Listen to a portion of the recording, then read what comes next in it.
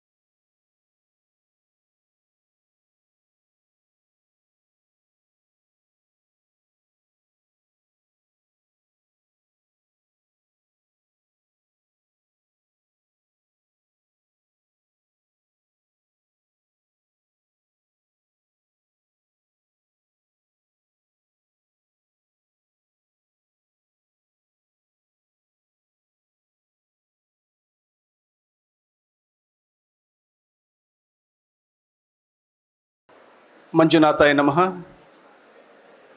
ಓಂ ಶ್ರೀ ಜನಾರ್ದನಾಯ ನಮಃ. ಪೂಜ್ಯ ಕಾವಂತರಿಗೆ ಭಕ್ತಿಪೂರ್ವಕ ಪ್ರಣಾಮಗಳನ್ನು ಸಲ್ಲಿಸ್ತಾ,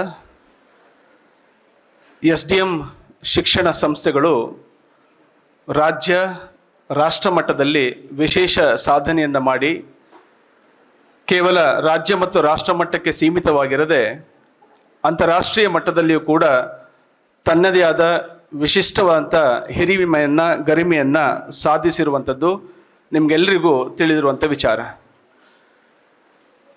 ಉನ್ನತ ಶಿಕ್ಷಣ ಸಂಸ್ಥೆಗಳಿಗೆ ಮಾನ್ಯತೆಯನ್ನು ನೀಡುವಂತಹ UGC NAC ಎನ್ನುವಂಥ ಸಂಸ್ಥೆ ಸತತ 4ನೇ ಆವೃತ್ತಿಯಲ್ಲಿ ನಮ್ಮ ಈ ಸಂಸ್ಥೆಗೆ ಇಡೀ ದೇಶದಲ್ಲಿ ಸಿಗುವಂತಹ ಕೆಲವು ಕಾಲೇಜುಗಳಿಗೆ ಸಿಕ್ಕಂತಹ A++ ಗ್ರೇಡನ್ನು ಮುಡಿಗೇರಿಸಿಕೊಂಡಿರುವಂಥದ್ದು ನಮ್ಮ ಈ ಸಾಧನೆಗೆ ಹಿಡಿದಂಥ ಕೈಗನ್ನಡಿ. ಆಗಮಿಸಿರುವಂತಹ ಎಲ್ಲ ಪ್ರೀತಿಯ ಪೊಲೀಸ್ ಸಿಬ್ಬಂದಿ ವರ್ಗದವರಿಗೆ, ಮುಂಭಾಗದಲ್ಲಿ ಆಸೀನರಾಗಿರುವಂತಹ ಎಲ್ರಿಗೂ ಒಂದೇ ಮಾತಿನಲ್ಲಿ ನಮಸ್ಕಾರಗಳನ್ನು, ಪ್ರೀತಿಯ ಸ್ವಾಗತವನ್ನು ಬಯಸ್ತಾ, ಇವತ್ತು ನಾವು ಈ ಒಂದು ಭವ್ಯವಾದಂಥ ವೇದಿಕೆಯಲ್ಲಿ ನಶಾಮುಕ್ತ ಭಾರತ ಎನ್ನುವಂಥ ಕಾರ್ಯಕ್ರಮವನ್ನು ಹಮ್ಮಿಕೊಂಡಿದ್ದೀವಿ. ಇದೊಂದು ಕೇಂದ್ರ ಸರ್ಕಾರದ ಫ್ಲ್ಯಾಗ್ಶಿಪ್ ಪ್ರೋಗ್ರಾಮ್.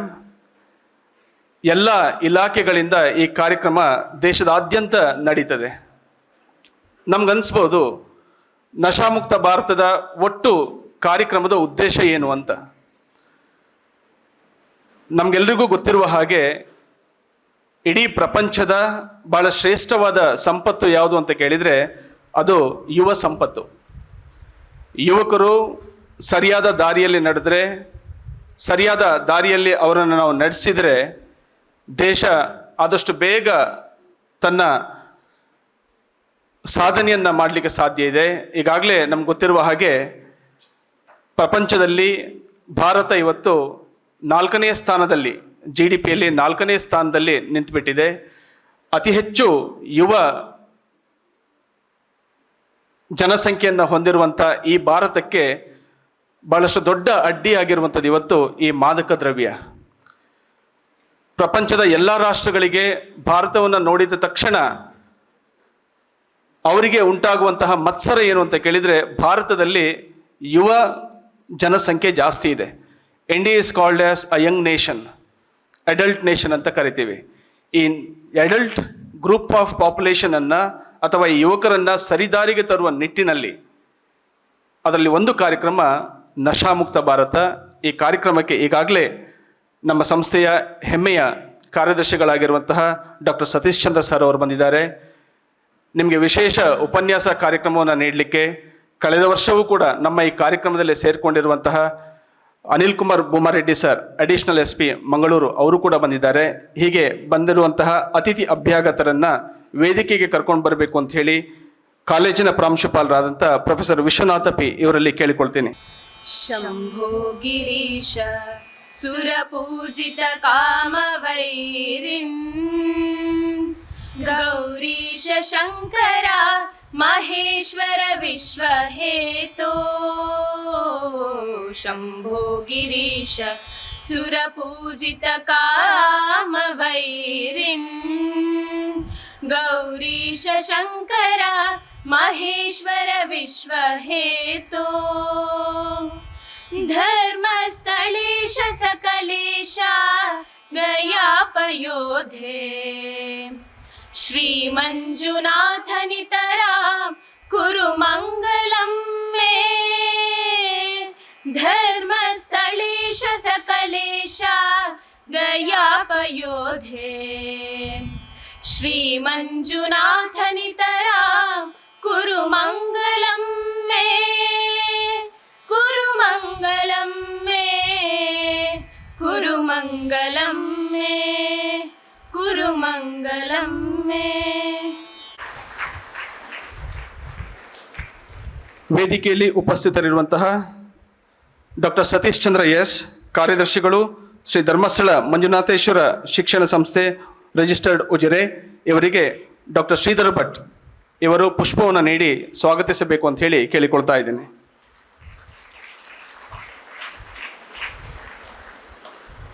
ವೇದಿಕೆಯಲ್ಲಿ ಬೆಳ್ತಂಗಡಿ ಉಪವಿಭಾಗದ ಪೊಲೀಸ್ ಉಪ ಅಧೀಕ್ಷಕರಾಗಿರುವಂತಹ ಶ್ರೀಮತಿ ರೋಹಿಣಿ CK ಇದ್ದಾರೆ. ಇವರನ್ನು ಕಾಲೇಜಿನ ಉಪ ಪ್ರಾಚಾರ್ಯರಾಗಿರುವಂತಹ ಪ್ರೊಫೆಸರ್ ನಂದಕುಮಾರಿ ಇವರು ಸ್ವಾಗತಿಸಬೇಕು ಅಂತ ಹೇಳಿ ಕೇಳಿಕೊಳ್ತಾ ಇದ್ದೇನೆ. ವೇದಿಕೆಯಲ್ಲಿ ಶ್ರೀ ರವಿ BS, ಪೊಲೀಸ್ ವೃತ್ತ ನಿರೀಕ್ಷಕರು, ಬೆಳ್ತಂಗಡಿ ಗ್ರಾಮಾಂತರ ವೃತ್ತ, ಇವರನ್ನು professor Ganesh Nayak, registrar evaluation, ಇವರು ಸ್ವಾಗತಿಸಬೇಕು ಅಂತ ಹೇಳಿ ಕೇಳಿಕೊಳ್ತಾ ಇದ್ದೇನೆ. ಶ್ರೀ ಆನಂದ್ M, ಪೊಲೀಸ್ ಉಪನಿರೀಕ್ಷಕರು, ಬೆಳ್ತಂಗಡಿ ಪೊಲೀಸ್ ಠಾಣೆ, ಇವರಿಗೆ ಪುಷ್ಪಗುಚ್ಛವನ್ನು ನೀಡಿ ಸ್ವಾಗತಿಸಬೇಕು ಅಂತ ಹೇಳಿ ಕಾಲೇಜಿನ IQAC ಕೋಆರ್ಡಿನೇಟರ್ ಆಗಿರುವಂತಹ ಪ್ರೊಫೆಸರ್ GR ಭಟ್ ಇವರಲ್ಲಿ ಕೇಳಿಕೊಳ್ತಾ ಇದ್ದೇನೆ.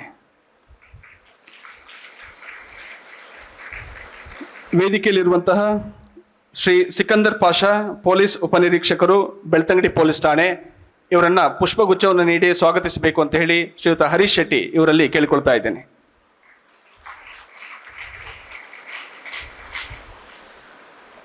ಕಾರ್ಯಕ್ರಮದಲ್ಲಿ ಉಪಸ್ಥಿತರಿರುವಂತಹ ಪ್ರಾಂಶುಪಾಲರಿಗೆ, ಈ ಕಾರ್ಯಕ್ರಮವನ್ನು ಸಂಘಟನೆ ಮಾಡ್ತಿರುವಂತಹ ಸಂಘಟಕರಿಗೆ, ಮುಂಭಾಗದಲ್ಲಿ ಆಸೀನರಾಗಿರುವಂತಹ ನಮ್ಮ ಕಾಲೇಜಿನ ವಿವಿಧ ನಿಕಾಯಗಳ dean, head of the department, ಎಲ್ಲ ಪ್ರಾಧ್ಯಾಪಕ ಬಂಧುಗಳಿಗೆ, ನಮ್ಮ ಅಂಗಸಂಸ್ಥೆಗಳಿಂದ ಬಂದಿರುವಂತಹ ಎಲ್ಲ ಶಿಕ್ಷಣ ಸಂಸ್ಥೆಗಳ ಮುಖ್ಯಸ್ಥರಿಗೆ, ಪ್ರಾಚಾರ್ಯ ವರ್ಗದವರಿಗೆ, ಬೋಧಕೇತರ ಸಿಬ್ಬಂದಿಯವರಿಗೆ ಒಂದೇ ಮಾತಿನಲ್ಲಿ ಸ್ವಾಗತವನ್ನು ತಿಳಿಸ್ತಾ ಮುಖ್ಯವಾಗಿ ಈ ಕಾರ್ಯಕ್ರಮದ ಕೇಂದ್ರ ಬಿಂದುಗಳು ನೀವುಗಳು. ಈ ಕಾರ್ಯಕ್ರಮದಲ್ಲಿ ಅತಿ ಹೆಚ್ಚು ಸಂಖ್ಯೆಯಲ್ಲಿ ನೀವು ಬಂದು ಸೇರಿದಿರಿ. ಒಂದೇ ಮಾತಿನಲ್ಲಿ ಎಲ್ಲರಿಗೂ ಕೂಡ ಪ್ರೀತಿಯ ಸ್ವಾಗತವನ್ನು ಬಯಸ್ತಾ ಇದ್ದೇನೆ. ನೇರವಾಗಿ ಶ್ರೀಯುತ ಅನಿಲ್ ಕುಮಾರ್ ಬೂಮಾರೆಡ್ಡಿ ಅವರು ಇವತ್ತಿನ ಕಾರ್ಯಕ್ರಮದ ಔಚಿತ್ಯವನ್ನು ಹೇಳುವುದರ ಜೊತೆಗೆ ನಿಮ್ಮೆಲ್ಲರಿಗೂ ಕೂಡ ಪ್ರತಿಜ್ಞಾ ವಿಧಿಯನ್ನು ಬೋಧಿಸಬೇಕು ಅಂತ ಹೇಳಿ ಕೇಳಿಕೊಳ್ತಾ ಇದ್ದೀನಿ. Over to Shri Anil Kumar Bommareddy. ಪ್ರಪ್ರಥಮವಾಗಿ ಈ ಕಾರ್ಯಕ್ರಮ ಆರಂಭ ಮಾಡೋಕ್ಕಿಂತ ಮುಂಚೆ ನಾವೊಂದು ಪ್ರತಿಜ್ಞಾ ವಿಧಿಯನ್ನು ತೆಗೆದುಕೊಳ್ಳುವಂಥದ್ದು ಅನಿವಾರ್ಯತೆ ಇದೆ. ದಯಮಾಡಿ ಎಲ್ಲರೂ ಎದ್ದು ನಿಲ್ಲಬೇಕಾಗಿ ವಿನಂತಿ. ತಾವೆಲ್ಲ ತಮ್ಮ ಕೈಯನ್ನು ಮುಂದೆ ಮಾಡಿ ನಾನು ಹೇಳ್ತಾ ಹೋಗ್ತೇನೆ, ನಂತರ ನೀವು ಪುನರುಚ್ಚರಿಸಿ ಅದನ್ನು. I pledge to live a healthy and drug-free life. I will stay away from all forms of drugs and substance abuse and encourage my friends to do the same. I understand that dreams and the strength of ours. I understand that addiction harms individual, families, and our nation's future. I pledge to be responsible, aware, to do everything possible to make my country Nasha Mukta Bharat, a drug-free, strong and vibrant India. Jai Hind. Because he is otherwise busy in some other work, so I hand over this mic to him, then we can discuss. We will be here only. ಓಂ ಶ್ರೀ ಮಂಜುನಾಥಾಯ ನಮಃ. ನಮ್ಮ ಶಿಕ್ಷಣ ಸಂಸ್ಥೆಗಳ ಅಧ್ಯಕ್ಷರಿಗೆ ಭಕ್ತಿಪೂರ್ವಕ ಪ್ರಣಾಮಗಳನ್ನು ಸಲ್ಲಿಸುತ್ತಾ, ಶ್ರೀ ಧರ್ಮಸ್ಥಳ ಮಂಜುನಾಥೇಶ್ವರ ಶಿಕ್ಷಣ ಸಂಸ್ಥೆಗಳ Ujire, Shri Dharmasthala Manjunatheshwara college Ujire, Dakshina Kannada ಜಿಲ್ಲಾ police Belthangady ಉಪವಿಭಾಗ ಇವುಗಳ ಸಹಭಾಗಿತ್ವದಲ್ಲಿ ಜರುಗ್ತಾ ಇರುವಂಥ ಈ ಒಂದು ಅತ್ಯಂತ ಪ್ರಾಮುಖ ಹಾಗೂ ಅನಿವಾರ್ಯವಾಗಿರುವಂತಹ ಈ ಕಾರ್ಯಕ್ರಮ ನಶಾಮುಕ್ತ ಭಾರತ ಜಾಥಾ ಮತ್ತು ಪ್ರತಿಜ್ಞಾವಿಧಿ ಸ್ವೀಕರಿಸುವ ಈ ಸಂದರ್ಭದಲ್ಲಿ ಕಾರ್ಯಕ್ರಮದಲ್ಲಿ ಮುಖ್ಯ ಅತಿಥಿಗಳಾಗಿ ಭಾಗವಹಿಸ್ತಾ ಇರುವಂಥ ಹಾಗೂ ನಮ್ಮ ವಿದ್ಯಾರ್ಥಿಗಳಿಗೆ ಮಾರ್ಗದರ್ಶನ ಮತ್ತು ನಿರ್ದೇಶನವನ್ನು ನೀಡಲಿಕ್ಕಿರುವಂತಹ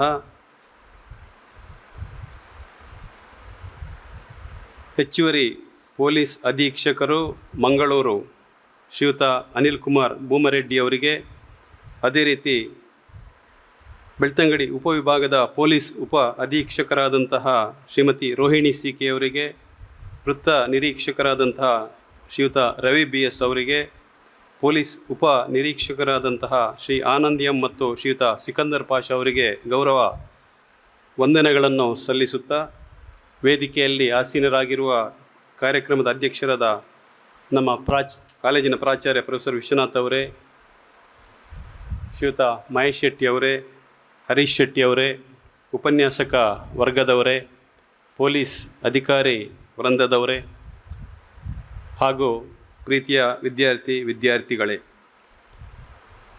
ಈ ಸಂದರ್ಭದಲ್ಲಿ ನಾವು ಹೆಚ್ಚಿನ ಸಮಯವನ್ನು ಗೌರವಾನ್ವಿತ ಶ್ರೀ ಅನಿಲ್ ಕುಮಾರ್ ಬೂಮರೆಡ್ಡಿ ಅವರಿಗೆ ಮೀಸಲಿಡಲಿಕ್ಕೆ ನಿರ್ಧಾರ ಮಾಡಿದ್ದೇವೆ. ಯಾಕೆಂತ ಹೇಳಿದರೆ ಈ ಕಾರ್ಯಕ್ರಮ ಅಷ್ಟು ಔಚಿತ್ಯಪೂರ್ಣ ಮತ್ತು ಈ ಸಂದರ್ಭದಲ್ಲಿ ನಮ್ಮ ವಿದ್ಯಾರ್ಥಿಗಳಿಗೆ, ಯುವಕರಿಗೆ, ಯುವತಿಯರಿಗೆ ಒಂದಷ್ಟು ವಿಚಾರಗಳನ್ನು, ಮುಖ್ಯವಾಗಿ ನಶಾಮುಕ್ತ ಭಾರತದ ಒಂದು ಹಿನ್ನೆಲೆಯಲ್ಲಿ ಅವರಿಂದ ಮಾರ್ಗದರ್ಶನ ನೀಡುವಂಥ ಈ ಸಂದರ್ಭದಲ್ಲಿ ಮತ್ತೊಮ್ಮೆ ಶ್ರೀಯುತ ಅನಿಲ್ ಕುಮಾರ್ ಬೂಮರೆಡ್ಡಿ ಮತ್ತು ಅವರ ಎಲ್ಲ ತಂಡದವರಿಗೆ ನಮ್ಮ ಶಿಕ್ಷಣ ಸಂಸ್ಥೆಗಳ ಪರವಾಗಿ ನಾನು ವಿಶೇಷ ಅಭಿನಂದನೆ ಮತ್ತು ಅಭಿವಂದನೆಗಳನ್ನು ಹೇಳಲಿಕ್ಕೆ ಇಷ್ಟಪಡ್ತಾ ಇದ್ದೇನೆ. ನಮ್ಮ ಸಂಸ್ಥೆಗಳಲ್ಲಿ, ನಮ್ಮ ಕಾಲೇಜಿನಲ್ಲಿ ವರ್ಷವಿಡೀ ಅನೇಕ ನಾವು ಕಾರ್ಯಕ್ರಮಗಳನ್ನು ಹಮ್ಮಿಕೊಳ್ತಾ ಇದ್ದೇವೆ. ಅದು ಪಠ್ಯಕ್ಕೆ ಸಂಬಂಧಪಟ್ಟದಿರ್ಬೋದು, ಪಠ್ಯೇತರ ಇರ್ಬೋದು, ಕ್ರೀಡೆ ಇರ್ಬೋದು, ಬೇರೆ ಬೇರೆ ಕ್ಷೇತ್ರಗಳಿಗೆ ಸಂಬಂಧಪಟ್ಟ ಕಾರ್ಯಕ್ರಮಗಳನ್ನು ನಾವು ಇಲ್ಲಿ ಆಯೋಜಿಸ್ತಾ ಇರ್ತೇವೆ. ಎಲ್ಲವೂ ಕೂಡ ವಿದ್ಯಾರ್ಥಿಗಳಿಗಾಗಿ. ಈ ಎಲ್ಲದಕ್ಕಿಂತಲೂ ಹೆಚ್ಚು ಮಹತ್ವವನ್ನು ನಾವು ನೀಡಬೇಕಾದದ್ದು ಇವತ್ತಿನ ಕಾರ್ಯಕ್ರಮಕ್ಕೆ ಅಂತ ನಾನು ಭಾವಿಸ್ತೇನೆ. ಯುವಜನತೆಯನ್ನು ಒಂದು ಕಡೆ ತುಂಬಿ ಹರಿಯುತ್ತಾ ಇರುವಂಥ ಪ್ರವಾಹಕ್ಕೆ ಹೋಲಿಸ್ತಾರೆ. ಈಗ ನಾವು ಮಳೆಗಾಲದಲ್ಲಿ ಗಮನಿಸಿದರೆ ಹೊಳೆಯ ಪಕ್ಕದಲ್ಲಿ ನಿಂತುಕೊಂಡು ಹೊಳೆಯಲ್ಲಿ ಒಂದಷ್ಟು ಅಗಾಧವಾದ ನೀರು ವೇಗವಾಗಿ ರಭಸದಿಂದ ಹರಿತಾ ಇರುವಂಥದ್ದು ನೋಡ್ತೇವೆ. ಈ ನೀರನ್ನು ಅದರಷ್ಟಕ್ಕೆ ಬಿಟ್ಟರೆ ಅದು ನೆರೆಯಾಗಿ ಪ್ರವಾಹವಾಗಿ ಅದರ ಬದಿಯಲ್ಲಿರುವಂಥ ತೋಟ ಇರ್ಬೋದು, ಕೃಷಿ ಇರ್ಬೋದು, ಭೂಮಿ ಇರ್ಬೋದು, ಇದನ್ನೆಲ್ಲ ನಾಶಪಡಿಸ್ತಾ ಹೋಗಿ ಕೊನೆಗೆ ಸಮುದ್ರವನ್ನು ಸೇರ್ತದೆ. ಕೇವಲ ನಾಶ ಮಾಡೋದಷ್ಟೇ ಅದರ ಕೆಲಸ ಆಗಿರ್ತದೆ. ಆದರೆ ಇದೇ ನೀರನ್ನು, ನದಿಯ ನೀರನ್ನು ಒಳ್ಳೆಯ ಒಂದು ಅಣೆಕಟ್ಟನ್ನು ನಿರ್ಮಾಣ ಮಾಡಿ ವ್ಯವಸ್ಥಿತವಾಗಿ ಚಾನಲೈಸ್ ಮಾಡೋದು ಅಂತ ಹೇಳ್ತೇವೆ. ಕೃಷಿ ಮತ್ತು ಇನ್ನಿತರ ವಿದ್ಯುತ್ ಉತ್ಪಾದನೆ ಇಂಥ ಕೆಲಸಗಳಿಗೆ ಉಪಯೋಗಿಸಿದಾಗ ಆ ನೀರು ಸದುಪಯೋಗ ಆಗ್ತದೆ. ಅದೇ ರೀತಿ ನಮ್ಮ ಯುವಕರಲ್ಲಿರುವಂಥ ಅಗಾಧವಾದ ಶಕ್ತಿ ಯಾವಾಗ ಇದು ಸದುಪಯೋಗ ಆಗ್ತದ, ಅದರಿಂದ ವೈಯಕ್ತಿಕವಾಗಿ, ಸಾಮಾಜಿಕವಾಗಿ ಮತ್ತು ದೇಶಕ್ಕೆ ದೊಡ್ಡ ಪ್ರಯೋಜನ, ಲಾಭ ಇದೆ. ಅದನ್ನು ಯಾವುದೇ ಹತೋಟಿ ಇಲ್ಲದೆ ಬಿಟ್ಟಾಗ ಅದು ಸಮಾಜಕ್ಕೆ, ವ್ಯಕ್ತಿಗತವಾಗಿ ಮತ್ತು ದೇಶಕ್ಕೆ ಅದರಿಂದ ತೊಂದರೆ ಆಗುವಂಥದ್ದು ನಾವು ಗಮನಿಸಿದ್ದೇವೆ.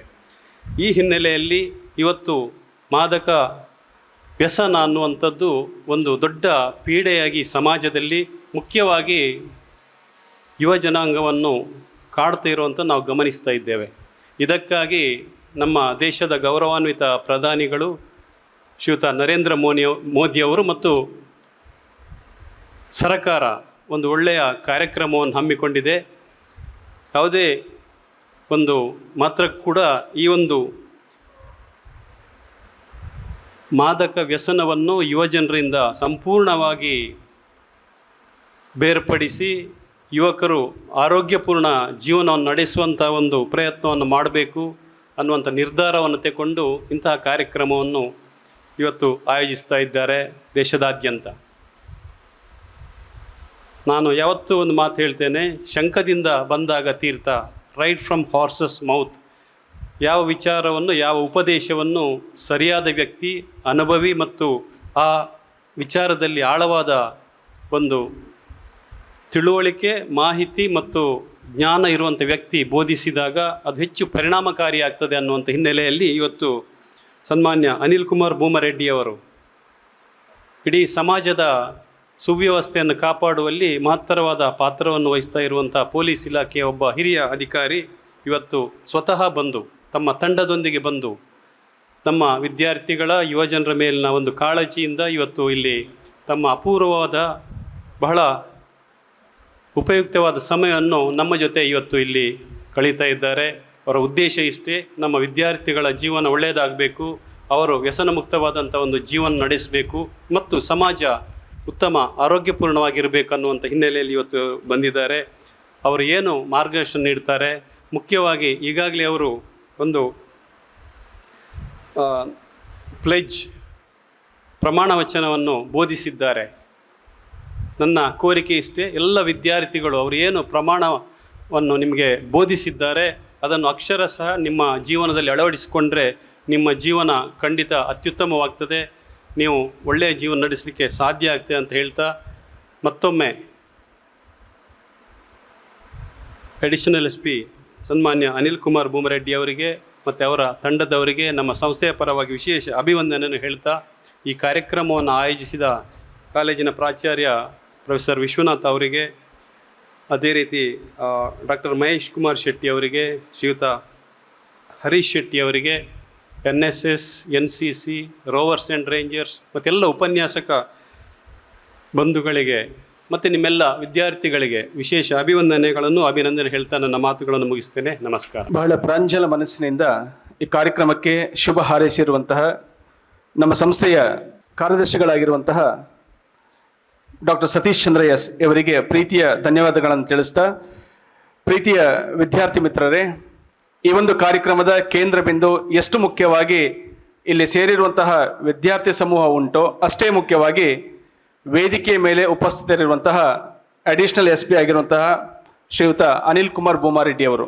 ಕಳೆದ ವರ್ಷ ಇದೇ ಇಂದ್ರಪ್ರಸ್ಥ ಸಭಾಂಗಣದಲ್ಲಿ ಭಾಳಷ್ಟು ನಾವೇನು ವಿರಾಟ್ ಕೊಹ್ಲಿಯನ್ನು ನೆನಪು ಮಾಡ್ಕೊಳ್ತೀವಿ ಕ್ರಿಕೆಟ್ ಮೈದಾನದಲ್ಲಿ, ಅದೇ ರೀತಿಯಲ್ಲಿ ಈ ಒಂದು ವೇದಿಕೆ ಮೂಲಕ ಅಷ್ಟೇ ಚೆನ್ನಾಗಿ ನಮ್ಮ ವಿದ್ಯಾರ್ಥಿಗಳಿಗೆ ಮನ ಮುಟ್ಟುವ ಹಾಗೆ ಪ್ರತಿಜ್ಞಾ ವಿಧಿಯನ್ನು ಬೋಧಿಸಿ ಮತ್ತೆ ಈ ದೇಶದಲ್ಲಿ ಆಗ್ತಾ ಇರುವಂತಹ ಎಲ್ಲ ರೀತಿಯಾದಂತಹ ಈ ಮಾದಕ ದ್ರವ್ಯಕ್ಕೆ ಸಂಬಂಧಪಟ್ಟಂಥ ವಿಚಾರಗಳನ್ನು ವಿತ್ ಸ್ಟ್ಯಾಟಿಸ್ಟಿಕ್ಸ್ ನಿಮ್ಮ ಮುಂದೆ ಇಟ್ಟು ನಿಮ್ಮಲ್ಲಿ ವಿಚಾರವನ್ನು ಹಂಚಿಕೊಂಡಿದ್ದಾರೆ. ಅದೇ ರೀತಿಯಾದಂತಹ ಇವತ್ತಿನ ಕಾರ್ಯಕ್ರಮವು ಇರ್ತದೆ ಅಂತ ಹೇಳ್ತಾ ಶ್ರೀಯುತ ಅನಿಲ್ ಕುಮಾರ್ ಬೋಮಾರೆಡ್ಡಿ ಸರ್ ಅವರು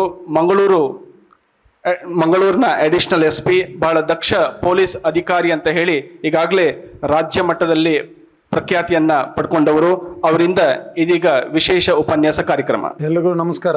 ಶ್ರೀ ಮಂಜುನಾಥೇಶ್ವರ ಸನ್ನಿಧಿಯಲ್ಲಿ ಮತ್ತು ಶಿಕ್ಷಣ ಸಂಸ್ಥೆಯ ಛತ್ರಛಾಯೆಯಲ್ಲಿ ವಿವಿಧ ನಿಮ್ಮ ಸ್ಥಳೀಯ ಶಾಲಾ ಘಟಕಗಳು ಮತ್ತು ವಿಶೇಷವಾಗಿ ನಮ್ಮ ದಕ್ಷಿಣ ಕನ್ನಡ ಜಿಲ್ಲಾ ಪೊಲೀಸ್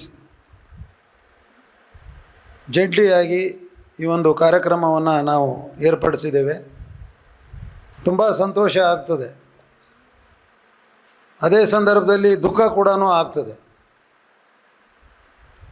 ಇತ್ತೀಚಿನ ದಿನಮಾನಗಳಲ್ಲಿ ಆಗ್ತಕ್ಕಂಥ ಬೆಳವಣಿಗೆಗಳನ್ನು ಸ್ವಲ್ಪ ಸ್ಥೂಲವಾಗಿ ಗಮನಿಸಿದರೆ ನಿಮಗೆ ಗೊತ್ತಾಗುತ್ತೆ. ಕೇಂದ್ರ ಸರ್ಕಾರದಲ್ಲಿ ನಶಾಮುಕ್ತ ಭಾರತ ಅನ್ನುವಂಥ ಒಂದು ಸ್ಲೋಗನನ್ನು ಕೊಟ್ಬಿಟ್ಟು ಪರಿಣಾಮಕಾರಿಯಾಗಿ ದೇಶಾದ್ಯಂತ ಅನುಷ್ಠಾನ ಮಾಡಿ ಯುವ ಪೀಳಿಗೆಯನ್ನು ಸಂರಕ್ಷಣೆ ಮಾಡ್ತಕ್ಕಂಥದ್ದು, ದೇಶಕ್ಕೆ ಟೊಂಕ ಕಟ್ಟಿ ಅಣಿಯಾಗಿ ನಿಂತು ಒಂದು ಭದ್ರ ಬುನಾದಿ ಹಾಕೋದಕ್ಕೆ ಏನು ಬೇಕಾದಂಥ ಎಲ್ಲ ಸಲಕರಣೆಗಳನ್ನು ಕೊಟ್ಟು NCB ಮೂಲಕ ನಮ್ಮ ನಾರ್ಕೋಟಿಕ್ ಕಂಟ್ರೋಲ್ ಬ್ಯೂರೋ ಅಂತ ಏನು ಹೇಳ್ತೀವಿ ಅದರ ಮೂಲಕ ಅದನ್ನು ಅನುಷ್ಠಾನ ಮಾಡ್ತಕ್ಕಂಥದ್ದು ಕೇಂದ್ರ ಸರ್ಕಾರದ ಮಿನಿಸ್ಟ್ರಿ ಆಫ್ ಹೋಮ್ ಅಫೇರ್ಸಿಂದ ಆಗ್ತಕ್ಕಂಥ ಒಂದು ಶ್ಲಾಘನೀಯ ಕಾರ್ಯಕ್ರಮ. ಆದರೆ ಅದೇ ರೀತಿ ನಮ್ಮ ಕರ್ನಾಟಕ ಕೂಡ ಮುಂಚೂಣಿಯಲ್ಲಿದೆ, ಹಿಂದೆ ಬಿದ್ದಿಲ್ಲ. ಡ್ರಗ್ ಫ್ರೀ ಕರ್ನಾಟಕ ಅಂತ ಹೇಳಿ ಕೂಡ ನಾವು ಒಂದು ಪಣವನ್ನು ತೊಟ್ಬಿಟ್ಟು ಎಲ್ಲ ಲಾ ಎನ್ಫೋರ್ಸಿಂಗ್ ಏಜೆನ್ಸೀಸ್ ಏನಿದೆ ವಿವಿಧ ಸ್ತರಗಳಲ್ಲಿ ಕರ್ತವ್ಯ ನಿರ್ವಹಣೆ ಮಾಡ್ತಕ್ಕಂಥವರು ನಾವು ಕೂಡ ಶಪಥ ಮಾಡಿದ್ದೀವಿ. ಸಾಧ್ಯವಾದಷ್ಟು ಸಂಪೂರ್ಣವಾಗಿ ಈ ದೇಶವನ್ನು, ಈ ಸಮಾಜವನ್ನು, ಈ ಕೆಟ್ಟ ಹುಳುಗಳು ಏನಿದೆ ಈ ಯುವ ಸಮಾಜವನ್ನು ಏನು ಹಾಳು ಮಾಡ್ತಕ್ಕಂಥ ಯಾವ ಪ್ರಯತ್ನ ಕೂಡ ಅವರು ಮಾಡಲು ಹಿಂದೇಟು ಹಾಕದೇ ಇರತಕ್ಕಂಥ ಸನ್ನಿವೇಶದಲ್ಲಿ ಅವರು ಎಲ್ಲ ಪ್ರಯತ್ನಗಳನ್ನು ನಾವು ನಿರ್ವಿಘ್ನವಾಗಿ ಪರಿಣಾಮಕಾರಿಯಾಗಿ ಸೋಲಿಸಿ ಆ ಶಕ್ತಿಗಳ ಮೇಲೆ ಮೇಲುಗೈಯನ್ನು ಸಾಧಿಸಿ ಒಂದು ಈ ನಮ್ಮ ಇಡೀ ದೇಶಕ್ಕೆ ಒಂದು ಭದ್ರ ಬುನಾದಿಯನ್ನು ಹಾಕ್ತಕ್ಕಂಥ ಅಡಿಪಾಯವನ್ನು ಹಾಕ್ತಕ್ಕಂಥ ಗುರುತರವಾದಂಥ ಜವಾಬ್ದಾರಿ ನಮ್ಮ ಎಲ್ಲರ ಮೇಲೆ ಇದೆ. ನಶಾಮುಕ್ತ ಭಾರತ ಅನ್ನೋದಾಗಲಿ, ಡ್ರಗ್ ಫ್ರೀ ಕರ್ನಾಟಕ ಅನ್ನುವಂಥದ್ದಾಗಲಿ ಕೇವಲ ಕಾನೂನನ್ನು ಪರಿಪಾಲನೆ ಮಾಡ್ತಕ್ಕಂಥ ಇನ್ವೆಸ್ಟಿಗೇಟಿಂಗ್ ಏಜೆನ್ಸಿ ಅಥವಾ ಎನ್ಫೋರ್ಸ್ಮೆಂಟ್ ಏಜೆನ್ಸಿಗೆ ಮಾತ್ರ ಸೀಮಿತವಾಗಿಲ್ಲ. ಇದರಲ್ಲಿ ಪ್ರತಿಯೊಬ್ಬರು ವಿದ್ಯಾರ್ಥಿನಿ ಪ್ರತಿಯೊಬ್ಬ ನಾಗರಿಕ ಈ ದೇಶದವರ ಪಾತ್ರ ಬಹು ಮುಖ್ಯವಾಗಿದೆ. ಇತಿಹಾಸವನ್ನು ತೆಗೆದು ನೋಡಿದರೆ ಭಾಳ ಆಶ್ಚರ್ಯಕರವಾದಂಥ ರೀತಿಯಲ್ಲಿ ರೋಚಕವಾದಂಥ ವಿಷಯಗಳು ನಿಮಗೆ ನೋಡೋಕ್ಕೆ ಸಿಗುತ್ತೆ. ನಾನಿಲ್ಲಿ ಬರಬೇಕಾದ್ರೆ ಸುಮ್ಮನೆ ದಾರಿಯಲ್ಲಿ ನೋಡ್ತಾ ಇದ್ದೆ. ಈ OPM ವಾರ್ಸ್ ಬಗ್ಗೆ ನಾವು ಭಾಳ ಕೇಳಿದ್ವಿ. ಸೊ ನೋಡೋಣ ಅಂತ ಒಂದು ಸ್ವಲ್ಪ ಅದನ್ನು ಮೆಲುಕು ಹಾಕ್ತಾ ಇದ್ದೆ ನಾನು. ಹಿಂದೆ 1839ರಿಂದ 42ರವರೆಗೂ ಮೊದಲನೇ OPM ಯುದ್ಧ, OPM ವಾರ್. ಒಂದು ಕಡೆ ಗ್ರೇಟ್ ಬ್ರಿಟನ್, ಇನ್ನೊಂದು ಕಡೆ ಚೀನಾದಲ್ಲಿ ಉತ್ಪಾದನೆ ಮಾಡಿ ಜಗತ್ತಿನಾದ್ಯಂತ ಎಲ್ಲ ಕಡೆ ಕಳಿಸ್ತಕ್ಕಂಥ ಟೀ ಇರ್ಬೋದು ಅಥವಾ ಅವರು ಮಾಡ್ತಕ್ಕಂಥ ಸಿಲ್ಕ್ ಇರ್ಬೋದು, ಇಂಥ ಪದಾರ್ಥಗಳಿಗೆ ಬಹಳ ಬೇಡಿಕೆ ಇತ್ತು, ಎಲ್ಲೆಡೆ ಬಹಳ ಬೇಡಿಕೆ ಇತ್ತು. ಅದನ್ನು ಪಡ್ಕೊಳೋದಕ್ಕೆ ಮುಂಚೂಣಿಯಲ್ಲಿ ಇದ್ದು ದೇಶಗಳು. ಗ್ರೇಟ್ ಬ್ರಿಟನ್ ಇಲ್ಲಿ ನೋಡ್ತು ಒಂದು ಒಳ್ಳೆ ಅವಕಾಶ ಇದೆ ಅಂತ, ಚೈನೀಸ್ ಇಂಥ ಏನು ವಸ್ತುಗಳಿದೆ ಅದನ್ನು ಪಡ್ಕೊಳ್ಬೇಕು ಅನ್ನುವಂಥ ಒಂದು ನಿಟ್ಟಿನಲ್ಲಿ ಆವಾಗ ಒಂದು ರಾಜರ ಆಡಳಿತ ಇದ್ದಂಥ ಒಂದು ಸಂದರ್ಭ ಚೈನಾದಲ್ಲಿ.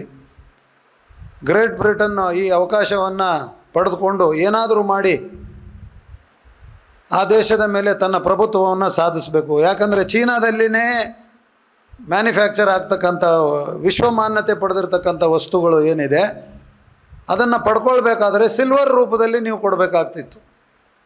ಖರೀದಿ ಮಾಡಬೇಕಾದ್ರೆ ನೀವು ಬೆಳ್ಳಿಯ ರೂಪದಲ್ಲಿ ಅದನ್ನು ಖರೀದಿ ಮಾಡಬೇಕಾದಂಥ ಅನಿವಾರ್ಯತೆ ಇತ್ತು. ಇದನ್ನು ಏನಾರ ಮಾಡಿ ಮೊಟಕುಗೊಳಿಸ್ಬೇಕಲ್ಲ, ಇವ್ರ ಮೇಲೆ ಕಡಿವಾಣ ಹಾಕಬೇಕಲ್ಲ ಅಂತ ಹೇಳಿ ಗ್ರೇಟ್ ಬ್ರಿಟನ್ ಆವಾಗ ಚೀನಿ ವಸ್ತುಗಳನ್ನು ಕೊಂಡ್ಕೊಳ್ಬೇಕು ಅಂತಂದರೆ ಏನು ಮಾಡಬೇಕು? ಅಗಾಧವಾದಂಥ ಅದಕ್ಕೆ ನಿಮಗೆ ದುಡ್ಡು ಆರ್ಥಿಕತೆ ಬೇಕು. ಏನು ಮಾಡಬೇಕು? ಆಗ ಅವ್ರದ್ದೇ ಪ್ರಭುತ್ವವಲ್ಲ, 200 ವರ್ಷಗಳ ಕಾಲ ನಮ್ಮ ದೇಶವನ್ನು ಅವರು ಆಳಿದ್ದಾರೆ. ಇಲ್ಲಿ ಇರತಕ್ಕಂಥ ನೈಸರ್ಗಿಕ ಸಂಪತ್ತು, ಕಾಡು ಮೇಡುಗಳಲ್ಲಿ ವಿಪುಲವಾಗಿ ಈ ಓಪಿಯಮನ್ನು ಬೆಳೀತಕ್ಕಂಥದ್ದು, ಅದನ್ನು ಚೀನಾಕ್ಕೆ ಸರಬರಾಜು ಮಾಡ್ತಕ್ಕಂಥದ್ದು. ಅದರಿಂದ ಬಂದಂಥ ಲಾಭಾಂಶದಲ್ಲಿ ಅವರಿಗೆ ಬೇಕಾದಂಥ ವಸ್ತುಗಳನ್ನು ಖರೀದಿ ಮಾಡ್ತಕ್ಕಂಥದ್ದು. ಮೊದಲೇನೋ ಚೆನ್ನಾಗಿತ್ತು, ಬರ್ತಾ ಬರ್ತಾ ಬರ್ತಾ ಚೀನಿಯವರ ಆ ಯುವ ಸಮುದಾಯದ ಸಂಪೂರ್ಣವಾದಂಥ ಒಂದು ಭವಿಷ್ಯನೇ ಹಾಳು ಮಾಡ್ತಕ್ಕಂಥ ಡ್ರಗ್ ವ್ಯಸನಿಗಳಾದರು. ತುಂಬ ದೇಶದಲ್ಲಿ ಹಾಹಾಕಾರ, ಅಲ್ಲೋಲ ಕಲ್ಲೋಲ ಆಯಿತು, ಯುದ್ಧ ಆಯಿತು. Navy was sent, royal British navy was sent. China was overpowered ಅಥವಾ China was overpowered. Humiliating treaty sign ಮಾಡುವಂಥ ಒಂದು ಪರಿಸ್ಥಿತಿ ಬಂತು ಚೀನಾಗೆ ಗ್ರೇಟ್ ಬ್ರಿಟನ್ ಜೊತೆಗೆ. ಆವಾಗ ಅವರು ತಮ್ಮ ಅತ್ಯಮೂಲ್ಯವಾದಂಥ ಒಂದು ಏನು ಹಾಂಗ್ಕಾಂಗ್ ಅಂತ ನಾವು ಕರಿತೀವಿ, ಅವರು ಕಳ್ಕೊಳ್ಬೇಕಾಯ್ತು. ಇನ್ನು ಕೆಲವು ವರ್ಷ ಹೋಯಿತು. 1856ರಿಂದ 1860ರವರೆಗೆ ಎರಡನೇ ಓಪಿಯಂ ಯುದ್ಧ. ಈ ಸಂದರ್ಭದಲ್ಲಿ ಗ್ರೇಟ್ ಬ್ರಿಟನ್ ಒಂದೇ ಇರಲಿಲ್ಲ, ಅದರ ಜೊತೆಗೆ ಫ್ರಾನ್ಸ್ ಕೂಡ ಸೇರಿಕೊಂಡು ಮತ್ತೆ ಇದೇ ಓಪಿಯಂ ರಿಲೇಟೆಡ್ ಅಗೇನ್ ಅಂತಾರಾಷ್ಟ್ರೀಯ ಬೆಳವಣಿಗೆಗಳ ಹಿನ್ನೆಲೆಯಲ್ಲಿ ಮತ್ತೆ ಚೀನಾದ ಮೇಲೆ ದಾಳಿ ಮಾಡ್ತಕ್ಕಂಥದ್ದು, ಅಗೇನ್ ಚೀನಾನ ಸೋಲಿಸ್ತಕ್ಕಂಥದ್ದು, ಹ್ಯೂಮಿಲಿಯೇಟ್ ಮಾಡ್ತಕ್ಕಂಥದ್ದು. ಆವಾಗ ಕೂಡ ಒಂದು ಐಲ್ಯಾಂಡ್ ಅದು ಕಳ್ಕೊಳ್ಬೇಕಾದಂಥ ಪರಿಸ್ಥಿತಿ ಬಂತು, ಒಡಂಬಡಿಕೆ ಮಾಡ್ಕೊಳ್ಳುವಂಥ ಪರಿಸ್ಥಿತಿ ಬಂತು. ಹ್ಯೂಮಿಲಿಯೇಟಿಂಗ್ ಡಿಫೀಟ್. ಜನ ಎಲ್ಲನೂ ಡ್ರಗ್ ಎಡಿಕ್ಟ್ಸ್ ಆಗಿ ಇಡೀ ದೇಶನೇ ಅಲ್ಲೋಲ ಕಲ್ಲೋಲವಾದಂಥ ಒಂದು ದುಸ್ಥಿತಿಗೆ ಬಂದಿತ್ತು. ರಾಜ್ಯಾಡಳಿತ ಅವಸಾನದ ಹತ್ರ ಸಾಗಿತ್ತು. ಆಮೇಲೆ ಅದು ಮನಾರ್ಕಿನೇ ಹೋಗ್ಬಿಡ್ತು ಒನ್ಸ್ ಫಾರ್ ಆಲ್. ಆಮೇಲೆ ಅದಾದ ನಂತರದಲ್ಲಿ 1860ಕ್ಕೆ ಯುದ್ಧ ಮುಗಿದ ಮೇಲೆ ಎಲ್ಲ ವಿಶ್ವದಾದ್ಯಂತ ಇದರ ದುಷ್ಪರಿಣಾಮವನ್ನು ಮನಗಂಡು ಕಾನೂನಾತ್ಮಕವಾದಂಥ ಒಂದು ಏನಾದರೂ ಕಡಿವಾಣ ಹಾಕೋಕ್ಕೆ ಮಾಡಬೇಕು ಅಂತ 1861ರಲ್ಲೇ ಬಂದಿರತಕ್ಕಂಥದ್ದು OPM ಆ್ಯಕ್ಟ್ ಅಂತ. ಆವಾಗ ಹಲವಾರು ವರ್ಷಗಳ ಕಾಲ ವಸಾಹತುನಲ್ಲಿ ಇರತಕ್ಕಂಥ ನಮ್ಮ ದೇಶದಲ್ಲಿ ಅಂಥ ಪರಿಣಾಮಕಾರಿಯಾದಂಥ ಯಾವುದೂ ಕೂಡ ಕಾನೂನು ಇರಲಿಲ್ಲ. ಆ ಕಾನೂನನ್ನು ಅನುಷ್ಠಾನ ಮಾಡೋದಕ್ಕೆ ಪರಿಣಾಮಕಾರಿಯಾಗಿ ದೇಶ ಸ್ವತಂತ್ರ ಆದ ನಂತರದಲ್ಲಿ 1885ರಲ್ಲಿ NDPS ಕಾಯ್ದೆನ ನಾವು ಅನುಷ್ಠಾನ ಮಾಡಿದ್ವಿ. ಡಿಸೆಂಬರ್ ತಿಂಗಳಲ್ಲಿ ಅದು ಅನುಷ್ಠಾನಕ್ಕೆ ಬಂತು. 1985ರಲ್ಲಿ NDPS ಅಂದರೆ narcotic drugs and psychotropic substances act ಅಂತ 85ರಲ್ಲಿ ಬಂತು. ಕಾಲಕ್ರಮೇಣ ಈ ದೇಶದಲ್ಲಿ ಸಮಾಜದಲ್ಲಿ ಅಪರಾಧ ಮಾಡ್ತಕ್ಕಂಥವರ ಒಂದು ಮನಸ್ಥಿತಿ, ಅವರು ಚೂಟಿತನ, ಅದಕ್ಕೆ ಕಡಿವಾಣ ಹಾಕೋದಕ್ಕೆ ನಿಂತ ನೀರಲ್ಲ ಕಾನೂನು ಯಾವತ್ತೂ ಹೇಗೆ ಸಮಾಜ ಬದಲಾಗುತ್ತೆ ಹಾಗೂ ಕಾನೂನು ಕೂಡ ಬದಲಾಗಬೇಕು. 1885ಕ್ಕೆ ತಂದು ಕಾನೂನನ್ನು ಅಲ್ಲಿಗೆ ನಿಲ್ಲಿಲ್ಲ. 1988ರಲ್ಲಿ ಅಮೆಂಡ್ಮೆಂಟ್ ಮಾಡಿದ್ರು. ಯಾರ್ಯಾರು ಈ ಡ್ರಗ್ ದಂಧೆಯಲ್ಲಿ ಭಾಗಿಯಾಗಿರ್ತಕ್ಕಂಥವ್ರಿಗೆ ಏನಿದೆ ಅವರಿಗೆ ಕಠಿಣವಾದಂಥ ಸಜೆಯನ್ನು ಕೊಡೋದ್ರ ಜೊತೆಗೆ ಅವರ ಆಸ್ತಿಯನ್ನು ಮುಟ್ಗೋಲು ಹಾಕ್ಕೊಳ್ತಕ್ಕಂಥದ್ದು, ಅವ್ರಿಗೆ ನಿರ್ಬಂಧವನ್ನು ಕಠಿಣವಾಗಿ ಹೇರ್ತಕ್ಕಂಥದ್ದು, ಅವ್ರಿಗೆ ಯಾವ ರೀತಿ ಎಲ್ಲ ರೀತಿಯಲ್ಲಿ ಅವ್ರಿಗೆ ಫೈನಾನ್ಸ್ ಮೂಲಕ ಆಗಲಿ, ಶೆಲ್ಟರ್ ಕೊಡೋದ್ರ ಮೂಲಕ ಆಗಲಿ, ಯಾರ್ಯಾರು ಈ ಡ್ರಗ್ ದಂಧೆಯಲ್ಲಿ ತೊಡಗಿರ್ತಕ್ಕಂಥವ್ರು ಬೆನ್ನಿಗೆ ನಿಲ್ತಾರೆ ಅವ್ರನ್ನೂ ಕೂಡ ಕಡಿವಾಣ ಹಾಕಿ ಬಿಗಿಯಾದಂಥ ಕಾನೂನು ಕ್ರಮವನ್ನು ಅನುಷ್ಠಾನ ಮಾಡೋಕ್ಕೆ 1988ರಲ್ಲಿ ಅಮೆಂಡ್ಮೆಂಟ್ ಆಯಿತು. ಮತ್ತು ತಿರ್ಗಾ 2001ರಲ್ಲಿ ಆಯಿತು, 2014ರಲ್ಲಿ ಆಯಿತು, 2021ರಲ್ಲಿ ಆಯಿತು.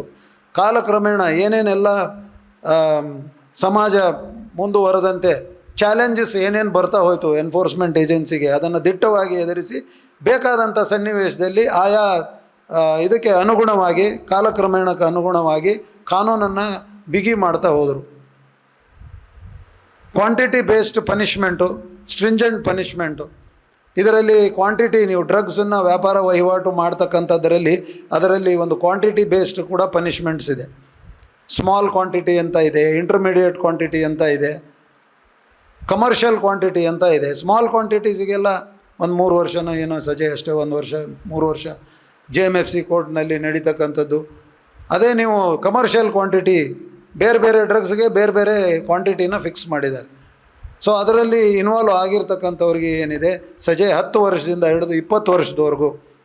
ಇಫ್ ಹೀ ಈಸ್ ಅ ರೆಸಿಡಿವಿಸ್ಟ್, ಪದೇ ಪದೇ ಅದನ್ನೇ ರೂಢೀಕೃತ ಅಪರಾಧಿಯಾಗಿ ಇದ್ಕೊಂಡು ಅವನ ಮೇಲೆ ಪ್ರಕರಣ ದಾಖಲಿಸಿ ಜೈಲಿಗೆ ಕಳಿಸಿ ಹೊರಗೆ ಬಂದ ಮೇಲೆ ಮತ್ತೆ ಪುನಃ ಅಂಥದ್ದೇ ದಂಧೆಯಲ್ಲಿ ತೊಡಗತಕ್ಕಂಥವ್ರಿಗೆ ಮರಣ ಶಾಸನವನ್ನು ಕೂಡ ಅದರಲ್ಲಿ ಅವಕಾಶ ಕಲ್ಪಿಸಿ ಕೊಟ್ಟಿದ್ದಾರೆ.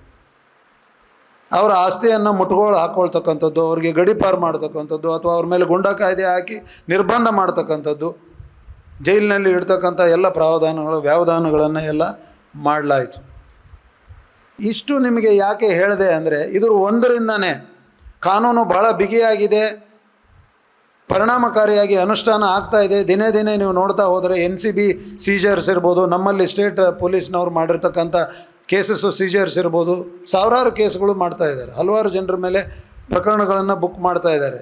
ವಿದೇಶಿ ಪ್ರಜೆಗಳ ಮೇಲೆ ಕೂಡ ಮಾಡ್ತಾ ಇದ್ದಾರೆ. ಮೂಲಭೂತವಾಗಿ ಸೌತ್ ಆಫ್ರಿಕಾ ಇರ್ಬೋದು, ನೈಜೀರಿಯಾ ಇರ್ಬೋದು, ಅನೇಕ ಜನ ಹೊರಗಡೆಯಿಂದ ಬಂದಿರತಕ್ಕಂಥವ್ರು ಯಾರು ಇದರಲ್ಲಿ ಸಕ್ರಿಯವಾಗಿ ಭಾಗವಹಿಸಿದ್ದಾರೆ ಅವ್ರಗಳ ಮೇಲೆ ಕೂಡ ಪ್ರಕರಣಗಳನ್ನು ದಾಖಲಿಸಿದ್ದಾರೆ. ಕಾನೂನು ಒಂದರಿಂದನೇ, ಕಾನೂನು ಅನುಷ್ಠಾನ ಮಾಡೋರು ಒಂದರಿಂದನೇ ಇದನ್ನು ತಡೆಗಟ್ಟೋಕ್ಕೆ ಸಾಧ್ಯನಾ? ಇಲ್ಲ. ಯಾಕಂದರೆ 140 ಕೋಟಿ ಜನಸಂಖ್ಯೆ ಇದೆ ನಮ್ಮ ದೇಶದಲ್ಲಿ. 60 ಕೋಟಿಗೂ ಹೆಚ್ಚಿ ಏನು ಇರ್ತಕ್ಕಂಥ ಯುವ ಸಮುದಾಯ ನಮ್ಮ ದೇಶದಲ್ಲಿ ಇದೆ. It is the greatest asset. ಇಡೀ ವಿಶ್ವದಲ್ಲೇ ಒಂದು ದೊಡ್ಡ ಆಸ್ತಿ ನಮ್ಮ ದೇಶವನ್ನು ಯುವ ದೇಶ ಅಂತ ಕರೀತಾರೆ, ನೇಷನ್ ಆಫ್ ಯಂಗ್ ಅಂತ. 60 ಕೋಟಿಗೂ ಹೆಚ್ಚು ಜನ ಯುವಕರಿದ್ದಾರೆ. ಆ ಯುವಕರ ಒಂದು ಆಸ್ತಿ, ದೇಶದ ಬಗ್ಗೆ ಭಕ್ತಿ, ಅವ್ರು ಮಾಡ್ತಕ್ಕಂಥ ಕೆಲಸದಲ್ಲಿ ಅವರಿಗೆ ಶ್ರದ್ಧೆ, ಅವರಿಗೆ ಕೊಡ್ತಕ್ಕಂಥ ದಿಸೆ, ಡೈರೆಕ್ಷನ್, ದಿಕ್ಸೂಚಿ ಪರಿಣಾಮಕಾರಿಯಾಗಿ ಇದ್ದರೆ ಕಾನೂನು ಅನುಷ್ಠಾನ ಮಾಡುವಂಥವ್ರು ಇರ್ಬೋದು, ತಮ್ಮಂಥ ಗುರು ವೃಂದದವರು ಇರ್ಬೋದು, ಮಾತಾಪಿತರುಗಳು ಇರ್ಬೋದು, ಸರಿಯಾದಂಥ ಒಂದು ಅವ್ರಿಗೆ ದಿಸೆಯನ್ನು ತೋರಿಸಿದ್ದೇ ಆದರೆ, ಡೈರೆಕ್ಷನನ್ನು ತೋರಿಸಿದ್ದೇ ಆದರೆ ಈ ಯುವ ಸಮುದಾಯ ಎಂಥ ಪ್ರಬಲವಾದಂಥ ಶಕ್ತಿಯಾಗಿ ಬೆಳೆಯಬಲ್ಲದು, ಇಡೀ ವಿಶ್ವಕ್ಕೆ ಒಂದು ಮಾದರಿ ಆಗೋದ್ರ ಜೊತೆಗೆ ಟಕ್ಕರ್ ಕೊಡುವಂಥ ಒಂದು ಸ್ಥಾನದಲ್ಲಿ ಇರೋಕ್ಕೆ ಸಾಧ್ಯ. ಯಾಕೆ ಒತ್ತಿ ನಾನು ಇದನ್ನು ಹೇಳ್ತೀನಿ ಅಂದರೆ, ಕೆಲವೇ ತಿಂಗಳುಗಳ ಹಿಂದೆ, ವರ್ಷ ಕೂಡ ಆಗಲಿಲ್ಲ ಅನಿಸುತ್ತೆ ಬಹುಶಃ, ನೀವು ನೋಡಿರ್ಬೋದು, ವಿಶಿಷ್ಟವಾಗಿ ಅಥವಾ ವಿಶೇಷವಾಗಿ 3 ದೇಶಗಳ ಬಗ್ಗೆ ನಾನು ಇಲ್ಲಿ ಪ್ರಸ್ತಾಪ ಮಾಡೋಕ್ಕೆ ಇಚ್ಛೆ ಪಡ್ತೇನೆ. ನಿಮ್ಮ ಪಕ್ಕದ ಶ್ರೀಲಂಕಾದಲ್ಲಿ ಏನಾಯಿತು? ಜೆನ್ಜಿ 19 ವರ್ಷ ಮೇಲ್ಪಟ್ಟು 26 ಇರತಕ್ಕಂಥ ಆ ಸಮುದಾಯ ಎಷ್ಟು ಪ್ರಬಲವಾಗಿದೆ. ಅವರು ಮನಸ್ಸು ಮಾಡಿದರೆ ದೇಶನೇ ಅಲ್ಲೋಲ ಕಲ್ಲೋಲ ಆಗುತ್ತೆ. ದೇಶಕ್ಕೆ ಅವರು ಭದ್ರ ಬುನಾದಿ ಆಗ್ಬೋದು, ಇಲ್ಲ ತಮ್ಮ ಕೈಯಾರೇನೆ ತಮ್ಮ ದೇಶವನ್ನು ನಾಶ ಮಾಡ್ಬೋದು. ತಮ್ಮ ಕೈಯಾರೆ ತಮ್ಮ ದೇಶವನ್ನು ನಾಶ ಮಾಡಿದ್ದಕ್ಕೆ ಇದಕ್ಕಿಂತ ಒಳ್ಳೆಯ ಉದಾಹರಣೆ ನಿಮಗೆಲ್ಲೂ ಸಿಗೋದಿಲ್ಲ. ಸಿಕ್ಕಲ್ಲಿ ಅವರು ಪಾರ್ಲಿಮೆಂಟ್ ಆದಿಯಾಗಿ, ಅಸೆಂಬ್ಲಿ ಆದಿಯಾಗಿ ಬೆಂಕಿ ಹಚ್ಚಿದ್ರು, ರಾಜಕಾರಣಿಗಳನ್ನು ಅಟ್ಟಾಡಿಸ್ಕೊಂಡು ಓಡಿದ್ರು. ಎಲ್ಲ ಕಡೆ ಅರಾಜಕತೆ ಎಷ್ಟು ದೊಡ್ಡ ಪ್ರಮಾಣದಲ್ಲಿ ಆಯಿತು. ಮಾಡಿದ್ಯಾರು? ಯುವ ಸಮುದಾಯ. ಕೊಟ್ಟಿರೋ ಕಾರಣ ಏನೋ ಅದರಲ್ಲಿ ಇಂಟರ್ನೆಟ್ ಏನೋ ಸೇವೆ ಸ್ಥಗಿತಗೊಳಿಸಿದ್ರಂತೆ, ಇನ್ನೊಂದೇನೋ ಬ್ಯಾನ್ ಮಾಡಿದ್ರು. ಅದೆಲ್ಲ ಸುಮ್ಮನೆ ಕಾರಣ ಹೇಳೋದಕ್ಕೆ. ನಂತರದಲ್ಲಿ ಬಾಂಗ್ಲಾದೇಶದಲ್ಲಿ ನೋಡ್ರಿ ಏನಾಯಿತು. ಅಲ್ಲಿ ಯುವ ಸಮುದಾಯವೇ ಪ್ರಬಲವಾಗಿ ಅಲ್ಲೋಲ ಕಲ್ಲೋಲ, ಇಡೀ ಬಾಂಗ್ಲಾದೇಶ ಒಬ್ಬರು ಉಳಿಲಿಲ್ಲ ಅದರಲ್ಲಿ ಟಾರ್ಗೆಟ್ ಆಗೋದು. ಅದೇ ರೀತಿ ನೇಪಾಳದಲ್ಲಿ ಏನಾಯಿತು? ನೇಪಾಳದಲ್ಲೂ ಕೂಡ ಎಷ್ಟು ದೊಡ್ಡ ಆಘಾತ, ಇಡೀ ದೇಶ ಅಲ್ಲೋಲ ಕಲ್ಲೋಲ ಆಯಿತು. ನೇಪಾಳ, ಶ್ರೀಲಂಕಾ, ಬಾಂಗ್ಲಾದೇಶದಲ್ಲಿ ಈ ಯುವ ಸಮುದಾಯ ಸಿಟ್ಟಿಗೆ ಎದ್ದರೆ, ತಿರುಗಿ ಬಿದ್ದರೆ ಏನೆಲ್ಲ ಅನಾಹುತಗಳನ್ನು ಮಾಡ್ಬೋದು, ಆತಂಕಗಳನ್ನು ಸೃಷ್ಟಿ ಮಾಡ್ಬೋದು ಅಂತ ಇದಕ್ಕಿಂತ ಜ್ವಲಂತ ಉದಾಹರಣೆ ಬೇರೆ ಎಲ್ಲೂ ಇರಲಿಕ್ಕೆ ಸಾಧ್ಯ ಇಲ್ಲ. ಹಿರೋಶಿಮಾ ನಾಗಾಸಾಕಿ ಮೇಲೆ 1945ರಲ್ಲಿ ಅಮೇರಿಕ ಬಾಂಬ್ ಹಾಕಿ ಆ ದೇಶನ ಸರ್ವನಾಶ ಮಾಡಿ ಅವನು ಮತ್ತೆ ಎಚ್ಚೆತ್ತೊಳುತ್ತೋ ಇಲ್ಲೋ ಅನ್ನೋವಂಥ ಒಂದು ದುಸ್ಥಿತಿಗೆ ತಂದಾಗ ಎಷ್ಟು ಕಷ್ಟಪಟ್ಟು ಅದು ತನ್ನ ಕಾಲ ಮೇಲೆ ನಿಂತು ಇಡೀ ದೇಶಕ್ಕೆ, ಇಡೀ ರಾಷ್ಟ್ರ ಅಥವಾ ಇಡೀ ಜಗತ್ತಿಗೆ ಶೆಡ್ ಹೊಡೆಯೋ ರೀತಿಯಲ್ಲಿ ಆ ಫ್ರಮ್ ಆ್ಯಶಸ್ ಅದು ತನ್ನ ಪುನರ್ ಪ್ರತಿಷ್ಠಾಪನೆ ಮಾಡ್ಕೊಂಡು ತನ್ನ ಶಕ್ತಿಯನ್ನು ಎಷ್ಟು ಒಂದು ಗಟ್ಟಿ ರಾಷ್ಟ್ರ ಆಗಿ ನಿಂತಿದೆ. ಅಮೇರಿಕ ರಾಷ್ಟ್ರಾಧ್ಯಕ್ಷರು ಜಪಾನ್ ಭೇಟಿನ ಅನೌನ್ಸ್ ಮಾಡಿದ್ರೆ ಬರಲಿ, ಹೆಂಗೆ ಬರ್ತಾರೆ ಅವರು ಹೆಲಿಕಾಪ್ಟರ್ ಅಥವಾ ಅವರು ಏನು ವಿಮಾನ ಇದೆ, ಇಲ್ಲಿ ನಾವು ಇಳಿಯೋಕ್ಕೆ ಬಿಡೋದಿಲ್ಲ ನಮ್ಮ ನೆಲದಲ್ಲಿ. They are the butcher of our nation. ನಮ್ಮ ಯುವ ಪೀಳಿಗೆನ ನಮ್ಮ ದೇಶದ ಜನರನ್ನು ಕೊಂದಿದ್ದವರು, ಹಿರೋಶಿಮಾ ನಾಗಾಸಾಕಿ ಮೇಲೆ ಬಾಂಬ್ಗಳನ್ನು ಹಾಕಿ. ಅವನನ್ನು ನಾವು ಇಲ್ಲಿ ಕಾಲಿಡೋಕ್ಕೆ ಬಿಡೋದಿಲ್ಲ ಅಂಥೇಳಿ ಇಡೀ ಯುವ ಸಮುದಾಯನೇ ತಿರುಗಿ ನಿಂತು ಅಮೇರಿಕ ರಾಷ್ಟ್ರಾಧ್ಯಕ್ಷರು ತಮ್ಮ ಪ್ರವಾಸವನ್ನು ಮೊಟಕುಗೊಳಿಸಿ ಬರದೇನೆ ಅಲ್ಲೇ ಉಳ್ಕೊಳ್ಳುವಂಥ ದುಸ್ಥಿತಿ. ಜಪಾನ್ ಹುಡುಕಿದರೆ ಕಾಣೋದೂ ಇಲ್ಲ ನಿಮಗೆ, ಒಂದು ನಿಮ್ಮ ವಿಶ್ವ ಭೂಪಟದಲ್ಲಿ ನೋಡಿದ್ರೆ ಕಾಣೋದೂ ಇಲ್ಲ. ಅದು ಒಂದು ಚುಕ್ಕೆ ಇದ್ದಂಗಿದೆ. ಅಮೇರಿಕಾದಂಥ ಬೃಹತ್ ರಾಷ್ಟ್ರಪತಿ ಅಥವಾ ರಾಷ್ಟ್ರಾಧ್ಯಕ್ಷರಿಗೆ ಶೆಡ್ ಹೊಡೆದು ಇಳಿಯೋಕ್ಕೂ ಬಿಡಲಿಲ್ಲ ಅವರು. ಇದು ಎಲ್ಲ ನಿಮಗೆ ಯಾಕೆ ಹೇಳ್ತಾ ಇದ್ದೀನಿ? ಯುವ ಸಮುದಾಯ ಒಗ್ಗಟ್ಟಿನಿಂದ ಕೂಡಿ ಸಕಾರಾತ್ಮಕ ಚಿಂತನೆಗಳಿಗೆ ಸಾಕಾರ ಒಂದು ರೂಪ ಕೊಟ್ಬಿಟ್ಟು ಅವ್ರಿಗೆ ಸರಿಯಾದ ದಿಸೆ, ಅವರ ಶಕ್ತಿಯನ್ನು ಸರಿಯಾದ ಮಾರ್ಗದಲ್ಲಿ ಚಲಿತವಾಗುವಂತೆ ನೋಡಿಕೊಂಡ್ರೆ ಏನಾಗ್ಬೋದು ದೇಶದ ಒಂದು ಪರಿಸ್ಥಿತಿ ಅನ್ನೋದಕ್ಕೆ ಇವು ಎಲ್ಲ ಜ್ವಲಂತ ಉದಾಹರಣೆಗಳು. ಅಯ್ಯೋ ನಾನೇನು ಮಾಡ್ಬೇಕು ಸರ್, ನಾನು ಒಬ್ಬನಿಂದ ಏನಾಗೋದಿದೆ, ಎಲ್ಲರೂ ಹಾಗೆ ಹೇಳ್ತಾರೆ. ಅವನು ಮಾಡ್ತಾರಂತ ಇವನು ಮಾಡ್ತಾರಂತ ಅವರು, ಕೊನೆಗೆ ಯಾರೂ ಮಾಡೋದಿಲ್ಲ. ಅದಕ್ಕೆ ನಾನು ಹೇಳ್ತಕ್ಕಂಥದ್ದು, ಈ ವ್ಯಸನ ಮುಕ್ತ ಸಮಾಜವನ್ನು ಅಥವಾ ನಶಾಮುಕ್ತ ಸಮಾಜವನ್ನು, ಡ್ರಗ್ ಫ್ರೀ ಕರ್ನಾಟಕವನ್ನು ಸುಮ್ಮನೆ ನಾವು ಮಾಡೋದು ಅಂತ ಘೋಷವಾಕ್ಯ ಹಾಕ್ಕೊಂಡು ಓಡಾಡಿದ್ರೆ ಆಗಲ್ಲ. ಅಥವಾ ನಾವು ಕೆಲವು ಕೇಸಸ್ಗಳನ್ನು ಬುಕ್ ಮಾಡಿ ನಿಯಂತ್ರಣ ಮಾಡ್ತೀವಿ ಅಂದರೆ ಆಗೋದಿಲ್ಲ. ಭೂಪಟದ ಹತ್ರ ಸ್ವಲ್ಪ ಗಮನ ಹರಿಸಿ, ದೇಶದ ಎಡ ಬಗಲ ಮೇಲೆ ಕೆಳಗೆ ಎಲ್ಲ ಕಡೆ ಅವರೇ ತುಂಬಿಕೊಂಡಿದ್ದಾರೆ. ವೆಸ್ಟರ್ನ್ ಇಂಡಿಯಾ ಕಡೆ ನೋಡಿ ನೀವು, you have got some golden crescent ಅಂತ ಕರೀತಾರೆ. ಅರ್ಧ ಚಂದ್ರಾಕೃತಿಯಲ್ಲಿ ನೀವು ಇದನ್ನು ಜೋಡಿಸಿದರೆ ಭೂಪಟದಲ್ಲಿ ನಿಮಗೆ ಅರ್ಧ ಚಂದ್ರಾಕೃತಿಯಲ್ಲಿ ಸಿಗುತ್ತೆ. ಈ ಮೂರು ದೇಶಗಳ ಒಂದು ಕ್ಯಾಪಿಟಲನ್ನು ನೀವು if you draw an imaginary line, Afghanistan ಇರ್ಬೋದು, ಇರಾನ್ ಇರ್ಬೋದು, ಮತ್ತು ಪಾಕಿಸ್ತಾನ ಇರ್ಬೋದು, ನಮ್ಮ ದೇಶದ ವೆಸ್ಟ್ ಭಾಗದಲ್ಲಿ ಇರುವಂಥದ್ದು. ಬಹಳಷ್ಟು ನೈಸರ್ಗಿಕವಾಗಿ ಅವೈಲೇಬಲ್ ಆಗ್ತಕ್ಕಂಥ ಪ್ಲ್ಯಾಂಟ್ ಬೇಸ್ಡ್ ಆ್ಯಂಡ್ ಅದರ್ ಏನು ನಿಮ್ಮ ಡ್ರಗ್ಸ್ ಏನಿದೆ, ಆ ಡ್ರಗ್ಸನ್ನು ಮ್ಯಾನುಫ್ಯಾಕ್ಚರ್ ಮಾಡ್ತಕ್ಕಂಥದ್ದು ಅದೇ ದಂಧೆ ಮಾಡ್ಕೊಂಡಿರ್ತಕ್ಕಂಥವ್ರೇ ತುಂಬಿ ತುಳುಕ್ತಾರೆ. ಅವಕಾಶಕ್ಕಾಗಿ ಕಾಯ್ತಾ ಇರ್ತಾರೆ. India is being used as a transit point. Captagon ಅಂತ ಕೇಳಿರ್ಬೋದು, ಇತ್ತೀಚೆಗೆ ಒಂದು 227.5 kg ಅಷ್ಟು ಗುಜರಾತಿನ ಬಂದರಲ್ಲಿ NCB ಅವರು ರೇಡ್ ಮಾಡಿಬಿಟ್ಟು under the initiative of central government Captagon ಅನ್ನೋವಂಥ ಒಂದು ಮಾತ್ರೆನ 227 kg ಎಷ್ಟೋ ಹಿಡಿದ್ರು. 182 ಕೋಟಿ ಅಂತಾರಾಷ್ಟ್ರೀಯ ಮಟ್ಟದಲ್ಲಿ ಅದರ ಒಂದು ವ್ಯಾಲ್ಯೂ. ಅದಕ್ಕೆ ಜಿಹಾದಿ ಡ್ರಗ್ಸ್ ಅಂತ ಕೂಡ ಕರೀತಾರೆ. ಕ್ಯಾಪ್ಟೋಗಾನ್ಗೆ ಜಿಹಾದಿ ಡ್ರಗ್ ಅಂತ ಕೂಡ ಕರೀತಾರೆ. ಯಾಕೆ? ವೆಚ್ಚ ಅದನ್ನು ತಯಾರಿಸೋದಕ್ಕೆ ಏನಿದೆ ಲ್ಯಾಬಲ್ಲಿ, ಇಟ್ ಈಸ್ ನಾಟ್ ಮೋರ್. ಭಾಳ ಚೀಪಾಗಿ ನೀವು ತಯಾರಿಸ್ಬೋದು. ಬೇಕಾದಂಥ ಸಲಕರಣೆಗಳನ್ನು ಸ್ಥಳೀಯವಾಗಿ ಅವೈಲೇಬಲ್ ಇರತಕ್ಕಂಥ ಸಲಕರಣೆಗಳನ್ನು ನೀವು ಮಿಕ್ಸ್ ಮಾಡಿಬಿಟ್ಟು ಆ ಕ್ಯಾಪ್ಟೋಗಾನ್ ಡ್ರಗ್ಸನ್ನ ನೀವು ತಯಾರು ಮಾಡ್ಬೋದು. ತೊಗೊಂಡಿರ್ತಕ್ಕಂಥ ವ್ಯಕ್ತಿ ಮೇಲೆ ಯಾವ ರೀತಿ ಪರಿಣಾಮ ಬೀರ್ತದೆ, he will be very aggressive.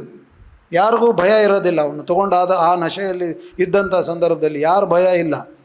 ಏನು ಬೇಕಾದ್ರೂ ರಕ್ಕಸ ಒಂದು ಕ್ರಿಯೆಗಳಲ್ಲಿ ಅವನು ತನ್ನನ್ನು ತಾನು ಕೊಲೆ ಸುಲಿಗೆ ಯಾರನ್ನೋ ತಲೆ ತೆಗೆದ ಅವನಿಗೇನೂ ಅನಿಸೋದಿಲ್ಲ. ಆ ಮನುಷ್ಯತ್ವದ ಹ್ಯೂಮನ್ ಇಮೋಷನ್ಸೇ ಇರಲ್ಲ. ಯಾರ ಬಗ್ಗೆ ಭಯ ಇಲ್ಲ, ಏನು ಕ್ರೈಮ್ ಮಾಡೋಕ್ಕೂ ಹೇಸೋದಿಲ್ಲ. ಅವರನ್ನು ಸತತವಾಗಿ ನಿದ್ರಾಹೀನರನ್ನಾಗಿ ಮಾಡ್ತಕ್ಕಂಥದ್ದು. ಜಿಹಾದಿಗಳಿಗೆ, ಸಿರಿಯಾದಲ್ಲಿ ಐಸಿಸ್ ಉಗ್ರರಿಗೆ ಇದು ಭಾಳ ಪರಿಣಾಮಕಾರಿಯಾಗಿ ಈ ಡ್ರಗ್ ಒಂದು ಇಫೆಕ್ಟ್ ಮಾಡಿದೆ.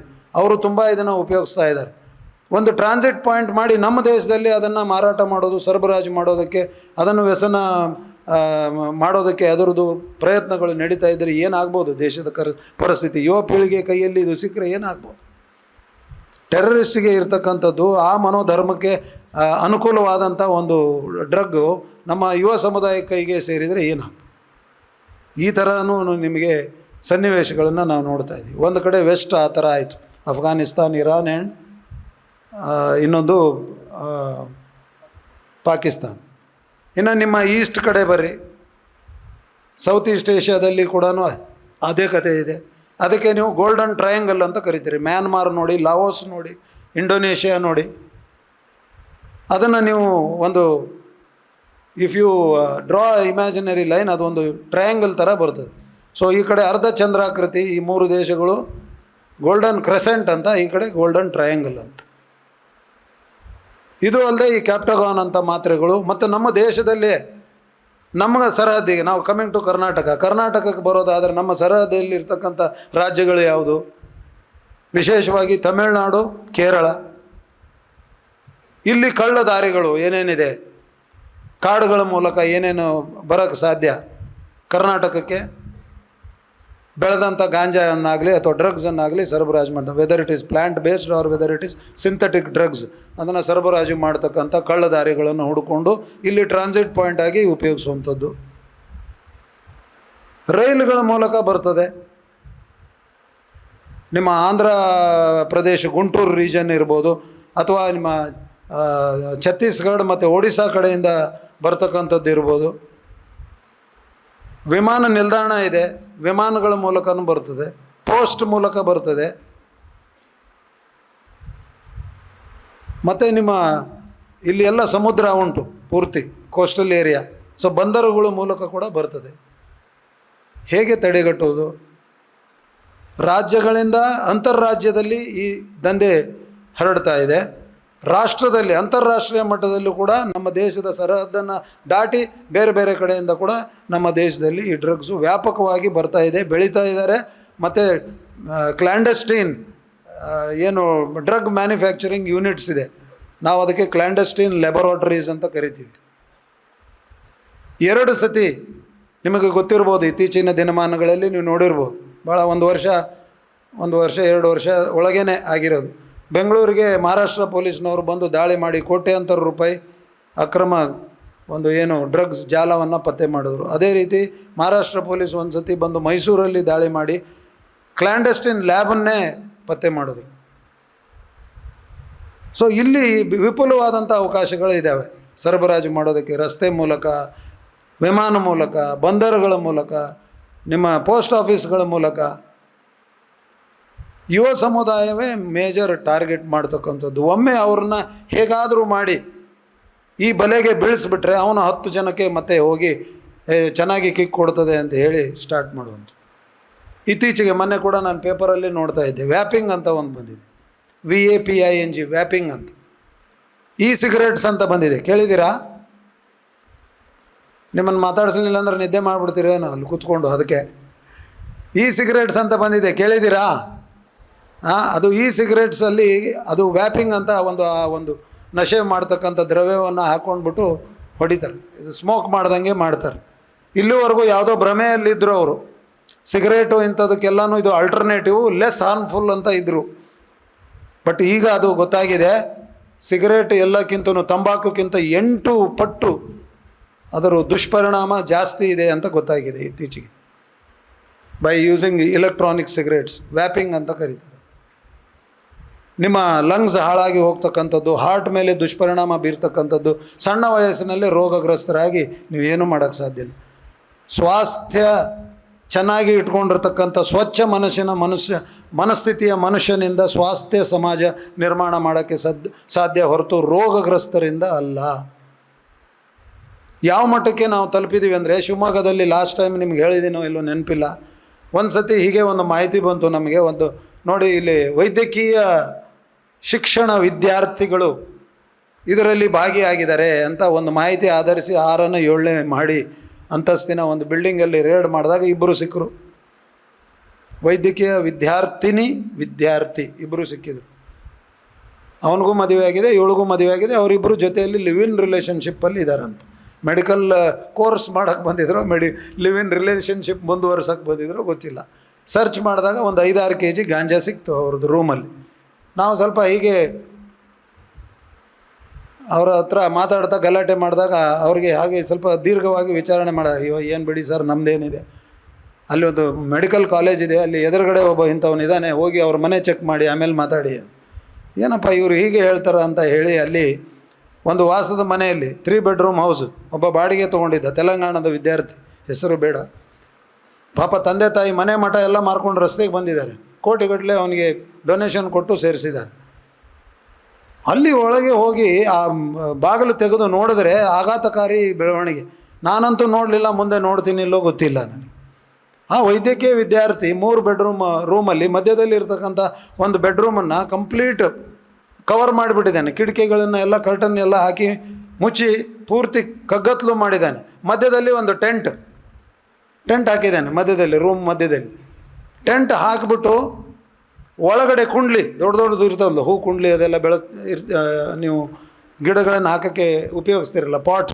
ಸೊ ಅಂತಂಥ ದೊಡ್ಡದು ಒಂದು 7-8 ಸಿಮೆಂಟ್ ಕುಂಡ್ಲಿಗಳಲ್ಲಿ ಗಾಂಜಾ ಬೆಳೆದಿದೆ. ಕೃತಕವಾಗಿ ಅಲ್ಲಿ ಎಲ್ಲನೂ ಮುಚ್ಚಿಬಿಟ್ಟಿದ್ದಾನೆ. ನಿಮಗೆ ಫೋಟೋಸಿಂಥಸಿಸ್ ಆಗಬೇಕನ್ನೋ ಸೂರ್ಯನ ಕಿರಣ ತುಂಬ ಇಂಪಾರ್ಟೆಂಟ್. ಅದು ಇಲ್ಲದೇ ಹೇಗೆ ಬೆಳೆಯುತ್ತೆ? ಫೋಟೋಸಿಂಥಸಿಸ್ ಆಗಬೇಕು ಅಂದ್ರೆ ಮೂಲ ಕ್ರಿಯೆಗೆ ಅದು ಬೇಕಲ್ಲ. ಅವನು ಎಲ್ಲಿಂದ ತರ್ತಾನೆ? ಕೃತಕವಾಗಿ LED ಲೈಟ್ಸ್ ಹಾಕಿದ್ದಾನೆ ಆ ಟೆಂಟಲ್ಲಿ. ಶಾಖ ಉತ್ಪನ್ನ ಆಗಲಿ ಅಂತ.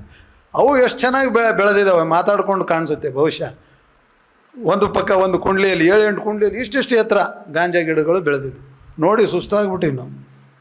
ಎವ್ರಿ ಡೇ ಫ್ರೆಶ್ ಗಾಂಜಾ ನಿಮಗೆ ಸರಬರಾಜು ಮಾಡುವಂಥದ್ದು. ಏನು ಒಂದು 5 ಗ್ರಾಮೋ 2 ಗ್ರಾಮೋ 3 ಗ್ರಾಮೋ 500 ರೂಪಾಯಿ 1000 ರೂಪಾಯಿ, ಏನು ಮನಸ್ಸಿಗೆ ಬಂದಂಗೆ. ದ ಬ್ಯೂಟಿ ಅಲ್ಲ, the beastliness of this drug is quantity will be small. ಅಂತಾರಾಷ್ಟ್ರೀಯ ಮಟ್ಟದಲ್ಲಿ ಕೋಟ್ಯಾನುಗಟ್ಟಲೆ ಅದರ ಒಂದು ವ್ಯಾಪಾರ ವಹಿವಾಟು, ನಿಮಗೆ ದುಡ್ಡು ಸಿಗುತ್ತೆ. ಆ ದುಡ್ಡನ್ನು ಏನಕ್ಕೆಲ್ಲ ಬಳಸ್ತಾರೆ? ದೇಶನ ಉದ್ಧಾರ ಮಾಡೋದಕ್ಕೆ ಬಳಸ್ತಾರೆ, ದೇಶನ ಹಾಳು ಮಾಡೋದಕ್ಕೆ ಬೆಳೆಸೋದು. Therefore this term called as narco terrorism has come.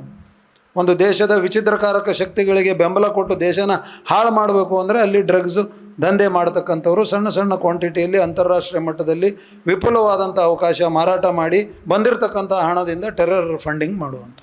ದೇಶ ಒಂದು ಹಾಳು ಮಾಡೋದಕ್ಕೆ ಏನು ಮಾಡಬೇಕು ಮಾಡೋದು. ಯುವ ಪೀಳಿಗೆ ಅಂತೂ ಹಾಳಾಗ್ತಾ ಇದೆ, ದೇಶ ಹಾಳಾಗ್ತಾ ಇದೆ. ಅದರ ಜೊತೆಗೆ ಇದನ್ನು ಕೂಡ ಮಾಡುವಂಥದ್ದು. 2 ಕಡೆ ಸ್ಯಾಂಡ್ವಿಚ್ ಆಗಿ ದೇಶ ನಲುಗಿ ಹೋಗಬೇಕು. ಈ ರೀತಿ ಸನ್ನಿವೇಶಗಳು ಉದ್ಭವ ಆಗ್ತಾಯಿದೆ. ಅದಕ್ಕೆ ನಾವು ಏನು ಮಾಡಬೇಕು? ಈ ಯುವ ಮನಸ್ಸಿನಲ್ಲಿ, ಏನು ನೀವು ಯುವಕರಿದ್ದೀರಿ, ನಿಮ್ಮ ಮನಸ್ಸಲ್ಲಿ ಈ ಒಂದು ಸಣ್ಣ ವಯಸ್ಸಿನಲ್ಲಿ ಆ ಬೀಜವನ್ನು ಬಿತ್ತಿ ಅಂಕುರಿಸಿದರೆ ಅದು ಮುಂದೆ ಬೆಳೆದು ಹೆಮ್ಮರವಾದರೆ ದೇಶಕ್ಕೆ ಭವಿಷ್ಯ ಆಗುತ್ತೆ. Because you will be torch bearers. ನೀವು ಇದ್ದುಕೊಂಡು ನಿಮಗೆ, ಈಗ ನಾನು ಹೇಳಿದೆ, ನಾನು ಓದಿ ನಿಮಗೆ ಇದನ್ನು ನೀವು ಏನು ತೊಗೊಂಡ್ರಿ ಅದರಲ್ಲಿ ಪ್ರತಿ ಸಂದರ್ಭದಲ್ಲಿ ನೀವು ಹೇಳ್ತಾ ಬರ್ತೀವಿ, ಐ ಟೇಕ್ ಅ ಪ್ಲೆಜ್, ನಾನು ಪ್ರಮಾಣ ಮಾಡ್ತೀನಿ. ಮತ್ತು 2-3 ಕಡೆ ಹೇಳ್ತೀರಿ ಐ ಅಂಡರ್ಸ್ಟ್ಯಾಂಡ್. ನಾನು ಹೇಳಿದೆ, ನೀವು ರಿಪೀಟ್ ಮಾಡಿರಿ, ಮರ್ತಿರ್ತೀರಿ, ಮತ್ತು ನಾನು ಹೇಳ್ತೀನಿ I understand that drugs destroy health, dreams and strength of hours. ನಿಮಗೆ ಮನದಟ್ಟಾಗಿದೆ, ಈ ಮಾದಕ ವಸ್ತುಗಳ ಸೇವನೆಯಿಂದ ನನ್ನ ಸ್ವಾಸ್ಥ್ಯ ಹಾಳಾಗುತ್ತೆ, ನನ್ನ ಕನಸುಗಳು ಭಗ್ನವಾಗ್ತದೆ, ನನ್ನ ಒಂದು ಶಕ್ತಿ ಕುಂದುತ್ತದೆ ಅಂತ ನನಗೆ ಸಂಪೂರ್ಣ ಮನವರಿಕೆಯಾಗಿದೆ. ಮುಂದೆ ಹೋಗಿ ಮತ್ತೆ I understand that addiction harms individuals. ವ್ಯಕ್ತಿಗಳನ್ನು ಅದು ನಾಶ ಮಾಡುತ್ತೆ, ಫ್ಯಾಮಿಲೀಸ್, ಕುಟುಂಬವನ್ನು ನಾಶ ಮಾಡುತ್ತೆ, ಆ್ಯಂಡ್ ಅವರ್ ನೇಷನ್ಸ್ ಫ್ಯೂಚರ್, ನಮ್ಮ ದೇಶದ ಒಂದು ಏನು ಭವಿಷ್ಯ ಇದೆ ಅದನ್ನು ಕೂಡ ನಾಶ ಮಾಡ್ತದೆ. ಅದಕ್ಕೆ ನೀವು ಕೊನೆಗೆ ಏನು ಹೇಳ್ತೀರಿ? I take a pledge to be responsible. ನೀವು ಏನು ಮಾಡಬೇಕು ಅನ್ನೋದು ಈ ಪದಗಳಲ್ಲಿದೆ, ಅದನ್ನು ಪುನರುಚ್ಚರಿಸ್ತಾ ಇದ್ದೀನಿ. I take a pledge to be responsible for what? To do everything possible. ನನ್ನ ಕೈಲಿ ಏನೆಲ್ಲ ಮಾಡೋಕ್ಕೆ ಸಾಧ್ಯ ಇದೆ, to do everything possible to make my country Nasha Mukt Bharat, drug free, strong and vibrant India. ನಾನು ನೋಡಬೇಕು, ಆ ಥರ ಮಾಡ್ತೀನಿ ಅಂತಂದರೆ ಬರೀ ಪ್ಲೆಜ್ ತೊಗೊಂಡು ಅಥವಾ ಕೇಳಿಸ್ಕೊಂಡು ಈ ಕಿವಿಯಿಂದ ಈ ಕಿವಿಗೆ ಕೇಳಿಸ್ಕೊಂಡು ಬಿಟ್ಟು ಹೋಗ್ಬಿಡೋದಲ್ಲ, ಮರೆತು ಬಿಡೋದಲ್ಲ.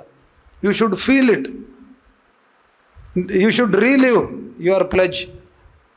ಒಬ್ಬರು ಹೋಗಿ ಒಂದು 10 ಜನಕ್ಕೆ ಇಲ್ಲಿ ಏನೇನೆಲ್ಲ ಮಾತುಕತೆಗಳಾಗ್ತವೆ, ಏನೆಲ್ಲ ವಿಷಯಗಳ ಚರ್ಚೆ ಆಗ್ತದೆ, ಹೋಗಿ ನೀವು ಒಬ್ಬೊಬ್ಬರು 10 ಜನಕ್ಕೆ ನೀವು ಇದ್ರ ಬಗ್ಗೆ ಹೇಳಿದರೆ, ಇಲ್ಲಿ ಇರ್ತಕ್ಕಂಥವ್ರು ಒಂದು 800-1000 ಜನ ಇರ್ಬೋದು. ಒಬ್ಬರು 10 ಜನಕ್ಕೆ ಹೇಳಿದರೆ ಒಂದು 8,000, 80,000, 8 ಲಕ್ಷ ಹೀಗೆ ಆಗ್ತಾ ಹೋಗ್ತದೆ. ಜನಾಂದೋಲನ ರೂಪ ಪಡ್ಕೊಂಡು ಇಡೀ ನಮ್ಮ ಸಮುದಾಯ ಅಥವಾ ಸಮಾಜ, ಅಲ್ಲಿ ಇರ್ತಕ್ಕಂಥ ಪ್ರತಿಯೊಂದು ಸ್ತರದಲ್ಲಿ ವಾಸ ಮಾಡ್ತಕ್ಕಂಥ ಎಲ್ಲರೂ ಕೂಡ ಜಾಗೃತರಾಗ್ತಾರೆ. ಆಗ್ತಕ್ಕಂಥ ಇದರ ದುಷ್ಪರಿಣಾಮ, ಮೊದಲು ಏನೋ ನಿಮಗೆ ಭಾಳ ಖುಷಿ ಅನಿಸುತ್ತೆ, ಕಿಕ್ ಕೊಡುತ್ತೆ, ನಿಮ್ದು ಯಾವುದೋ ಒಂದು ಭ್ರಮಾಲೋಕದಲ್ಲಿ ನೀವು ನಿಶಾಚರಿಗಳಂತೆ ಸಂಚರಿಸ್ತಾ ಇರ್ತೀರಿ. ನಿಮ್ಮ ಕಷ್ಟಗಳು ಏನೂ ಗೊತ್ತಾಗೋದಿಲ್ಲ. ಕ್ಷಣಿಕವಾಗಿ ಆ ಸುಖದಲ್ಲಿ ನಿಮ್ಮ ಬರ್ಬರ್ತಾ ಜೀವನ ಎಷ್ಟರ ಮಟ್ಟಕ್ಕೆ ಹಾಳಾಗ್ತದೆ ಅಂತಂದರೆ ಸ್ಲೀಪ್ಲೆಸ್ನೆಸ್ಸು, ಮತ್ತು ನಿಮ್ಮ ಎಲ್ಲ ರೀತಿಯ ಕಾಯಿಲೆಯ ಆಗರ ಆಗಿ ನಿಮ್ಮ ದೇಹ ಆ ಸಣ್ಣ ವಯಸ್ಸಲ್ಲಿ ಯಾರಿಗೆ ಉರುಗೋಲು ಆಗಬೇಕಾಗಿತ್ತು ತಂದೆ ತಾಯಿಗಳಿಗೆ, ನೀವೇ ಅವರ ಮೇಲೆ ಬೋಜ ಆಗಿದ್ದೀರಿ, ಭಾರ ಆಗಿದ್ದೀರಿ. ಅವರು ನಿಮಗೆ ಹೆಗಲು ಕೊಡುವಂಥ ಪರಿಸ್ಥಿತಿ ತರ್ತೀರಿ. ಸೊ ಇದು ಆಗಬಾರ್ದು ಅಂತಂದರೆ, ನೀವು ಸ್ವಾಸ್ಥ್ಯವಾಗಿರಬೇಕು ಅಂದರೆ ಇದರ ದುಷ್ಪರಿಣಾಮಗಳ ಬಗ್ಗೆ ಅರಿವು ಇರಬೇಕು, ನಿಮಗೆ ಮನದಟ್ಟಾಗಬೇಕು ಇದರ ದುಷ್ಪರಿಣಾಮ ಬಗ್ಗೆ.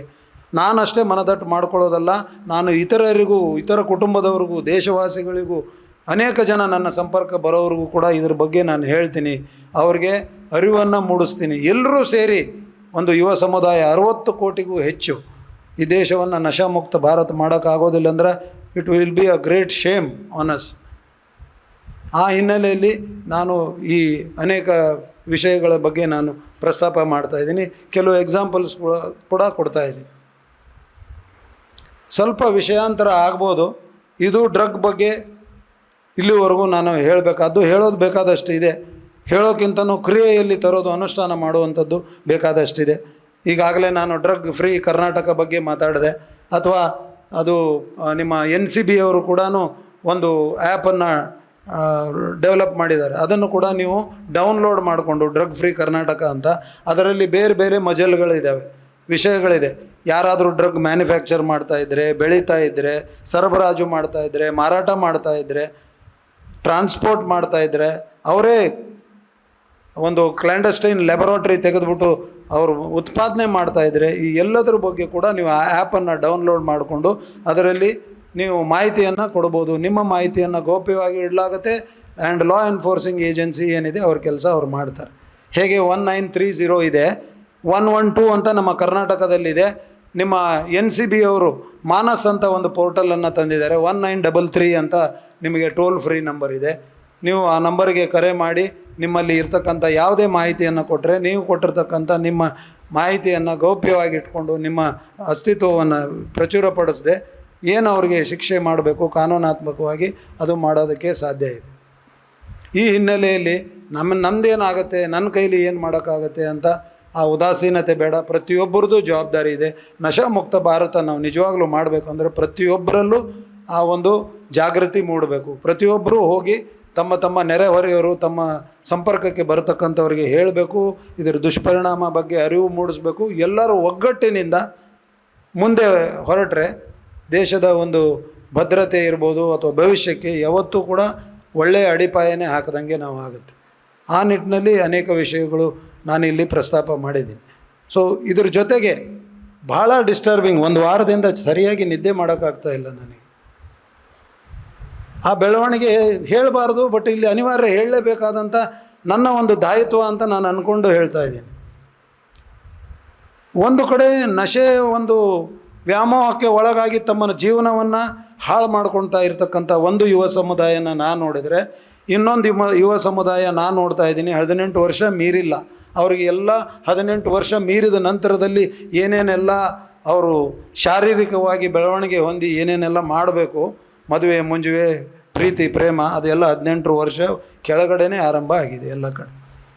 ಕನಿಷ್ಠ ಒಂದು ವಾರದಲ್ಲಿ 5-6 ಪ್ರಕರಣಗಳು ಎಂತೆಂಥದ್ದು ವರದಿಯಾಗಿದೆ ಅಂದರೆ, ನಾವು ನಮ್ಮ SP ಸಾಹೇಬ್ರ ಮೊನ್ನೆ ಮಾತನಾಡ್ತಾ ಕೂತಾಗ ಎಲ್ಲಿ ಹೋಗ್ತಾ ಇದ್ದೀವಿ ನಾವು?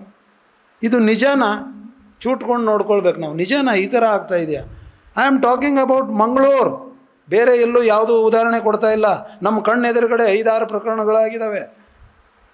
ತುಂಬ ಅಂದರೆ ತುಂಬ ಡಿಸ್ಟರ್ಬ್ಡ್ ಆಗಿದ್ದೀವಿ ನಾವು.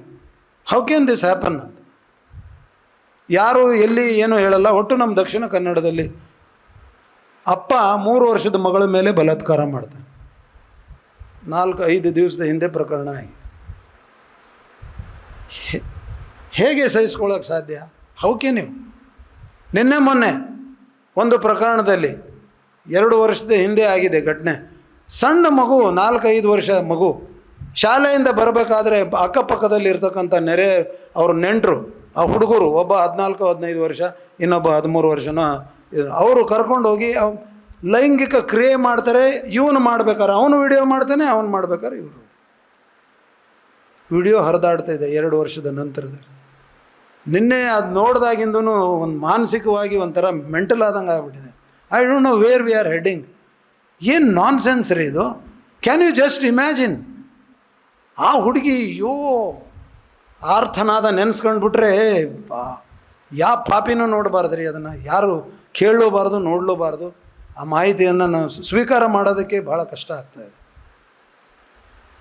ಇನ್ನೂ ಒಂದು ಪ್ರಕರಣ, ಇಬ್ಬರು ಕ್ರಿಶ್ಚಿಯನ್ ಸಮುದಾಯಕ್ಕೆ ಸೇರಿದವರು, 16 ವರ್ಷ ಜಸ್ಟ್ ಆ ಹುಡುಗಿ.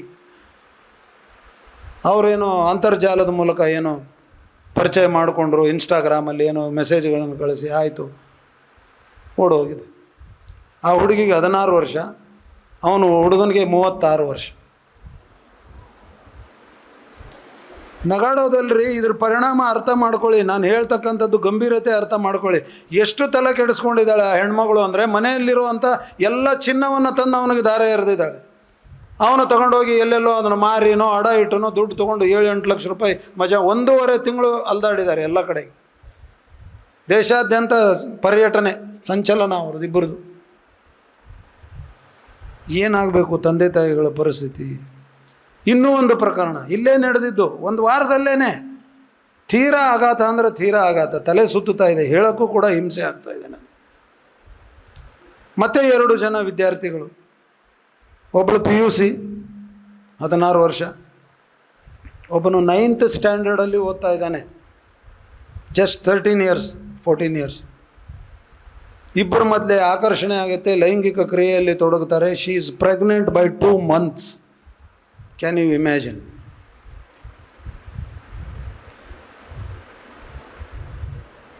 ಇದು ನಿಮಗೆ ಕಾಡದೇ ಇದ್ದರೆ, ಈ ವಿಚಾರಗಳು, ಇಂಥ ದುಸ್ವಪ್ನಗಳು ನಿಮಗೆ ಕಾಡದೇ ಇದ್ದರೆ ನಿಮಗೆ ನಿದ್ದೆ ಬರಬಾರ್ದು. ಎಲ್ಲಿ ನಾವು ಸಾಗ್ತಾ ಇದ್ದೀವಿ, wear we R heading for, ನಮ್ಮ ದೇಶ ಎಲ್ಲಿ ಹೋಗ್ತಾ ಇದೆ, ಯುವ ಸಮುದಾಯದ ಬಗ್ಗೆ ಇಷ್ಟೊಂದೆಲ್ಲ ನಾವು ಮಾತಾಡಿದ್ವಿ, ಎಲ್ಲಿ ಹೋಗ್ತಾ ಇದ್ದೀವಿ ನಾವೆಲ್ಲರೂ? ಯೋಚನೆ ಮಾಡಬೇಕಲ್ವಾ? ಇವತ್ತು ಅವ್ರದ್ದಾಗಿದೆ, ನಾಳೆ ಇನ್ನೊಬ್ಬರದ್ದು ಯಾರ್ದೋ ಮಗು ಆಗುತ್ತೆ. So therefore why I am telling this is, ದಯವಿಟ್ಟು ಪೋಷಕ ವರ್ಗದವರು ಇರ್ಬೋದು, ಕಲಿಕೆ ವಿಭಾಗದಲ್ಲಿ ಇರ್ತಕ್ಕಂಥವ್ರು, ಪ್ರೊಫೆಸರ್ಸ್ಗಳು ಅಥವಾ ಲೆಕ್ಚರ್ಸ್ಗಳು ಇರ್ಬೋದು, ಟೀಚರ್ಸ್ ಇರ್ಬೋದು, ತಂದೆ ತಾಯಿಗಳಿರ್ಬೋದು, ನೀವುಗಳು ಇರ್ಬೋದು, ದಯವಿಟ್ಟು ಇದನ್ನು ಅರ್ಥ ಮಾಡ್ಕೊಳ್ಳಿ. ಇದರ ಉಗ್ರತೆ, ಇದರ ದುಷ್ಪರಿಣಾಮ, ಇದರ ಜೊತೆಗೆ ನೀವು ಆ ಮಕ್ಕಳಿಗೆ, ಯಾರು ಸಣ್ಣ ಮಕ್ಕಳಿದ್ದಾರೆ ಅವರಿಗೆ ಗುಡ್ ಟಚ್ ಬ್ಯಾಡ್ ಟಚ್ ಬಗ್ಗೆ, ಲೈಂಗಿಕ ಕ್ರಿಯೆ ಅಂದರು ಏನು ಎಂತು ಅಂತ ಅವರ ಮಟ್ಟಕ್ಕೆ ಹೋಗಿ ಅವರಿಗೆ ಸ್ವಲ್ಪ ತಿಳಿ ಹೇಳಿ ಜಾಗೃತರನ್ನಾಗಿ ಮಾಡೋದಕ್ಕೆ, be a friend to them, take them into confidence. ನೋಡಿ, ಈ ಥರ ಮಾಡಿದರೆ ಇಟ್ ಈಸ್ ಬ್ಯಾಡ್ ಟಚ್, ಯಾರು ಆ ಥರ ಮಾಡಿದರೆ ಯು ಶುಡ್ ಸ್ಟೇ ಅವೇ. ಕಿರ್ಚಬೇಕು, ಯಾರು ಚಾಕ್ಲೇಟು ಐಸ್ ಕ್ರೀಮು ಇನ್ನೊಂದೇನೋ ಕೊಟ್ಟು ಅಲ್ಲಿಗೆ ಬಾ ಇಲ್ಲಿಗೆ ಬಾ ಅಂತ ಕರೆದ್ರೆ ಹೋಗಬಾರ್ದು. Give a code word. ಫ್ಯಾಮಿಲಿಯಲ್ಲಿ ಒಂದು ಕೋಡ್ ವರ್ಡ್ ಮಾಡ್ಕೊಳ್ಳಿ. ಯಾರು ಬಂದ್ಬಿಟ್ಟು ಇಲ್ಲ ನಿಮ್ಮ ಅಪ್ಪ ಅಮ್ಮ ಏನೋ ಅರ್ಜೆಂಟಲ್ಲಿ ಇದ್ದಾರೆ, ನಿನ್ನನ್ನು ನಾನು ಕರ್ಕೊಂಡು ಬಾ ಅಂದಿದ್ದಾರೆ ಅಂತ, ಸ್ಕೂಲಿಗೆ ನನ್ನ ಕಳಿಸಿದ್ದಾರೆ ಬಾ ಅಂತಂದರೆ ಕೋಡ್ ವರ್ಡ್ ಹೇಳು ಅಂತ ಕೇಳಬೇಕು ಅವರು. ನೀವು ಒಂದು ಕೋಡ್ ವರ್ಡ್ ಮಾಡ್ಕೊಂಡಿರ್ಬೇಕು ಮನೆಯಲ್ಲಿ. ಆ ಕೋಡ್ ವರ್ಡ್ ಹೇಳಿದರೆ ಮಾತ್ರ ಅಪ್ಪ ಅಥವಾ ಅಮ್ಮ ಹೇಳಿರ್ತಾರೆ ಸುರಕ್ಷಿತವಾಗಿ ಅವನ ಜೊತೆಗೆ ನಾನು ಹೋಗ್ಬೋದು ಅಂತ. ಬೇಕಾದಷ್ಟು ಇದ್ದಾವೆ ಈ ಥರ. ಇವು ಕೆಲವೊಂದು ನೆನಪಿಗೆ ಬಂದಿದ್ದು ನಾನು ಹೇಳಿದ್ದು ಅಷ್ಟೇ. ಸೊ ಅದಕ್ಕೆ ದಯವಿಟ್ಟು ನಶೆ ಮುಕ್ತ ಭಾರತ ಅಥವಾ ಈ ಡ್ರಗ್ಸು ಒಂದು ಹಾವಳಿ, ಅದನ್ನು ತಡೆಗಟ್ಟುವಂಥದ್ದು ನಿಮ್ಮ ಪಾತ್ರ. ಮುಂಬರೋ ದಿವಸದಲ್ಲಿ ನಮ್ಮ ದೇಶ ಯಾವ ಥರ ಇರಬೇಕು ಅಂತ ನೋಡೋದ್ರ ಜೊತೆಗೆ let us avoid this horrible ಏನು ಒಂದು ಸನ್ನಿವೇಶ ಬೆಳೀತಾ ಇದೆ. ಎಷ್ಟು ನಾವು ಜಾಗೃತವಾಗಿದ್ದೀವಿ, ಕರ್ನಾಟಕ ಎಷ್ಟೊಂದು ಮುಂದುವರೆದಿದೆ, ಆದರೂ ಕೂಡ ಹಲವಾರು ಪ್ರಜ್ಞಾವಂತ ಜಿಲ್ಲೆಗಳಲ್ಲಿ we are seeing lots of people ಅಥವಾ ಹೆಣ್ಮಕ್ಕಳು less than 18 are becoming young mothers. ಅದರದ್ದು ಸಂಖ್ಯೆ ದ್ವಿಗುಣ ಆಗ್ತಾ ಇದೆ, ತ್ರಿಗುಣ ಆಗ್ತಾ ಇದೆ. It is growing by leaps and bounds. ಯಾವ ಥರ ಸ್ವಾಸ್ಥ್ಯ ಸಮಾಜ ಕೊಡೋಕ್ಕೆ ಸಾಧ್ಯ? ಡ್ರಗ್ಸು ಪ್ರಖರವಾದಂಥ ದುಷ್ಪರಿಣಾಮ ಬೀರ್ತಕ್ಕಂಥದ್ದು ಒಂದಾದರೆ ಇದು ಕೂಡ ಏನು ಕಮ್ಮಿ ಇಲ್ಲ. ಯೋಚನೆ ಮಾಡಿ. I will give you a food for thought. Scratch your head, think about it, because you are the torch bearers. ಮುಂಬರೋ ದಿವಸದಲ್ಲಿ ಈ ಸಮುದಾಯ, ನಿಮ್ಮ ಮನಸ್ಥಿತಿ, ನಿಮ್ಮ ಯೋಚನಾ ಕ್ರಮ ಹೇಗೆ ಇರಬೇಕು? ನೀವು ಸದೃಢವಾಗಿ ಸಕಾರಾತ್ಮಕವಾಗಿ ಕನ್ಸ್ಟ್ರಕ್ಟಿವ್ ಮೈಂಡ್ ಇದ್ದರೆ you can bring out constructive ಏನು ಒಂದು ಕೆಲಸ ಕಾರ್ಯಗಳನ್ನು ಈ ದೇಶಕ್ಕೆ ಮಾಡೋಕ್ಕೆ ಸಾಧ್ಯ ಇದೆ. ನಿಮ್ಮ ಮೈಂಡೇ ಸರಿ ಇಲ್ಲ, ಯುವರ್ ಮೈಂಡ್ ಈಸ್ ಪೊಲ್ಯೂಟೆಡ್ ಅಂದರೆ definitely you will be destructive for the nation. ಆ ಹಿನ್ನೆಲೆಯಲ್ಲಿ ನಾನು ಹೇಳಿರ್ತಕ್ಕಂಥ ವಿಷಯಗಳ ಬಗ್ಗೆ ಯೋಚನೆ ಮಾಡಿ, ನಿಮ್ಮಲ್ಲಿ ವಿಷಯವನ್ನು ವಿನಿಮಯ ಮಾಡಿಕೊಳ್ಳಿ, ಎಲ್ಲರೂ ಗಮನಕ್ಕೂ ತೊಗೊಂಡು ಬನ್ನಿ. ಹೇಗೆ ಇದನ್ನು ತಡೆಗಟ್ಟಬೋದು, ಹೇಗೆ ಒಳ್ಳೆಯ ಸಮಾಜವನ್ನು ನಿರ್ಮಾಣ ಮಾಡೋದರಲ್ಲಿ ನಾವು ಮುಖ್ಯ ಪಾತ್ರ ವಹಿಸ್ಬೋದು ಅನ್ನುವಂಥದ್ದನ್ನು ಬರೀ ಯೋಚನೆ ಮಾಡಿ ಬಿಡೋದಲ್ಲ, ಅನುಷ್ಠಾನ ಮಾಡಿ ದೇಶಕ್ಕೆ ಒಂದು ಭವಿಷ್ಯವನ್ನು ಕೊಡಿ ಅಂತ ನಿಮ್ಮಲ್ಲಿ ಎಲ್ಲರಲ್ಲೂ ಕೂಡ ಐ ಆಮ್ ರಿಕ್ವೆಸ್ಟಿಂಗ್. ಇಷ್ಟು ನಾನು ಹೇಳಿ ಸಾಕನ್ಸುತ್ತೆ. ಏನಾದರೂ ನಮ್ಮ ರವಿಯವರು ಏನು ಹೇಳೋದಿದ್ರೆ ಅವರು ಹೇಳ್ತಾರೆ. ನಿಮ್ಮ ಏನಾದರೂ ಪ್ರಶ್ನಾವಳಿಗಳಿದ್ದರೆ ನಂತರದಲ್ಲಿ ಕೇಳಿ. Before you go out of this hall you should be having clarity. Clear ಇರಬೇಕು ನಿಮ್ಮ ತಲೆಯಲ್ಲಿ. ಏನಾಗಬೇಕು, ನಾನು ಯಾವುದು ಒಳ್ಳೆಯದು, ನನಗೆ ಯಾವುದು ಕೆಟ್ಟದ್ದು, ಇಲ್ಲಿಂದ ನಾನು ಹೊರಗೆ ಹೋದರೆ ಪೂರ್ತಿ ಬದಲಾದಂಥ ಮನುಷ್ಯನಾಗಿ ಸಮಾಜಮುಖಿ ಕೆಲಸ ಮಾಡೋದಕ್ಕೆ ಕಟಿಬದ್ಧನಾಗಿ ಇಲ್ಲಿಂದ ಕಾಲು ಹೊರಗಡೆ ಇಡಬೇಕು ಅನ್ನುವಂಥ ಒಂದು ಶಪಥ ನೀವು ಮಾಡಿ ಇಲ್ಲಿಂದ ತೆರಳಿದರೆ ನಮ್ಮ ಶ್ರಮ ಸಾರ್ಥಕ. ನಿಮ್ಮೆಲ್ಲರ ಸಮಯ ನಮ್ಮ ಸಮಯ ಅತ್ಯಮೂಲ್ಯವಾದ್ದು. ಅದು ಸಾರ್ಥಕತೆ ಹತ್ರ ದಾಪುಗಾಲು ಇಡಬೇಕು ಅಂತಂದರೆ ನಾವು ಹೇಳಿದ್ನಲ್ಲ, ಆ ನಿಟ್ಟಿನಲ್ಲಿ ನಮ್ಮ ದಿಕ್ಕು ದೆಸೆ ಬದಲಾವಣೆಗಳು ಸಕಾರಾತ್ಮಕವಾದಂಥ ದಿಸೆ ಹತ್ರ ಸಾಗುವಂಥದ್ರಲ್ಲಿ ನಮ್ಮ ಭವಿಷ್ಯ ಅಡಗಿದೆ ಅಂತ ಹೇಳ್ತಾ ಅವಕಾಶಕ್ಕಾಗಿ ವಂದಿಸಿ ತಮ್ಮೆಲ್ಲರಿಗೂ ಮತ್ತು ತಮ್ಮ ಸಂಸ್ಥೆಯವರಿಗೂ ನನ್ನ ಅಧಿಕಾರಿ ಮಿತ್ರರಿಗೂ ವಂದಿಸಿ ನನ್ನ ಮಾತು ಮುಗಿಸ್ತೇನೆ. ನಮಸ್ಕಾರ. ಬಹಳ ನಿರ್ದಿಷ್ಟವಾಗಿ, ನಿಖರವಾಗಿ ಮತ್ತು ವಸ್ತುನಿಷ್ಠವಾಗಿ ಆಗ್ತಾ ಇರುವಂಥ ಸಮಸ್ಯೆಗಳ ಬಗ್ಗೆ ನಿಮ್ಮೆದುರಿಗೆ ತೆರೆದಿಟ್ಟಿದ್ದಾರೆ ಶ್ರೀಯುತ ಅನಿಲ್ ಕುಮಾರ್ ಭೂಮಾರೆಡ್ಡಿ ಸರ್ ಅವರು. ಇದೀಗ ಮುಖ್ಯ ಅತಿಥಿ ನೆಲೆಯಲ್ಲಿ ಬೆಳ್ತಂಗಡಿ ಠಾಣೆಯ ಸರ್ಕಲ್ ಇನ್ಸ್ಪೆಕ್ಟರ್ ಆಗಿರುವಂತಹ ರವಿ PS ಸರ್ ಅವರು ನಿಮ್ಮೊಂದಿಗೆ ಒಂದೆರಡು ಅನಿಸಿಕೆಗಳನ್ನು ಹಂಚಿಕೊಳ್ಳಿಕ್ಕಿದ್ದಾರೆ. ಈಗಾಗಲೇ ನಮ್ಮ ಸರ್ ಹೇಳ್ದಂಗೆ ಜನ್ಜಿ ಏನು ಜನ್ರೇಷನ್ Z ನಡೀತಾ ಇದೆ. ಎಲ್ರಿಗೂ ನೀವು ಅದ್ರ ಬಗ್ಗೆ ಸೋಷಿಯಲ್ ಮೀಡಿಯಾದಲ್ಲಿ ನೋಡ್ತಾ ಇದ್ದೀರಾ. ನಾವು ಯಾವಾಗಲೂ ನಮ್ಮ ಕೈಯಲ್ಲೊಂದು ಕತ್ತಿ ಇದ್ದರೆ ಆ ಕತ್ತಿಗೆ ಒಳ್ಳೆಯದಕ್ಕೆ ಉಪಯೋಗ ಮಾಡಬೇಕಾ ಕೆಟ್ಟದಕ್ಕೆ ಉಪಯೋಗ ಮಾಡಬೇಕಂತ ಯಾರು ಯೋಚನೆ ಮಾಡಬೇಕು? ಯಾರ ಕೈಯಲ್ಲಿ ಕತ್ತಿ ಇದೆ ಅವರು ಯೋಚನೆ ಮಾಡಬೇಕು. ಕತ್ತಿಗೆ ಗೊತ್ತಿಲ್ಲ, ಅದು ಯಾರಿಗೆ ಚುಚ್ಚಿದ್ರೂ ಅದು ಚುಚ್ಚುತ್ತದೆ, ಅದ್ರ ಕೆಲಸನೇ ಚುಚ್ಚಲಿಕ್ಕೆ, ಹೌದಲ್ಲ? ಹಾಗಾಗಿ ಯುವ ಸಮುದಾಯ, ಈ ನಮ್ಮ ವಿಶ್ವ ಸಮುದಾಯದಲ್ಲಿ ನಡೀತಿರುವಂತಹ ಬೆಳವಣಿಗೆಗಳು ಈಗಾಗಲೇ ತಿಳಿಸಿದಂಗೆ ಶ್ರೀಲಂಕಾ ಇರ್ಬೋದು, ಬಾಂಗ್ಲಾ ಇರ್ಬೋದು, ನೇಪಾಳ ಇರ್ಬೋದು, ಇಂಥ ಬೆಳವಣಿಗೆಗಳು ನೋಡಿದಾಗ ನಾವು ಅಲ್ಲೆಲ್ಲ ವ್ಯವಸ್ಥೆಯಲ್ಲಿ ಏನಾಗಿದೆ ಅಂದರೆ ಕತ್ತಿ ರಾಂಗ್ ಪರ್ಸನ್ ಕೈಲಿತ್ತು ಅಂತೇಳಿ. ಹಾಗಾಗಿ ಆ ಪರಿಸ್ಥಿತಿ ನಮ್ಮ ದೇಶಕ್ಕೆ ಬರಬಾರ್ದು ಅಂತೇಳಿದರೆ ಅದು ರೈಟ್ ಪರ್ಸನ್ ಹತ್ರ ಇರಬೇಕು ಕತ್ತಿ. ಆಗ ಮಾತ್ರ ನಾವು ಸದೃಢ ಭಾರತವನ್ನು ಕಟ್ಟಲಿಕ್ಕಾಗ್ತದೆ.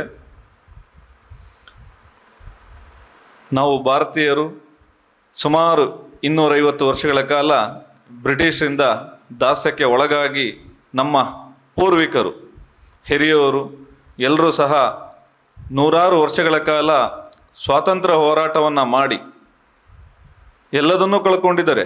ಕೆಲವು ಫ್ಯಾಮಿಲಿ ಇಡೀ ಅವರ ಜೀವನ, ಫ್ಯಾಮಿಲಿ ಎಲ್ಲದನ್ನೂ ಕಳ್ಕೊಂಡಿದ್ದಾರೆ. ನಾವು ನಾವು ಪ್ರತಿಯೊಬ್ಬರನ್ನೇ ನೆನಪಿಸ್ಲಿಕ್ಕೆ ಆಗೋದಿಲ್ಲ. ಆದರೆ ಅವರ ತ್ಯಾಗ ಮತ್ತು ಶ್ರಮವನ್ನು ನಾವು ಸ್ಮರಿಸ್ತಾ ಯಾವಾಗಲೂ ಇಂದಿನ ದಿನಮಾನದಲ್ಲಿ ಇರುವಂತಹ ನಾವು ಸಂವಿಧಾನಬದ್ಧ ಹಕ್ಕುಗಳನ್ನು ಚಲಾಯಿಸಲಿಕ್ಕೆ ಮುಂಚೆ ನಾವು ಸಂವಿಧಾನಬದ್ಧ ಕರ್ತವ್ಯಗಳ ಬಗ್ಗೆ ನಾವು ಯೋಚನೆ ಮಾಡುವಂಥ ಪರಿಸ್ಥಿತಿ ಇದು.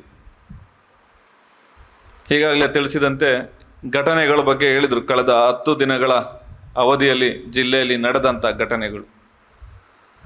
ಇಂಥ ಘಟನೆಗಳಿಗೆಲ್ಲ ಕಾರಣ ಯಾರು?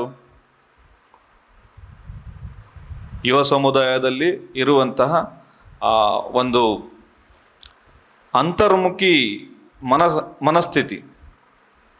ಈ ಅಂತರ್ಮುಖಿ ಮನಸ್ಥಿತಿ ಯಾಕೆ ಆಗ್ತಾ ಇದೆ? ಒಂದು, ಈಗಾಗಲೇ ತಿಳಿಸಿದಂಗೆ ಮಾದಕ ವಸ್ತುಗಳ ಸೇವನೆಯಿಂದ ಅವನೊಂಥರ ಒಂಟಿಯಾಗಿ ಬಿಡ್ತಾನೆ. ಈ ಒಂಟಿ ಆಗೋದ್ರ ಮೂಲಕ ಈಗ ಇತ್ತೀಚೆಗೆ ನಾವು ಕೇಳಿದ್ದೀವಿ, ಯಾರಾದರೂ ಮನೆಯಲ್ಲಿ ಗೊತ್ತಿರೋರು ಇದ್ರೆ ಅಥವಾ ರಿಲೇಟಿವ್ಸು, ಡಿಸ್ಟೆನ್ಸು, ಫ್ರೆಂಡ್ಸ್ ಇದ್ದರೆ ಈ ಮೆಂಟಲ್ ಪೇಷಂಟ್ಸ್ ಇರ್ತಾರೆ, ಅವರಿಗೆ ನಿದ್ರೆ ಮಾತ್ರೆ ಕೊಡ್ತಾರೆ. ಏನಕ್ಕೆ? ಅವರು ನೀವು ನೋಡಿರ್ಬೋದು, ಅವರ ಹಾರಾಟ ಯಾವ ರೀತಿ ಅವರು ಬಿಹೇವ್ ಮಾಡ್ತಾರೆ. ಆಗ ಅವರು ಮಾತ್ರೆ ತಗೊಂಡ್ರೆ ಸೈಲೆಂಟ್ ಆಗ್ತಾರೆ. ಈ ಡ್ರಗ್ಸಲ್ಲಿ ಏನಾಗ್ತಾ ಇದೆ ಅಂತೇಳಿದರೆ ನಿದ್ರೆನೇ ಬರೋದಿಲ್ಲ. ಮನುಷ್ಯನಿಗೆ ಬಯೋಲಾಜಿಕಲ್ ಸೈಕಲ್ ಯಾವ ಥರ ಇದೆ ಅಂತೇಳಿದರೆ ಅವನು ಕನಿಷ್ಠ 8 ಗಂಟೆ ನಿದ್ದೆ ಮಾಡಬೇಕು. ಆವಾಗ ಮಾತ್ರ ಅವನ ಆರೋಗ್ಯ ಸರಿ ಇರ್ತದೆ. ನಾವೆಲ್ಲ ಹೇಳ್ಕೋಬೋದು, ಚಂದ ಇದೀವಿ ಸರ್, ಹೈಟ್ ಇದ್ದೀವಿ, ಗಟ್ಟಿ ಮುಟ್ಟಾಗಿದ್ದೀವಿ, ವೆಯ್ಟ್ ಇದ್ದೀವಿ ಅಂತ ಹೇಳಿದರೆ ಆಗೋದಿಲ್ಲ. ಫಿಸಿಕಲಿ ಇದ್ದರೆ ಆರೋಗ್ಯ ಅಲ್ಲ, ಮಾನಸಿಕ ಆರೋಗ್ಯನೂ ಬಹುಮುಖ್ಯ. ಅದಿಲ್ಲ ಅಂತೇಳಿದರೆ ನಮ್ಮ ಸುತ್ತಮುತ್ತ ಆಗುವಂಥ ಕೆಲವು ಕಡೆ ನೋಡ್ಬೋದು, ಕೆಲವು ಜನ ನಮ್ಮಲ್ಲಿ 112ಗೆ ಕಂಪ್ಲೇಂಟ್ಸ್ ಬರ್ತಾನೆ ಇರ್ತದೆ, ಪಕ್ಕದ ಮನೆಯಲ್ಲಿ ಕುಡಿದು ಗಲಾಟೆ ಮಾಡ್ತಿದ್ದಾರೆ ಸರ್. ರಾತ್ರಿ 11 ಗಂಟೆ 12 ಗಂಟೆಗೆ ಬರ್ತದೆ ಅಂದರೆ ಪಕ್ಕದ ಎಲ್ಲರಿಗೂ ಡಿಸ್ಟರ್ಬ್ ಆಗ್ತದೆ ಇಲ್ಲ? ಇದರಿಂದ ಬೇರೆಯವರ ಮನಸ್ಥಿತಿ ಮೇಲೂ ಸಹ ಪರಿಣಾಮ ಬೀರ್ತದೆ. ಇಂಥ ಅವನೊಬ್ಬನೇ ಅಲ್ಲ, ವ್ಯಕ್ತಿಗತವಾಗಿ ಮಾತ್ರ ಅವನಿಗೆ ಅಪಾಯ ಅಲ್ಲ, ಅದರಿಂದ ಸಮಾಜಕ್ಕೂ ಸಹ ಅದರಿಂದ ತೊಂದರೆಗಳು ಉಂಟಾಗ್ತದೆ. ಆ ಸಮಾಜ ಒಂದು ಒಳ್ಳೆಯ ರೀತಿಯಲ್ಲಿ, ಒಳ್ಳೆಯ ದಿಕ್ಕಿನಲ್ಲಿ ನಡಿಬೇಕಂತೇಳಿದರೆ ನಾವು ಅದರಿಂದ ದೂರ ಇರಬೇಕು. ಇನ್ನೊಂದು ಬಹುಮುಖ್ಯ ವಿಚಾರ ಅಂತೇಳಿದರೆ, ದೇಶದ ಒಂದು ಭವಿಷ್ಯ ಮತ್ತು ನಮ್ಮ ಕನಸುಗಳು. ನಾವೆಲ್ಲ ಏನಂತ ಕನ್ಸ್ಕೊಂಡಿರ್ತೀವಿ, ಯಾರು ಕನಸಿಲ್ದಲೇ ಇರೋರಿಲ್ಲ. ನಾವೆಲ್ಲ ಈಗ ಸ್ಟೂಡೆಂಟ್ಸ್ ಆಗಿದ್ದೀವಿ ಅಂತ ಹೇಳಿದ್ರೆ ಏನಾದರೂ ಒಂದು ಕನಸಿರ್ತದೆ, ನಾನು ಜೀವನದಲ್ಲಿ ಏನಾಗಬೇಕು ಅನ್ನೋದು ಒಂದು ಕನಸಿದ್ದೇ ಇರ್ತದೆ. ಅದ್ರ ಜೊತೆಗೆ ಫ್ಯಾಮಿಲಿಯವರಿಗೂ ಸಹ, ಕುಟುಂಬದವರಿಗೂ ಸಹ ನಿಮ್ಮ ಮೇಲೊಂದು ಕನಸಿರ್ತದೆ, ನನ್ನ ಮಕ್ಕಳು ಒಳ್ಳೆ ಪ್ರಜೆ ಆಗಬೇಕು, ಅದಾದಮೇಲೆ ಒಂದು ಒಳ್ಳೆ ಕೆಲಸ ಮಾಡಬೇಕು, ಅವರ ಜೀವನವನ್ನು ಒಳ್ಳೆ ರೀತಿಯಲ್ಲಿ ರೂಪಿಸ್ಕೊಂಡಿರಬೇಕು, ಅವರ ಕಣ್ಣೆದುರುಗಡೆ ಚೆನ್ನಾಗಿರಬೇಕು ಅನ್ನೋದು ಅವ್ರದ್ದು ಕನಸಿರ್ತದೆ. ಹಾಗೆ ನಿಮ್ಮದು ಕನಸಿರ್ತದೆ. ಈ ಕನಸಿಗೆಲ್ಲ ಬೆಂಕಿ ಇಡೋದು ಯಾವುದು? ಈ ಥರ ಡಿಸ್ಟ್ರಾಕ್ಷನ್ಸು. ಈ ಡಿಸ್ಟ್ರಾಕ್ಷನ್ಸಿಂದ ದೂರ ಇರೋದನ್ನು ನಾವು ಕಲೀಲಿಲ್ಲ ಅಂತ ಹೇಳಿದರೆ ಕಷ್ಟ ಆಗ್ತದೆ. ಅದರಲ್ಲಿ ಡ್ರಗ್ಸ್ ಒಂದೇ ಅಲ್ಲ, ಮೊಬೈಲು ಸಹ. ನಾವು ಎರಡರಿಂದ ದೂರ ಇರೋದು ಕಲೀಲಿಲ್ಲ ಅಂತೇಳಿದರೆ ನಾವು ನಮ್ಮನ್ನೇ ನಾವು ಸೂಸೈಡ್ ಮಾಡ್ಕೊಂಡಂಗೆ ಅಷ್ಟೇ. ಸೂಸೈಡ್ ಬಾಂಬರ್ ಥರ ನಾವು ಕೆಲಸ ಮಾಡ್ತಾ ಇದ್ವಿ. ಅದರಿಂದ ನಾವು ದೂರ ಇರಲೇಬೇಕು. ಇದರಿಂದ ರಾಷ್ಟ್ರದ ಭದ್ರತೆಗೆ ಯಾವ ರೀತಿ ಪರಿಣಾಮ ಬೀರ್ತದೆ ಅಂತೇಳಿದರೆ, ಈಗಾಗಲೇ ಸರ್ ಹೇಳ್ದಂಗೆ ನೀವು ಗೋಲ್ಡನ್ ಕ್ರೆಸೆಂಟ್ ಬಗ್ಗೆ ತಿಳ್ಕೊಂಡ್ರಿ, ಹಾಗೆ ಗೋಲ್ಡನ್ ಟ್ರಯಾಂಗಲ್ ಬಗ್ಗೆ ತಿಳ್ಕೊಂಡ್ರಿ. ಈ ಗೋಲ್ಡನ್ ಕ್ರೆಸೆಂಟ್ ಅವ್ರು ಏನು ಮಾಡ್ತಾರೆ, ಇಡೀ ವರ್ಲ್ಡಿಗೆ 70% ಆಫ್ ಡ್ರಗ್ಸನ್ನು ಎಕ್ಸ್ಪೋರ್ಟ್ ಮಾಡೋದು ಈ 3 ಕಂಟ್ರಿ: ಪಾಕಿಸ್ತಾನ್, ಅಫ್ಘಾನಿಸ್ತಾನ್, ಇರಾನ್. ಅವರ ಫೈನಾನ್ಸ್ ಸೋರ್ಸೇ ಅದು ಬಿಟ್ಟರೆ ಬೇರೆ ಏನೂ ಇಲ್ಲ. ಆದರೆ ಅದರ ಪರಿಣಾಮಗಳೇನಾಗ್ತದೆ? ಇತ್ತೀಚೆಗೆ ನೀವು ಕೇಳಿರ್ಬೋದು ಉಡ್ತಾ ಪಂಜಾಬ್ ಅಂತೇಳಿ. ಈಗೊಂದು 6-7 ಇಯರ್ಸ್ ಬ್ಯಾಕ್, 10 ಇಯರ್ಸ್ ಉಡ್ತಾ ಪಂಜಾಬ್ ಅಂತೇಳಿ ಒಂದು ಮೂವಿನೂ ಬಂತು.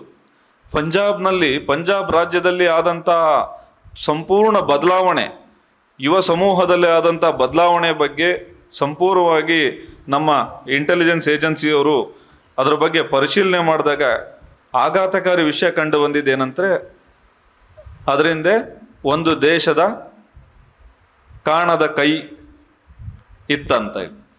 ಯಾಕೆ? ಸಾಮಾನ್ಯವಾಗಿ ಹೇಳ್ಬೇಕಂದ್ರೆ, ನೀವು ಫಿಸಿಕಲಿ ಒಬ್ರು ಸ್ಟ್ರಾಂಗ್ ಇದ್ದೀರಾ ಅಂದರೆ ಇನ್ನೊಬ್ರು ನಿಮ್ಮನ್ನ ಗೆಲ್ಲಿಕ್ಕಾಗೋದಿಲ್ಲ. ಅವನು ಫೈಟ್ ಮಾಡಿದ್ರೆ ಗೆಲ್ಲಿಕ್ಕಾಗೋದಿಲ್ಲ. ಹಾಗಿದ್ರೆ ಏನು ಮಾಡ್ತಾನೆ ಅವನು? ಸುಮ್ಮನೆ ಇರ್ತಾನ? ಅವನನ್ನು ಸೋಲಿಸ್ಲೇಬೇಕು. ಅದಕ್ಕೆ 100 ದಾರಿಯನ್ನು ಹುಡುಕ್ತಾನೆ. ಅವನನ್ನು ಹೇಗೆ ಸೋಲಿಸ್ಬೋದು? ಮಾನಸಿಕ ಯುದ್ಧದಿಂದ ಸೋಲಿಸ್ಬೋದಾ ಅಥವಾ ಬೇರೆಯವರಿಂದ ಸೋಲಿಸ್ಬೋದಾ? ಇದೇ ಮಾಡಲಿಕ್ಕೆ ಶುರು ಮಾಡಿ. ಇತ್ತೀಚೆಗೂ ನಾವು ನೋಡ್ತಾ ಇರ್ತೀವಿ, ಡ್ರೋನಲ್ಲಿ ತಗೊಬಂದು ಡಂಪ್ ಮಾಡ್ತಾ ಹೋಗ್ತಾರೆ. ಬಾರ್ಡರ್ ಕ್ರಾಸಿಂಗ್ ಮಾಡಿಬಿಟ್ಟು 20 kg 30 kg ಡ್ರಗ್ಸು, ಆಮ್ನೇಷನ್ಸನ್ನು ಡ್ರೋನಲ್ಲಿ. ಯಾಕೆಂದರೆ ನಡ್ಕೊಂಡು ಬಂದರೆ ಗೊತ್ತಾಗ್ತದೆ ಈ ಟೆಕ್ನಾಲಜಿನ ಯಾವ ರೀತಿ ದುರುಪಯೋಗ ನಡೀತಾ ಇದೆ ಅಂತ ಹೇಳಿದ್ರೆ, ಕ್ರಾಸ್ ಬಾರ್ಡ್ರಲ್ಲಿ ಡ್ರೋನಲ್ಲಿ ತಂದು ಡಂಪ್ ಮಾಡಿಬಿಡುದು. ಡಂಪ್ ಮಾಡಿ ಏನು? ಫ್ರೀ ಸಪ್ಲೈ, ಹಣ ಕೊಡಬೇಕಾಗಿಲ್ಲ. ಯಾಕೆಂದರೆ ಅವರಲ್ಲಿ ಈಗ ನಿಮ್ಮಲ್ಲೇ ಅಡಿಕೆ ಬೆಳೀತಾ ಇದ್ದೀರಾ, 2 kg ಅಡಿಕೆ ಕೊಟ್ಟರೆ ನಿಮಗೇನಾದರೂ ಸಮಸ್ಯೆ ಆಗ್ತದಾ? ಇಲ್ಲಲ್ಲ, ನಿಮಗೇನು ಅನ್ಸೋದಿಲ್ಲ. ಆದರೆ ಇನ್ನೊಂದು ದೇಶನ ಹಾಳು ಮಾಡಲಿಕ್ಕೆ ಅವ್ರ ಹತ್ರ ಇರೋ ಫ್ರೀ ಸೋರ್ಸನ್ನು ಇನ್ನೊಂದು ದೇಶನ ಸಂಪೂರ್ಣವಾಗಿ ಹಾಳು ಮಾಡ್ಬೋದು. ನಾವು ಇತ್ತೀಚೆಗೆ ನೀವು ಮೇ ಬಿ ಇನ್ನು 4 ದಿನದಲ್ಲಿ ಹಿಂದೆ 4 ದಿನದಲ್ಲಿ NCC ಸೆಲೆಕ್ಷನ್ ನಡೆದಿರ್ಬೋದು ಶಾಲೆಯಲ್ಲಿ, ಕಾಲೇಜಲ್ಲಿ. ಅದರಲ್ಲಿ ಕ್ರೈಟೀರಿಯಾ ಇದೆ. NCCಗೆ ಎಲ್ಲರೂ ಸೇರ್ಲಿಕ್ಕೆ ಆಗ್ತದಾ? ಎಷ್ಟೋ ಜನ ರಿಜೆಕ್ಟ್ ಆದವರು ಇರ್ಬೋದು, ಹೌದು ತಾನೆ? ಎಲ್ಲರೂ ಸೆಲೆಕ್ಟ್ ಆಗ್ಲಿಕ್ಕೆ ಆಗಿಲ್ಲ. ಅದಕ್ಕೆ ಅಂತ ಹೇಳಿದ್ರೆ ಅದಕ್ಕೆ ಒಂದು ಮಾನದಂಡ ಇದೆ. ಆ ಮಾನದಂಡನ ಯಾರು ಪೂರೈಸ್ತಾರೆ ಅವರು ಮಾತ್ರ NCCಯಲ್ಲಿ ಅಟ್ಲೀಸ್ಟ್ NCCಗೆ ಸೇರಿ ಒಂದು ಸರ್ವ್ ಮಾಡಲಿಕ್ಕೆ ಆಗ್ತದೆ. ಹಾಗೆಯೇ ನಮ್ಮ ದೇಶದ ಭದ್ರತೆಗೆ ನಮಗೆ ಬಹುಮುಖ್ಯವಾಗಿ ಬೇಕಿರೋದೇನು? ಸೈನಿಕರು, ಹೌದಲ್ಲ? ನಮ್ಮ ದೇಶನ ಕಾಪಾಡ್ಕೋಬೇಕಂದ್ರೆ ನಾವು ಎಲ್ಲರೂ ಸೈನಿಕರೇ, ಬರೀ ಬಾರ್ಡ್ರಲ್ಲಿ ಇರೋರು ಮಾತ್ರ ಸೈನಿಕರಲ್ಲ. ಆದರೆ ಯಾರೇ ವ್ಯಕ್ತಿ ಆರೋಗ್ಯವಂತವಾಗಿ ಇಲ್ಲ ಅಂತೇಳಿದರೆ ಸೈನ್ಯನೇ ಇರ್ತದಾ? ಸೈನ್ಯನೇ ಇರೋದಿಲ್ಲ. ಸೈನ್ಯ ಇಲ್ಲ ಅಂತೇಳಿದ ತಕ್ಷಣ ನಮ್ಮ ದೇಶಕ್ಕೆ ಒಂದು ಗಡಿ ಇದ್ದೇ ಇದೆ. ಯಾಕೆಂದರೆ ಒಂದು ದೇಶ ಅಂತ ಹೇಳ್ಬೇಕಾದ್ರೆ ಪೊಲಿಟಿಕಲ್ ಸೈನ್ಸ್ ಓದ್ತೀವಿ. ಒಂದು ದೇಶ ಅನ್ನೋದಕ್ಕೆ ಅದಕ್ಕೆ ಅದರದೇ ಆದಂತಹ ಗಡಿ ಇರಬೇಕು, ಸಾರ್ವಭೌಮತ್ವತೆ ಇರಬೇಕು, ಸೈನ್ಯ ಇರಬೇಕು. ಹಾಗಿದ್ರೆ ಮಾತ್ರ ಒಂದು ದೇಶ ವಿಶ್ವದ ಭೂಪಟದಲ್ಲಿ ಉಳಿಲಿಕ್ಕಾಗ್ತದೆ. ಇಲ್ಲ ಅಂತ ಹೇಳಿದ್ರೆ ಅದು ಇನ್ನೊಂದು ದೇಶದ ಭಾಗ ಆಗ್ತದೆ. ಹಾಗಾಗಿ ಈ 3 ಗುಣಲಕ್ಷಣಗಳನ್ನು ಒಂದೇ ಇಲ್ಲ ಅಂತೇಳಿದ್ರೆ ಆಟೋಮೆಟಿಕ್ ಆಗಿ ನಾವು ಮತ್ತೆ ಯಥಾ ಪ್ರಕಾರ ಇನ್ನೊಂದು ದೇಶದ ಗುಲಾಮಗಿರಿಗೆ ಒಳಪಡಬೇಕಾಗ್ತದೆ. ಆದರೆ ನಾವು 2047ಕ್ಕೆ ಇನ್ನು 21 ವರ್ಷ ಬಂದರೆ ನಾವು 100 ವರ್ಷ ಶತಮಾನೋತ್ಸವನ ಆಚರಣೆ ಮಾಡೋರಿದ್ದೀವಿ. ಏನಕ್ಕೆ? ಸ್ವಾತಂತ್ರ್ಯೋತ್ಸವವನ್ನು. ಆದರೆ 100 ವರ್ಷ ತುಂಬಬೇಕಾದ್ರೆ ಈಗಾಗಲೇ ಪ್ರಸ್ತಾವನೆಯಲ್ಲಿ ಹೇಳಿದರು, ನಮ್ಮದು ದೇಶದ ಆರ್ಥಿಕ ಸ್ಥಿತಿ ವಿಶ್ವದಲ್ಲಿ 4ನೇದು GDP. ನಾವು ಫಾಸ್ಟೆಸ್ಟ್ ಗ್ರೋಯಿಂಗ್ GDP ಇರೋದು ಇಂಡಿಯಾದ್ದು. ಯಾಕೆ ಅಂತ ಹೇಳಿದ್ರೆ ಮೊನ್ನೆ 7.7 ಇತ್ತು, ಈಗ ಮೊನ್ನೆ ಮಿಡಲ್ ಈಸ್ಟ್ ವಾರಿಂದಾಗಿ 6.8ಗೆ ಬಂದಿದೆ. 6.8 ಬಿಟ್ಟರೆ ನೆಕ್ಸ್ಟ್ ಇರೋರೆ 4 something. ಅಂದರೆ ನಾವು ಎಷ್ಟು ಸ್ಪೀಡಲ್ಲಿ ಇದ್ದೀವಿ. ಯಾಕೆ ಕಾರಣ? ನಮ್ಮ ದೇಶದಲ್ಲಿ 60-70 ಕೋಟಿಗಿಂತ ಹೆಚ್ಚು ಜನ ಯೂತ್ಸ ಇದ್ದೀವಿ. ನಮ್ಮ ದೇಶ ಜಪಾನ್ ಥರ, ಫಿನಿಕ್ಸ್ ಥರ ಎದ್ದು ಬರಬೇಕಂತೇಳಿದರೆ ನಮ್ಮ ಯೂತ್ಸ್ನ, ಯುವ ಜನತೆಯ ಪಾತ್ರ ಬಹುಮುಖ್ಯ ಆಗಿರ್ತದೆ. ಹಾಗಾಗಿ ನಿಮ್ಮೆಲ್ಲರ ಕನಸು ಏನು? ನಾವು ಶತಮಾನೋತ್ಸವ ಆಚರಣೆ ಮಾಡುವ ಸಮಯದಲ್ಲಿ ಭಾರತ ಒಂದು ವಿಶ್ವದ ಭೂಪಟದಲ್ಲಿ ಸೂಪರ್ ಪವರ್ ದೇಶವಾಗಿರಬೇಕು. ಅದು ನಮ್ಮ ಎಲ್ಲರೂ ಕನಸು ಕಾಣಲೇಬೇಕಾಗ್ತದೆ. ಯಾಕೆ ಅಂತೇಳಿದ್ರೆ ಎಲ್ಲರೂ ಅರೌಂಡ್ ಇನ್ ಬಿಟ್ವೀನ್ 20 ಇದ್ದೀವಿ ನಾವು. ಇನ್ನು ನೆಕ್ಸ್ಟ್ 20 ಇಯರ್ಸಲ್ಲಿ ನಾವು 40 ಇಯರ್ಸ್ ರೀಚ್ ಆಗ್ಬೋದು ನಿಮ್ದೆಲ್ಲ ಏಜ್ ಕ್ರೈಟೀರಿಯಾಕ್ಕೆ ಹೋದರೆ. ಆದರೆ 40 ವರ್ಷಕ್ಕೆ ನಾವು ಅಟ್ಲೀಸ್ಟು ಸೂಪರ್ ಪವರ್ ದೇಶ ಆಗಿರೋ ಒಂದು ನಾವು ಕನಸು ಕಂಡಿಲ್ಲ ಅಂತೇಳಿದರೆ ಅದರ ಉದ್ದೇಶನೇ ಈಡೇರೋದಿಲ್ಲ. ನಾವೆಲ್ಲರೂ ಸಹ ಆ ಕನಸನ್ನು ಈಡೇರಿಸಲಿಕ್ಕೆ ದೇಶದ ಭದ್ರತೆ, ಒಂದು ಸುಭದ್ರ ದೇಶವಾಗಿರಬೇಕು, ಮತ್ತು ಅದು ಆರ್ಥಿಕವಾಗಿರ್ಬೋದು, ಭದ್ರತೆ ವಿಚಾರ ಇರ್ಬೋದು, ಎಲ್ಲ ವಿಚಾರಗಳಲ್ಲಿ ನಾವೊಂದು ಸೂಪರ್ ಪವರ್ ದೇಶವನ್ನು ಮಾಡಲಿಕ್ಕೆ ಜಪಾನ್ ಏನು ಹಿರೋಶಿಮಾ ಇನ್ಸಿಡೆಂಟ್ ನಡೆದಾದ್ಮೇಲೆ ಜಪಾನ್ ಯುವ ಜನತೆ ಯಾವ ರೀತಿ ಪ್ರತಿಜ್ಞೆಯನ್ನು ತಗೊಂಡು ಅವರು ಸಾಧಿಸಿದರು, ಆ ರೀತಿ ನಾವು ಮಾಡೋದಕ್ಕೆ ಉದ್ದೇಶಕ್ಕೆ ಅದೆಲ್ಲರೂ ಸಹ ಒಂದು ಪ್ರತಿಜ್ಞಾ ವಿಧಿಯಂತೆ ನಾವು ನಡ್ಕೋಬೇಕು. ಅದ್ರ ಜೊತೆಗೆ ಕಡೆಯದಾಗಿ ಹೇಳ್ಬೇಕಂತೇಳಿದರೆ, ಯಾವುದೇ ಒಂದು ದೇಶ ಸುಸ್ಥಿರವಾಗಿ ಅದು ಆರ್ಥಿಕತೆ ಅಥವಾ ಬೆಳವಣಿಗೆಯನ್ನು ಹೊಂದಬೇಕಂತೇಳಿದರೆ ನಾವು ಟೋಟಲ್ ಫರ್ಟಿಲಿಟಿ ರೇಟ್ ಅಂತ ಕರಿತೀವಿ. ಅಂದರೆ ನಮ್ಮ ದೇಶದ ಜನಸಂಖ್ಯೆ ಅನುಪಾತ, ಜನನ ಪ್ರಮಾಣ ರೇಟ್ ಏನಿದೆ, ಪ್ರಮಾಣ ಏನಿದೆ, ಮುಂಚೆ ಎಲ್ಲ ನೋಡ್ತಿರ್ಬೋದು ಮನೆಯಲ್ಲಿ 4, 5, 1 ಡಜನ್ ಎಲ್ಲ ಮಕ್ಕಳಿರೋರು. ಈಗ ಯಾರ ಮನೆಯಲ್ಲೂ ಸಹ ಇಲ್ಲಿರೋರಲ್ಲಿ ಇಬ್ಬರಿಗಿಂತ ಯಾರು ಜಾಸ್ತಿ ಇರಲಿಕ್ಕಿಲ್ಲ, ಕೆಲವು ಜನ ಒಬ್ಬರೇ, ಹೌದಲ್ಲ? ಆದರೆ ನಮ್ಮ ದೇಶ ಏನಾಗ್ತದೆ, ಈಗ ಯುವ ಜನತೆ ಏನಿದೆ, ನಾನು ಆಗಲೇ ಹೇಳಿದೆ ಚಾಕು ಥರ, ನಾವು ಈಗ ಚಾಕು ಥರ ಇದ್ದೀವಿ. ಇನ್ನು 20 ವರ್ಷ ದಾಟಿದ್ರೆ ನಮ್ಮ ದೇಶ ಏನಾಗ್ತಾ ಹೋಗ್ತದೆ? ಎಲ್ಲ ಏಜ್ಡೇ ಇರ್ತಾರೆ, ಹೌದಲ್ಲ? ಓಲ್ಡ್ ಏಜ್ ಅವರೇ ಇರ್ತಾರೆ. ಹಾಗಾಗಿ ಆ ಪರಿಸ್ಥಿತಿ ಬರೋದಕ್ಕಿಂತ ನಮ್ಮ ದೇಶನ ನಾವು ಸುಸ್ಥಿರವಾಗಿ, ಅಂದರೆ ಒಂದೇ ಕಾನ್ಸ್ಟೆಂಟ್ ಆಗಿ ನಾವು ತಗೊಂಡೋಗ್ಬೇಕಂತ ಹೇಳಿದ್ರೆ ಅದು ಭಾಳ ಇಂಪಾರ್ಟೆಂಟು. ಈಗ ಆಲ್ರೆಡಿ ಟೋಟಲ್ ಫರ್ಟಿಲಿಟಿ ರೇಟು 1.9ಗೆ ಇಳಿದಿದೆ. ಅದು ಸಹ ಒಂದು ರೆಡ್ ಅಲರ್ಟ್ ಥರ. ಆದರೆ ಅದ್ರ ಜೊತೆಗೆ ಈಗ ಹೇಳಿದ್ವಲ್ಲ, ಡ್ರಗ್ಸ್ ಕನ್ಸೂಮ್ಷನ್ಸ್ ಜಾಸ್ತಿ ಆದಾಗ ಏನಾಗ್ತದೆ, ನೀವು ಬೇಕಿದ್ರೆ ಯಾರಾದ್ರೂ ಅಬ್ಸರ್ವೇಷನ್ ಮಾಡಿ, ಯಾರು ಡ್ರಗ್ಸ್ ಕನ್ಸ್ಯೂಮ್ ಮಾಡ್ತಾ ಇದ್ದಾನೆ ಅವನ ಏಜು ಅದಕ್ಕಿಂತ ಡಬಲ್ ಥರ ಕಾಣ್ತಾನೆ ಅವನು. ನೀವು ಅವನ ಫೇಸು, ಅವನ ಬಾಡಿ ನೋಡಿದರೆ ನೀವು ಅವನು 20 ವರ್ಷದವನಿದ್ರೆ 40 ವರ್ಷದ ಥರ ಕಾಣ್ತಾನೆ. ನೀವು ಬೇಕಿದ್ರೆ ಪರಿಶೀಲನೆ ಮಾಡಿ, ಯಾರಾದರೂ ಇದ್ದರೆ ನೀವು ನೋಡಿ. ಅಂದರೆ ಅವನ ಆಯಸ್ಸು ಅರ್ಧ ಕಡಿಮೆ ಆಗ್ತಾ ಹೋಗ್ತದೆ. ಅವನು ಮ್ಯಾಕ್ಸಿಮಮ್ 30 ಇಯರ್ಸ್ ಅಷ್ಟೇ, ಅದ್ರ ಮೇಲೆ ಇರೋದಿಲ್ಲ ಅವನು.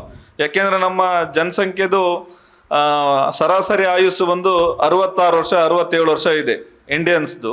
ಆದರೆ ಅವನು 30 ವರ್ಷಕ್ಕಿಂತ ಹೆಚ್ಚು ಬದುಕಿರೋದಿಲ್ಲ ಅಂತೇಳಿದ್ರೆ ಏನಾಯಿತು? ಮತ್ತೆ ಟೋಟಲ್ ಫರ್ಟಿಲಿಟಿ ರೇಟ್ ಇನ್ನೂ ಡೌನ್ ಆಗ್ತಾ ಹೋಗ್ತದೆ. ಮೇ ಬಿ ಜಪಾನ್ ಥರ 0.1%ಗಿಂತ ಕೆಳಗಡೆ ಇದೆ ಜಪಾನ್ದು. ಹಾಗೆ ಆಗ್ತಾ ಹೋದರೆ ನಮ್ಮ ದೇಶ ಎಲ್ಲಿಗೆ ಹೋಯ್ತು? ನೆಕ್ಸ್ಟ್ ಜನ್ರೇಷನ್ನೇ ಇಲ್ಲ. ಹಾಗಾಗಿ ಇವೆಲ್ಲ ಕಾರಣಗಳಿಂದ ನಮ್ಮ ಪಾತ್ರ ಬಹುಮುಖ್ಯ. ಈ ದಿನ ಪ್ರತಿಜ್ಞೆ ಮಾಡಿದ ಥರ ನಾವು ನಡ್ಕೊಳೋದ್ರ ಮೂಲಕ ವೈಯಕ್ತಿಕ ಆರೋಗ್ಯ, ಕೌಟುಂಬಿಕ ಆರೋಗ್ಯ, ಸುತ್ತಮುತ್ತ ಸಮಾಜದ ಆರೋಗ್ಯ, ದೇಶದ ಆರೋಗ್ಯ ಮೀನ್ಸ್ ಆರ್ಥಿಕ ಆರೋಗ್ಯ, ಒಳ್ಳೆ ಗ್ರೋತನ್ನು ಹೊಂದಲಿಕ್ಕೋಸ್ಕರ ನಾವೆಲ್ಲರೂ ಕಟಿಬದ್ಧರಾಗಿರಬೇಕು. ಅದ್ರ ಮೂಲಕ ನಾವು ದೇಶ ಸೇವೆ, ಏನು ಅಳಿಲು ಸೇವೆ ಅಂತ ಕರಿತೀವಿ, ಈ ರಾಮಾಯಣದಲ್ಲಿ ಓದಿರ್ಬೋದು ನಾವು. ಅಳಿಲು ಸೇವೆಯನ್ನು ಹೊರಡು ಬರೋದು ರಾಮಾಯಣದಲ್ಲಿ. ರಾಮ ಲಂಕೆಗೆ ಹೋಗ್ಲಿಕ್ಕೋಸ್ಕರ ಸೇತುವೆ ಕಟ್ತಾ ಇರಬೇಕಾದ್ರೆ ಎಲ್ಲ ವಾನರ ಸೇನೆ ದೊಡ್ಡ ದೊಡ್ಡ ಬಂಡೆಗಳನ್ನು ಹಾಕಿ ಕಟ್ತಾ ಇರ್ತದೆ. ಒಂದು ಚಿಕ್ಕ ಅಳಿಲು ಒಂದೇ ಒಂದು ಸಣ್ಣ ಕಲ್ಲು ತಗೊಂಡೋಗಿ ಅಳಿಲು ಕೈಲಿ ಎಷ್ಟು ದಪ್ಪದ ಕಲ್ಲು ತಗೊಂಡೋಗ್ಲಿಕ್ಕಾಗ್ತದೆ. ಅದಕ್ಕೆ ಇನ್ನೊಂದು ವಾನರ ವ್ಯಂಗ್ಯ ಮಾಡ್ತದೆ, ನೀನು ಈ ಥರ ತಗೊಂಡೋಗಿ ಕಲ್ಲು ಹಾಕಿದರೆ ಯಾವಾಗ ನಾವು ಸೇತುವೆ ಕಟ್ಟಲಿಕ್ಕೆ ಅಂತೇಳಿ, ನಿನ್ನಿಂದ ಏನಾಗ್ತದೆ. ಆದರೆ ಅದು ಹೇಳ್ತದೆ, ನನ್ನ ಕೈಲಿ ಆಗ್ತದೆ ಅಂತಲ್ಲ, ಪೂರ್ತಿ ಕಂಪ್ಲೀಟ್ ಮಾಡ್ಲಿಕ್ಕೆ ಆಗ್ತದೆ ಅಂತಲ್ಲ, ಆದರೆ ನನ್ನ ಶ್ರದ್ಧೆ ಇದೆಯಲ್ಲ, ಆ ಸೇತುವೆನ ಕಟ್ಟಬೇಕು ಅನ್ನೋ ಒಂದು ಉದ್ದೇಶ ಇದೆಯಲ್ಲ ಅದರಲ್ಲಿ, ಅದರಿಂದ ನಾನು ನನ್ನ ಕೆಲಸನ ನನ್ನ ಕೈಲಾದಷ್ಟು ನಾನು ಮಾಡ್ತಾ ಇದ್ದೀನಿ. ಆದರೆ ಸೇತುವೆನ ಯಾರು ಬೇಕಾದರೂ ಪೂರ್ತಿ ನಿರ್ಮಾಣ ಮಾಡ್ಬೋದು, ಆದರೆ ನನ್ನ ಶ್ರದ್ಧೆ ಏನಿದೆ, ನನ್ನ ಆತ್ಮವಿಶ್ವಾಸ ಏನಿದೆ, ಅದಕ್ಕೆ ನಾನು ಬೇರೆ ರೀತಿಯಲ್ಲಿ ಏನು ಮಾಡ್ಕೊಳೋದಿಲ್ಲ, ನಾನು ನನ್ನ ಕೆಲಸ ಮಾಡ್ತಾವೆ. ಅಂದರೆ ನಾವು ಆ ರೀತಿ ಅಳಿಲು ಸೇವೆ ಅಂತ ಹೇಳಿದರೆ ನಾವೆಲ್ಲರೂ ದೊಡ್ಡ ಹೋರಾಟ ಮಾಡಲಿ ಅದನ್ನು ಇದು ಮಾಡಲಿಕ್ಕೆ ಆಗ್ತದೆ ಅಂತಲ್ಲ, ವೈಯಕ್ತಿಕವಾಗಿ ನಾವು ಅದರಿಂದ ದೂರ ಇರೋದ್ರ ಮೂಲಕ, ಸಿಂಪಲ್ಲು ಒಂದೇ ಒಂದು, ನಾವು ಅದರಿಂದ ದೂರ ಇರೋದ್ರ ಮೂಲಕ ನಾವು ದೇಶ ಸೇವೆಗೆ ನಮ್ಮನ್ನು ನಾವು ಅಳಿಲು ಸೇವೆ ಥರ ಸಮರ್ಪಿಸ್ಕೊಳ್ಳಿಕ್ಕೆ ಸಾಧ್ಯ ಆಗ್ತದೆ ಅಂತ ಹೇಳ್ತಾ, ಈ ಒಂದೆರಡು ಮಾತಾಡಲಿಕ್ಕೆ ಅವಕಾಶ ಕೊಟ್ಟಂತಹ ನಮ್ಮ SDM ಕಾಲೇಜಿನ ಸಮೂಹಕ್ಕೂ ಹಾಗೂ ನಮ್ಮ ಮೇಲಾಧಿಕಾರಿಗಳಿಗೂ ವಂದಿಸ್ತಾ, ಹಾಗೆ ನಿಮ್ಮೆಲ್ಲರಿಗೂ ವಂದಿಸ್ತಾ ನಾನು ಎರಡು ಮಾತಾ ಮುಗಿಸ್ತೀನಿ. ಜೈ ಹಿಂದ್. ಬಹಳ ಪ್ರಬುದ್ಧವಾಗಿ ತಮ್ಮ ಅನಿಸಿಕೆಗಳ ಮೂಲಕ ನಮ್ಮ ಅಳಿಲು ಸೇವೆಯನ್ನು ಯಾವ ರೀತಿ ನಾವು ಮಾಡಬಹುದು ಎನ್ನುವುದರ ಬಗ್ಗೆ ನಮಗೆ ತಿಳಿಸ್ಕೊಟ್ಟಂಥ ರವಿ ಸರ್ ಅವರಿಗೆ ಪ್ರೀತಿಯ ಅಭಿವಂದನೆಗಳನ್ನು ತಿಳಿಸ್ತಾ, ಇದೀಗ ವಿದ್ಯಾರ್ಥಿಗಳಲ್ಲಿ ಯಾರಿಗಾದರೂ ಅನಿಸಿಕೆಗಳು, ಅಭಿಪ್ರಾಯಗಳು ಅಥವಾ ಪ್ರಶ್ನೆಗಳು ಇದ್ದಲ್ಲಿ ಮಾನ್ಯ ಪೊಲೀಸ್ ಅಧೀಕ್ಷಕರು ನಮ್ಮ ಜೊತೆ ಇದ್ದಾರೆ, ಶ್ರೀಯುತ ಅನಿಲ್ ಕುಮಾರ್ ಬೊಮ್ಮರೆಡ್ಡಿ ಸರ್ ಅವರು, ಇದ್ದಲ್ಲಿ ಕೇಳಬಹುದು. My name is Muthu from second BBA. ನನ್ನ ಕ್ವಶನ್ ಅನ್ನೋದಕ್ಕಿಂತ ಒಂದು ಸಜೆಷನ್ ಏನಂದರೆ, ಈ ಪೊಲೀಸ್ ಅಧಿಕಾರಿಗಳು ಏನು ಮಾಡ್ತಾರಂದರೆ, ಈ ಪೊಲೀಸ್ ಅಧಿಕಾರಿಗಳು ಅಥವಾ ಪೊಲೀಸರು ಏನು ಮಾಡ್ತಾರಂದರೆ, ಕೇವಲ 20 ಗ್ರಾಮು 50 ಗ್ರಾಮು ನಶೆ ಮಾಡೋ ಅವ್ರು ಯಾರು ಆ ಜಾಲದಲ್ಲಿರ್ತಾರೆ ಅವರನ್ನಷ್ಟೇ ಅರೆಸ್ಟ್ ಮಾಡಿ ಅವರನ್ನು ಜೈಲಲ್ಲಿ ಇರಿಸ್ತಾರೆ. ಯಾಕೆ 50 kg 60 kg 70 kg ಮಾರೋರನ್ನು ಜೈಲಲ್ಲಿ ಇಡಲ್ಲ? ಯಾಕೆ ಇವಾಗ ಒಂದು ಡಿಸ್ಟ್ರಿಕ್ಟಲ್ಲಿ, ಮಂಗಳೂರು ಡಿಸ್ಟಿಕ್ ಅಥವಾ ವಿಜಯಪುರ ಯಾವುದೇ ಒಂದು ಡಿಸ್ಟ್ರಿಕ್ಟ್ ತೊಗೊಳ್ಳಿ ನೀವು, ಅಲ್ಲಿ ಏನು ಮೇನ್ ಸಪ್ಲೈ ಚೈನ್ ಏನಿದೆ ಆ ದಂಧೆ ಮುಖ್ಯ ಹೆಡ್ ಯಾರು ಇರ್ತಾನೆ ಅವನನ್ನು ಅರೆಸ್ಟ್ ಮಾಡಿಯಲ್ಲ. ಯಾಕೆ ಆಗೋದಿಲ್ಲ ಅದು? ಯಾಕಂದರೆ ಎಂಟೈರ್ ಈ ದೇಶದಲ್ಲಿರ್ತಕ್ಕಂತಹ ಆಲ್ಮೋಸ್ಟ್ ಸರ್ಕಾರ ಅಧಿಕಾರಿಗಳು ಏನು ಮಾಡ್ತಾರಪ್ಪ ಅಂತಂದರೆ ಭ್ರಷ್ಟಾಚಾರದಾಗ ಬಿಟ್ಟಿದ್ದಾರೆ, ಲಂಚ ತಗೊಳ್ತಾರೆ. ಅದಕ್ಕೆ ಹೋಗಲ್ಲ, ನಶಾ ಮುಕ್ತ ಭಾರತ್ ಹೋಗೋದೇ ಇಲ್ಲ.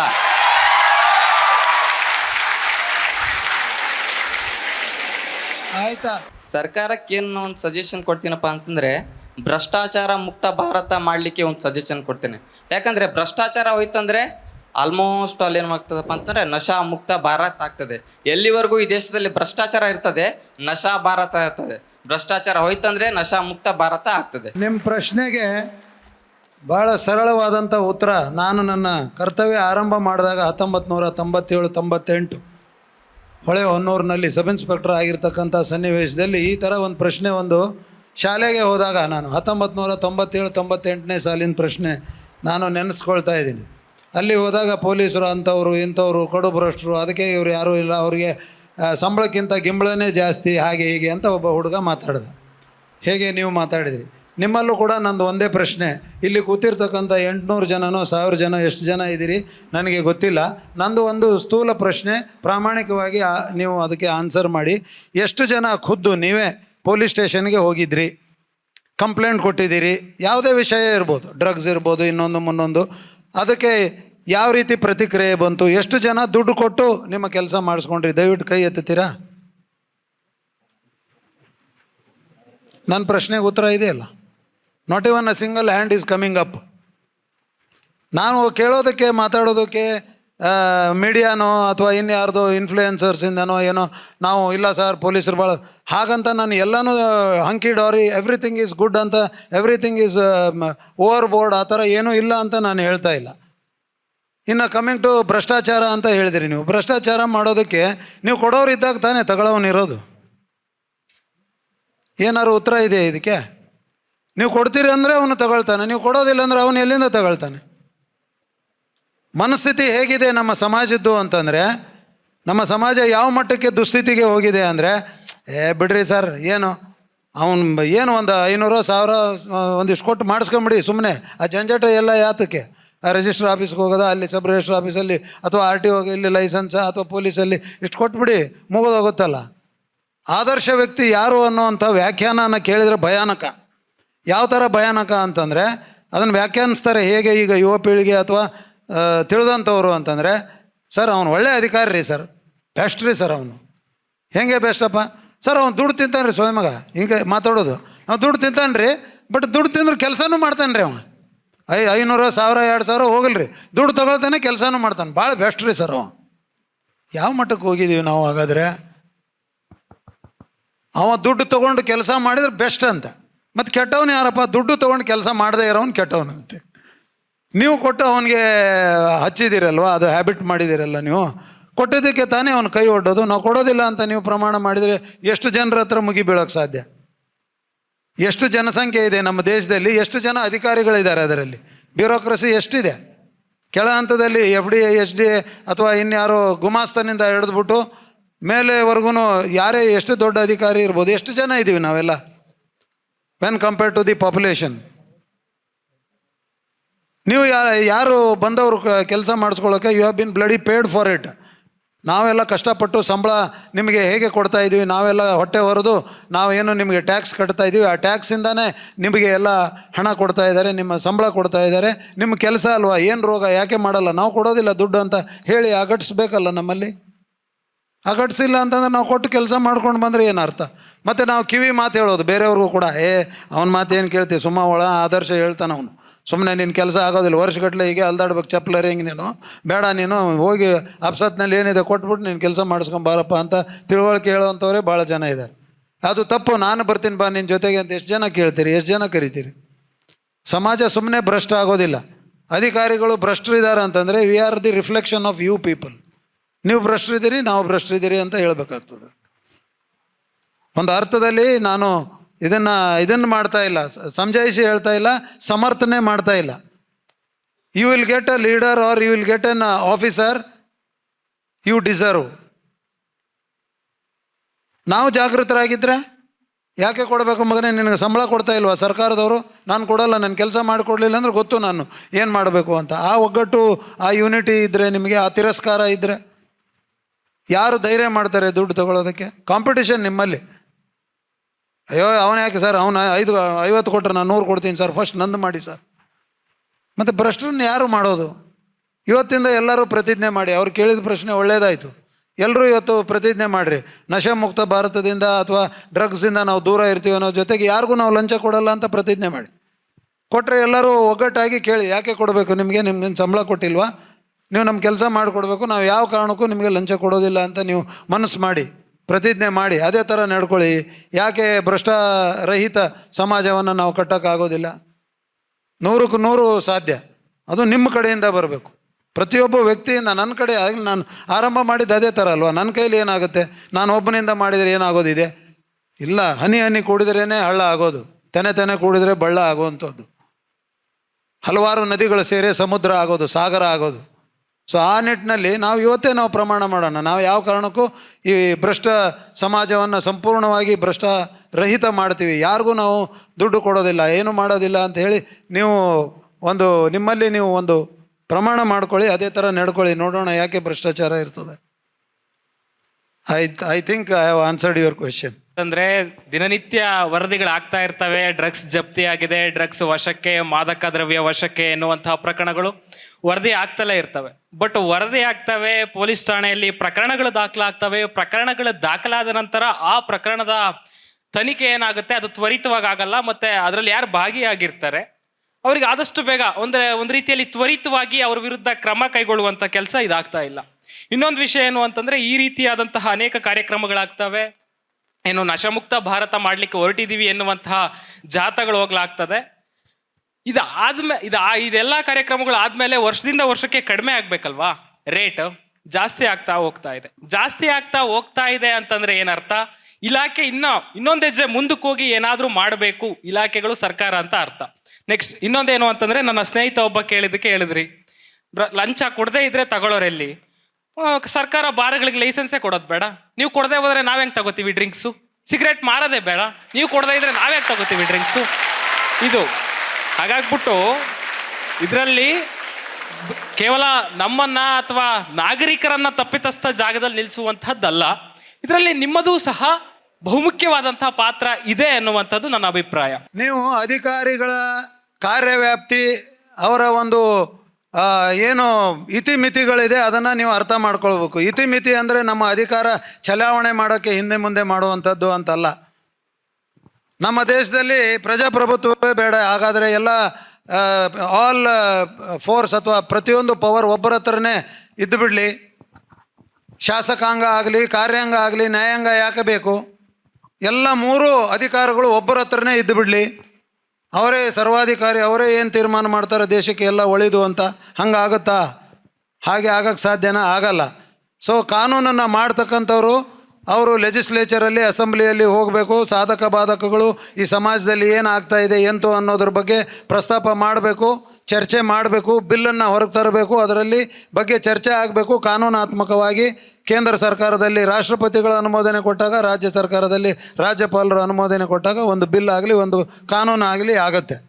ಕಾನೂನು ಮಾಡುವಂಥದ್ದು ಕೆಲಸ ಅವರು. ಅನುಷ್ಠಾನ ಮಾಡುವಂಥದ್ದು ಯಾರು? ಕಾರ್ಯಾಂಗ. ಪೊಲೀಸ್ನವರಿದ್ದಾರೆ, ಬೇರೆ ಬೇರೆ ಅಧಿಕಾರಿಗಳಿದ್ದಾರೆ, ಬೇರೆ ಬೇರೆ ಡಿಪಾರ್ಟ್ಮೆಂಟ್ಸ್ ಇದೆ. ಅವ್ರ ಕೆಲಸ ಏನು? ಕಾನೂನು ಯಾಕೆ ಹಿಂಗಿದೆ ಅಂತ ಪ್ರಶ್ನೆ ಮಾಡೋದು ನಮ್ಮ ಕಡೆ ಇಲ್ಲ. We have to implement the law as it is. ಅದು ಯಾಕೆ ಆಗಿದೆ, ಹೀಗಿದ್ದರೆ ಚೆಂದ, ನೀವು ಮಾತನಾಡ್ಬೋದು ಅದ್ರ ಬಗ್ಗೆ. ಕಾನೂನನ್ನು ಅನುಷ್ಠಾನ ಮಾಡುವಂಥವ್ರು, ಅದನ್ನು ಪ್ರಶ್ನೆ ಮಾಡುವಂಥದ್ದು ನಮಗೆ ಅಧಿಕಾರ ಇಲ್ಲ.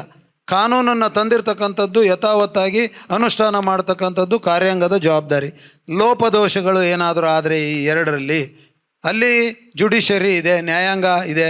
ಸೊ ಅಲ್ಲಿ ಏನಾದರೂ ಲೆಜಿಸ್ಲೇಚರಲ್ಲಿ ಮಾಡಿರ್ತಕ್ಕಂಥ ಕಾನೂನಲ್ಲಿ ಲೋಪದೋಷ ಇದೆ, ಕಾರ್ಯಾಂಗದ್ದು ಏನಾದರೂ ಲೋಪದೋಷಗಳಿದೆ, ಅದನ್ನು ಎತ್ತಿ ಹಿಡಿಯುವಂಥದ್ದಾಯಿತು. ಅದರ ವಿರುದ್ಧ ಸರಿಯಾದ ಜಡ್ಜ್ಮೆಂಟ್ ಕೊಡುವಂಥದ್ದಾಗಲಿ, ಸರಿಯಾದ ದಿಕ್ಕನ್ನು ತೋರಿಸ್ತಕ್ಕಂಥದ್ದು ಅದು ಮಾಡಬೇಕು. ಆಮೇಲೆ ನಿಮಗೆ ಗೊತ್ತಿಲ್ಲ ಕಾಣಿಸುತ್ತೆ, ನಾನು ಹೋಗೋಕ್ಕಿಂತ ಮುಂಚೆ ನಿಮ್ಮ ಪ್ರಿನ್ಸಿಪಲ್ರಿಗೆ 1-2-3 ಏನು ಪತ್ರಿಕೆಗಳಲ್ಲಿ ಸರಣಿಯಲ್ಲಿ ಬರ್ತಾ ಇದೆ ಡ್ರಗ್ಸ್ ರಿಲೇಟೆಡ್. ಎಷ್ಟು ಕೇಸ್ ಬುಕ್ ಮಾಡಿದ್ದಾರೆ, ಎಷ್ಟು ಕೇಸ್ ಇತ್ಯರ್ಥ ಆಗಿದೆ, ಎಷ್ಟು ಜನರಿಗೆ ಸಜೆ ಆಗಿದೆ, 1-2 ಅಲ್ಲ, 1000 ಗಟ್ಟಲೆ ಲೆಕ್ಕದಲ್ಲಿ ಇದೆ. So before you question, you seek the information also.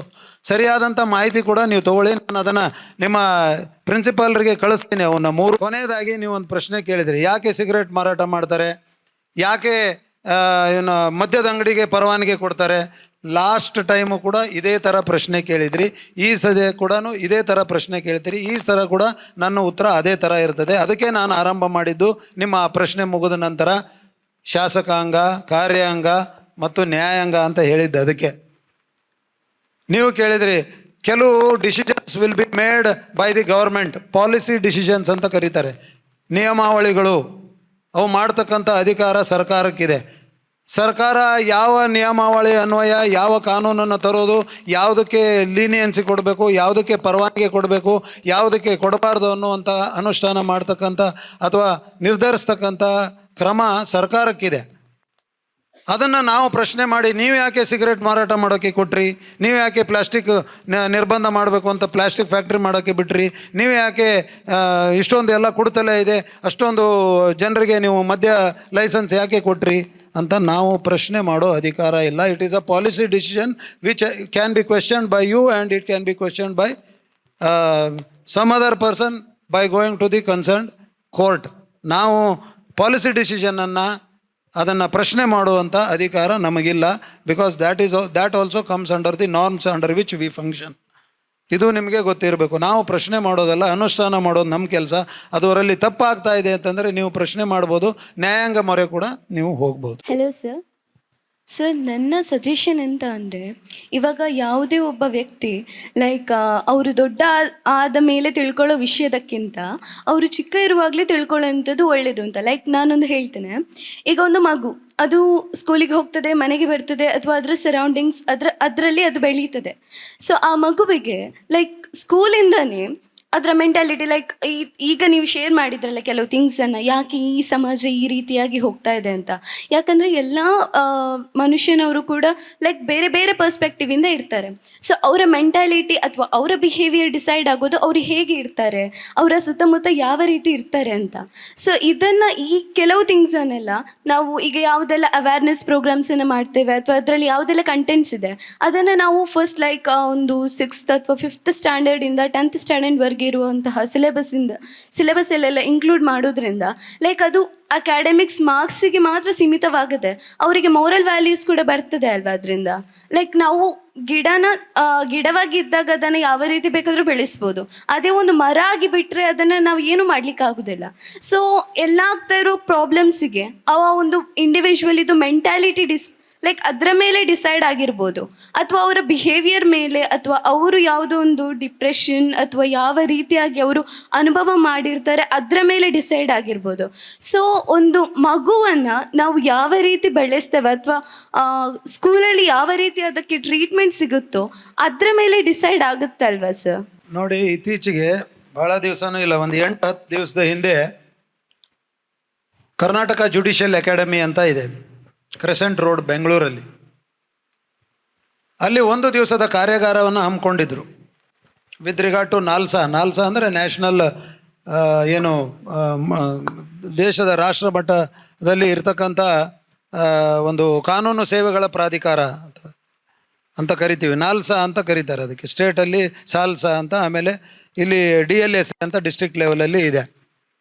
So ಕಾನೂನು ಯಾವ್ಯಾವ ಇದ್ದಾವೆ ಅದರ ಒಂದು ಸಂಪೂರ್ಣ ಸದುಪಯೋಗ ಕಟ್ಟ ಕಡೆ ಮನುಷ್ಯನಿಗೆ ಅದು ಪ್ರಚುರ ಆಗಬೇಕು, ಅವ್ರಿಗೆ ತಿಳುವಳಿಕೆ ನೀಡಬೇಕು. ಎಲ್ಲ ಸಮುದಾಯದ ಜನರು ಕೂಡ they should have exposure to all the laws of the land. You cannot say I am insulated from those laws. ಪ್ರತಿಯೊಬ್ಬ ನಾಗರಿಕನ ಕರ್ತವ್ಯ ಆ ಕಾನೂನನ್ನು ತಿಳ್ಕೊಳ್ಬೇಕು. Ignorance of law is no excuse ಅಂತ. ಸೊ ಈ ಒಂದು ಕಾರ್ಯಾಗಾರ ಆದ ನಂತರದಲ್ಲಿ ಹಲವಾರು ಗೋಷ್ಠಿಗಳು ಆದವು. ಅದರಲ್ಲಿ ಬೇರೆ ಬೇರೆ ಎಲ್ಲ ತಜ್ಞರು ಬಂದಿದ್ದರು. ಪೊಲೀಸ್ ಇಲಾಖೆಯವರಿದ್ದು, ನ್ಯಾಯಾಂಗ ಇಲಾಖೆ ಅತ್ಯುನ್ನತ ಹುದ್ದೆಯನ್ನು ಅಲಂಕರಿಸಿರ್ತಕ್ಕಂಥ ನಮ್ಮ ನ್ಯಾಯಾಂಗ ಅಂದರೆ ಹೈಕೋರ್ಟಿನ ಜಸ್ಟಿಸ್ಗಳು 3 ಜನ ಜಸ್ಟಿಸ್ಗಳು ಇದ್ದರು. ಕಾನೂನು ಸೇವೆಗಳ ಪ್ರಾಧಿಕಾರದ ಮೆಂಬರ್ ಸೆಕ್ರೆಟರಿ, ಆಮೇಲೆ ಅದರ ಒಂದು ಅಧ್ಯಕ್ಷರು ಇದ್ದರು. ಮತ್ತು ಅದರ ಜೊತೆಗೆ DDPI ಅವರು ಇದ್ದರು. ಶಾಲಾ ಒಂದು ಎಜುಕೇಷನ್ಗೆ ಇರ್ತಕ್ಕಂಥ ಒಂದು ಬೋರ್ಡ್ ಏನಿದೆ ಆ ಬೋರ್ಡ್ನವರು ಕೂಡ PU ಬೋರ್ಡ್ನವರು ಕೂಡ ಇದ್ದರು. ಹೀಗೆ ಅವ್ರಿಗೆ ನಾವು ಏನು ಹೇಳ್ತೀವಿ, ಸ್ಟೇಕ್ ಹೋಲ್ಡರ್ಸ್ ಅಂತ ನಾವು ಕರಿತೀರಿ. ವಿವಿಧ ಇಲಾಖೆಗಳು ಯಾರಿಗೆ ಸಂಬಂಧಪಟ್ಟಿರ್ತಕ್ಕಂಥವು ಎಲ್ಲರನ್ನೂ ಕೂಡ ಕರೆಸಿದರು. ಎಲ್ಲರೂ ಕೂಡ ಮೇಲ್ಗಡೆ ಕೂತಿದ್ರು ಪೋಡಿಯಮಲ್ಲಿ, ಪ್ಲ್ಯಾಟ್ಫಾರ್ಮಲ್ಲಿ. ಸೊ ಭಾಳಷ್ಟು ಜನ ಇದೇ ಥರನೋ ಪ್ರಶ್ನೆಗಳನ್ನು ಕೇಳಿದರು. ವಕೀಲರು ಇದ್ದರು, ಎಲ್ಲ ಥರ ಜನ ಅಲ್ಲಿ ಬಂದಿದ್ದರು. ಆವಾಗ ಅವರು ಹೇಳಿದರು, ಈ ಸಮಾಜದಲ್ಲಿ ಈ ಥರ ಎಲ್ಲ ಆಗ್ತಾ ಇದ್ದೇನೆ, ಇದನ್ನು ತಡೆಗಟ್ಟೋದಕ್ಕೆ ಯುವ ಮನಸ್ಸಲ್ಲಿ ಅದು ಆರಂಭದಲ್ಲೇ ಅದನ್ನು ಬಿತ್ತರ ಮಾಡಬೇಕು ಅಂತ ಹೇಳಿಬಿಟ್ಟು ಅವರು ಏನು IAS ಆಫೀಸರ್ ಇದ್ದರು, ಸ್ಕೂಲ್ ಎಜುಕೇಷನ್ ಇದು ನೋಡೋವಂಥದ್ದು, ಅವರು ಹೇಳಿದರು ಪಠ್ಯಕ್ರಮದಲ್ಲಿ ಅಮೂಲಾಗ್ರಹ ಬದಲಾವಣೆಗಳನ್ನು ಒಂದು ಸಮಿತಿ ಮಾಡಿದ್ದೀವಿ. ಅವರು ಒಂದು ರಿಪೋರ್ಟ್ ಕೂಡ ಕೊಟ್ಟಿದ್ದಾರೆ. ಸರ್ಕಾರ ಹ್ಯಾಸ್ ಅಗ್ರೀಡ್ ಅದನ್ನು ಪಠ್ಯಕ್ರಮದಲ್ಲಿ ಅಳವಡಿಸ್ಕೊಂಡ್ಬಿಟ್ಟು ಮುಂಬರೋ ದಿವಸದಲ್ಲಿ you will see lot of such things. ಏನೇನು ಆಗಬಾರ್ದು, ಯಾವುದು ಡೂಸ್ ಆ್ಯಂಡ್ ಡೋಂಟ್ಸ್ ಅಂತ ಆಗಲಿ, ಯಾವುದು ಸರಿ ಯಾವುದು ತಪ್ಪು ಅಂತ ಆಗಲಿ, ಆಗಲೇ ನಾನು ಹೇಳ್ದಂಗೆ ಗುಡ್ ಟಚ್ ಬ್ಯಾಡ್ ಟಚ್ ಅಂತ ಆಗಲಿ, ಇಂಥವೆಲ್ಲನೂ ಸಣ್ಣ ಸಣ್ಣ ವಿಷಯಗಳು ಏನಿದೆ ಅದನ್ನೆಲ್ಲನೂ ಅಡಕ ಮಾಡಿ ಇನ್ನು ಟೆಕ್ಸ್ಟ್ ಬುಕ್ಸ್ಗಳು ಬರ್ತವೆ. ಅದನ್ನೆಲ್ಲ already it has bin approved and already ಈಗ ಪ್ರಿಂಟ್ಗೂ ಕೂಡ ಹೋಗ್ತಾ ಇದೆ. ಮುಂಬರೋ ದಿವಸದಲ್ಲಿ ನೀವು ನೋಡ್ತೀರಿ ಅಂತ she gave an assurance on the podium. So ಮುಂಬರೋ ದಿವಸದಲ್ಲಿ ನೀವು ಹೇಳಿರ್ತಕ್ಕಂಥದ್ದು ಅಲ್ಲೂ ಕೂಡ ಆ ಸಜೆಷನ್ ಬಂತು. It was well taken and already it has been decision has been made and ಮುಂಬರೋ ದಿವಸದಲ್ಲಿ ಆ ಪ್ರಿಂಟ್ ಆಗಿ ಕೂಡ ನೀವು ನೋಡ್ತೀರಿ ಅಂತ ಹೇಳಿದ್ರು. ಪರವಾಗಿ ಕೇಳಿದಂಥ ವಿದ್ಯಾರ್ಥಿಗಳಿಗೆ ಹಾಗೆ ಸಮರ್ಪಕವಾಗಿ ಸಮಜಾಯಿಸಿ ಉತ್ತರವನ್ನು ನೀಡಿದಂತಹ ಅಧಿಕಾರಿಗಳಿಗೂ ವಂದಿಸ್ತಾ, ಕೇಂದ್ರ ಸರ್ಕಾರ ಇರ್ಬೋದು, ರಾಜ್ಯ ಸರ್ಕಾರ ಇರ್ಬೋದು, ಅನೇಕ ಯೋಜನೆಗಳನ್ನು ನಮ್ಮ ಜನಸಾಮಾನ್ಯರಿಗೆ ತಂದಿದೆ. ಆ ಯೋಜನೆಗಳು ಬರಲಿಕ್ಕಿಂತ ಮುಂಚೆನೇ ಶ್ರೀ ಕ್ಷೇತ್ರ ಧರ್ಮಸ್ಥಳದಿಂದ ಯೋಜನೆಗಳು ಬಂದಾಗಿತ್ತು. 1966ರಲ್ಲಿ ಆರಂಭಗೊಂಡಂಥ ನಮ್ಮ ಈ ಶಿಕ್ಷಣ ಸಂಸ್ಥೆಗಳ ಮೂಲಕ ಸಾವಿರಾರು ವಿದ್ಯಾರ್ಥಿಗಳಿಗೆ ಇಂತಹ ಅನೇಕ ಚಟುವಟಿಕೆಗಳನ್ನು ಮಾಡಿಸುವಂಥದ್ದು, ಈ ಒಂದು ವ್ಯವಸ್ಥೆಯಿಂದ ದೂರ ಇರುವಂಥದ್ದು. 1982ರಲ್ಲಿ ಬಂದಂತಹ SKDRDP ಶ್ರೀ ಕ್ಷೇತ್ರ ಧರ್ಮಸ್ಥಳ ರೂರಲ್ ಡೆವಲಪ್ಮೆಂಟ್ ಪ್ರಾಜೆಕ್ಟ್ಸ್ ಇರ್ಬೋದು, ಹಾಗೆ ರುಡ್ಸೆಟ್ಟಿಯಂತಹ ಕಾರ್ಯಕ್ರಮಗಳಿರ್ಬೋದು. ನಾವೀಗ ಸ್ಟಾರ್ಟಪ್ ಅಂಥೇಳಿ ನಾವು ಮಾತಾಡ್ತೀವಿ, ಎಂಟರ್ಪ್ರೈಸ್ಗಳ ಬಗ್ಗೆ ಮಾತಾಡ್ತೀವಿ. 1982ಅಲ್ಲೇ ಪೂಜ್ಯ ಕಾವಂದರು ಇದನ್ನು ಇನಿಷಿಯೇಟ್ ಮಾಡಿಕೊಟ್ಟಿದ್ದಾರೆ. ಈ ಎಲ್ಲ ವಿಚಾರಗಳನ್ನು ಪೂಜ್ಯ ಕಾವಂದರು ಸಮಾಜದ ಒಂದು ಅಭಿವೃದ್ಧಿಗೋಸ್ಕರ ಆಗಲೇ ಅವರ ದೂರದೃಷ್ಟಿತ್ವದಿಂದ ನಮಗೆಲ್ಲರಿಗೂ ಅನುಭವಕ್ಕೆ ಸಿಕ್ಕಿದೆ ಅಂತ ಹೇಳಿ ಇಲ್ಲಿ ಉಲ್ಲೇಖಿಸ್ತಾ, ಕಾರ್ಯಕ್ರಮದ ಅಧ್ಯಕ್ಷತೆಯನ್ನು ವಹಿಸಿಕೊಂಡಂತಹ ಮಾನ್ಯ ಪ್ರಾಚಾರ್ಯರಿಂದ ಅಧ್ಯಕ್ಷೀಯ ಮಾತು. ನಮ್ಮ ಎಲ್ಲ ಶಿಕ್ಷಣ ಸಂಸ್ಥೆಗಳ ಅಧ್ಯಕ್ಷರು, ಶ್ರೀ ಕ್ಷೇತ್ರ ಧರ್ಮಸ್ಥಳದ ಧರ್ಮಾಧಿಕಾರಿಯೂ ಆಗಿರುವ ಪೂಜ್ಯ ಕಾವಂದರಿಗೆ ಗೌರವಪೂರ್ವಕ ಪ್ರಣಾಮಗಳನ್ನು ಸಲ್ಲಿಸುತ್ತಾ, ವೇದಿಕೆಯ ಮೇಲೆ ಹಾಗೂ ವೇದಿಕೆಯ ಮುಂಭಾಗದಲ್ಲಿ ಆಸೀನರಾಗಿರುವ ಎಲ್ಲ ಗಣ್ಯರೇ, ವಿದ್ಯಾರ್ಥಿನಿಯರೇ, ಎಲ್ರಿಗೂ ನಮಸ್ಕಾರ. ನಮ್ಮ ಜಿಲ್ಲೆಯ ಅಡಿಷನಲ್ SP ಮತ್ತು ಅವರ ತಂಡದವರು ನಮ್ಮ ಕಾಲೇಜಿನ ವಿದ್ಯಾರ್ಥಿನಿಯರಿಗೆ ನಶಾಮುಕ್ತ ಭಾರತ ಅಥವಾ ಮಾದಕ ದ್ರವ್ಯ ದುರುಪಯೋಗ ಈ ಅಂತಾರಾಷ್ಟ್ರೀಯ ದಿನದ ಸಲುವಾಗಿ ಈ ಕಾರ್ಯಕ್ರಮವನ್ನು ನಮ್ಮ ಕಾಲೇಜಿನಲ್ಲಿ ಹಮ್ಮಿಕೊಂಡಿದ್ದಾರೆ. ಅದಕ್ಕಾಗಿ ಪ್ರಪ್ರಥಮವಾಗಿ ಅವರಿಗೆ ನಮ್ಮ ಕಾಲೇಜಿನ ಪರವಾಗಿ ವಿಶೇಷವಾದ ಅಭಿನಂದನೆಗಳನ್ನು ನಾನು ಸಲ್ಲಿಸಲಿಕ್ಕೆ ಇಷ್ಟಪಡ್ತಾ ಇದ್ದೇನೆ. ನಮ್ಮ ಕಾಲೇಜು ಜೂನ್ 22ರಂದು ಪ್ರಾರಂಭ ಆಯಿತು. ಮೊನ್ನೆ ನೀವೆಲ್ಲ ಇಲ್ಲಿದ್ದೀರಿ ವಿದ್ಯಾರ್ಥಿನಿಯರು. ನಮ್ಮ ಕಾಲೇಜಿನ ವಿದ್ಯಾರ್ಥಿನಿಯರು ಈ ರೀತಿಯ ಯಾವುದೇ ಆಸೆಗಳಿಗೆ, ಆಮಿಷಗಳಿಗೆ ಬಲಿಯಾಗಬಾರ್ದು. ಗೊತ್ತಾಗದೆ ಈ ರೀತಿಯ ಯಾವುದೇ ಘಟನೆಗಳು ನಡೆಯಬಾರದು. ಆ ನಿಟ್ಟಿನಲ್ಲಿ ಜಾಗ್ರತೆ ವಹಿಸಬೇಕು ಎನ್ನುವ ಉದ್ದೇಶದಿಂದ ನಾವು ಈ ಕಾರ್ಯಕ್ರಮವನ್ನು ನಮ್ಮ ಕಾಲೇಜಿನ ಎಲ್ಲ ವಿದ್ಯಾರ್ಥಿನಿಯರಿಗೆ ಹಮ್ಮಿಕೊಂಡಿದ್ದೇವೆ. ನಮಗೆ ನಮ್ಮ ಕಾಲೇಜಿನ ವಿದ್ಯಾರ್ಥಿನಿಯರ ಬಗ್ಗೆ ವಿಶೇಷವಾದ ನಂಬಿಕೆ ಇದೆ, ಅವರ ಮೇಲೆ ವಿಶ್ವಾಸ ಇದೆ.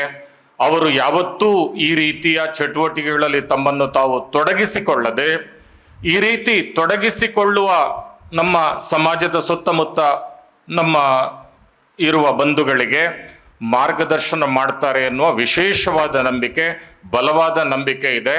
ನಮ್ಮ ಕಾಲೇಜಿನ ಟ್ಯಾಗ್ಲೈನೇ ಏನು ಹೇಳ್ತದೆ ಅಂತ ಹೇಳಿದ್ರೆ, ಆ್ಯಡಿಂಗ್ ವ್ಯಾಲ್ಯೂ ಇಂಟು ಎಜುಕೇಷನ್. ಹಾಗಾಗಿ ನಮ್ಮ ಕಾಲೇಜಿನ ವಿದ್ಯಾರ್ಥಿನಿಯರಿಗೆ ನಮಗೆ ಯಾವುದೇ ರೀತಿಯ ಅಪನಂಬಿಕೆ ಇಲ್ಲ. ಇನ್ನು ನಮ್ಮ ಅಡಿಷನಲ್ SP ಅವರು ಕಾನೂನು ಬಗ್ಗೆ ಹೇಳಿದರು, ಯಾವ್ಯಾವ ಆ್ಯಕ್ಟ್ಗಳಿವೆ ಹೇಳಿದರು, ಏನೇನು ಮಾಡ್ತಾರೆ ಹೇಳಿದರು, ಏನು ಶಿಕ್ಷೆ ಇದೆ ಅಂತ ಹೇಳಿದರು, ನಮ್ಮ ಸುತ್ತಮುತ್ತ ಏನಾಗ್ತದೆ ಅಂತ ಹೇಳೋದನ್ನು ನಿಮ್ಮ ಗಮನಕ್ಕೆ ತಂದರು. ನಮ್ಮ ದೇಶ ಸಂವಿಧಾನದ ಅಡಿಯಲ್ಲಿ ಕೆಲಸ ಮಾಡ್ತಾ ಇರುವಂಥದ್ದು. ಕಾಲೇಜು ಅಂತ ಹೇಳಿದರೆ ಕಾಲೇಜು ಪ್ರಿನ್ಸಿಪಾಲ್ ಮತ್ತು ಅಧ್ಯಾಪಕರು ಬೇಕಾದ ರೀತಿಯಲ್ಲಿ ನಡೆಸಲಿಕ್ಕಾಗೋದಿಲ್ಲ.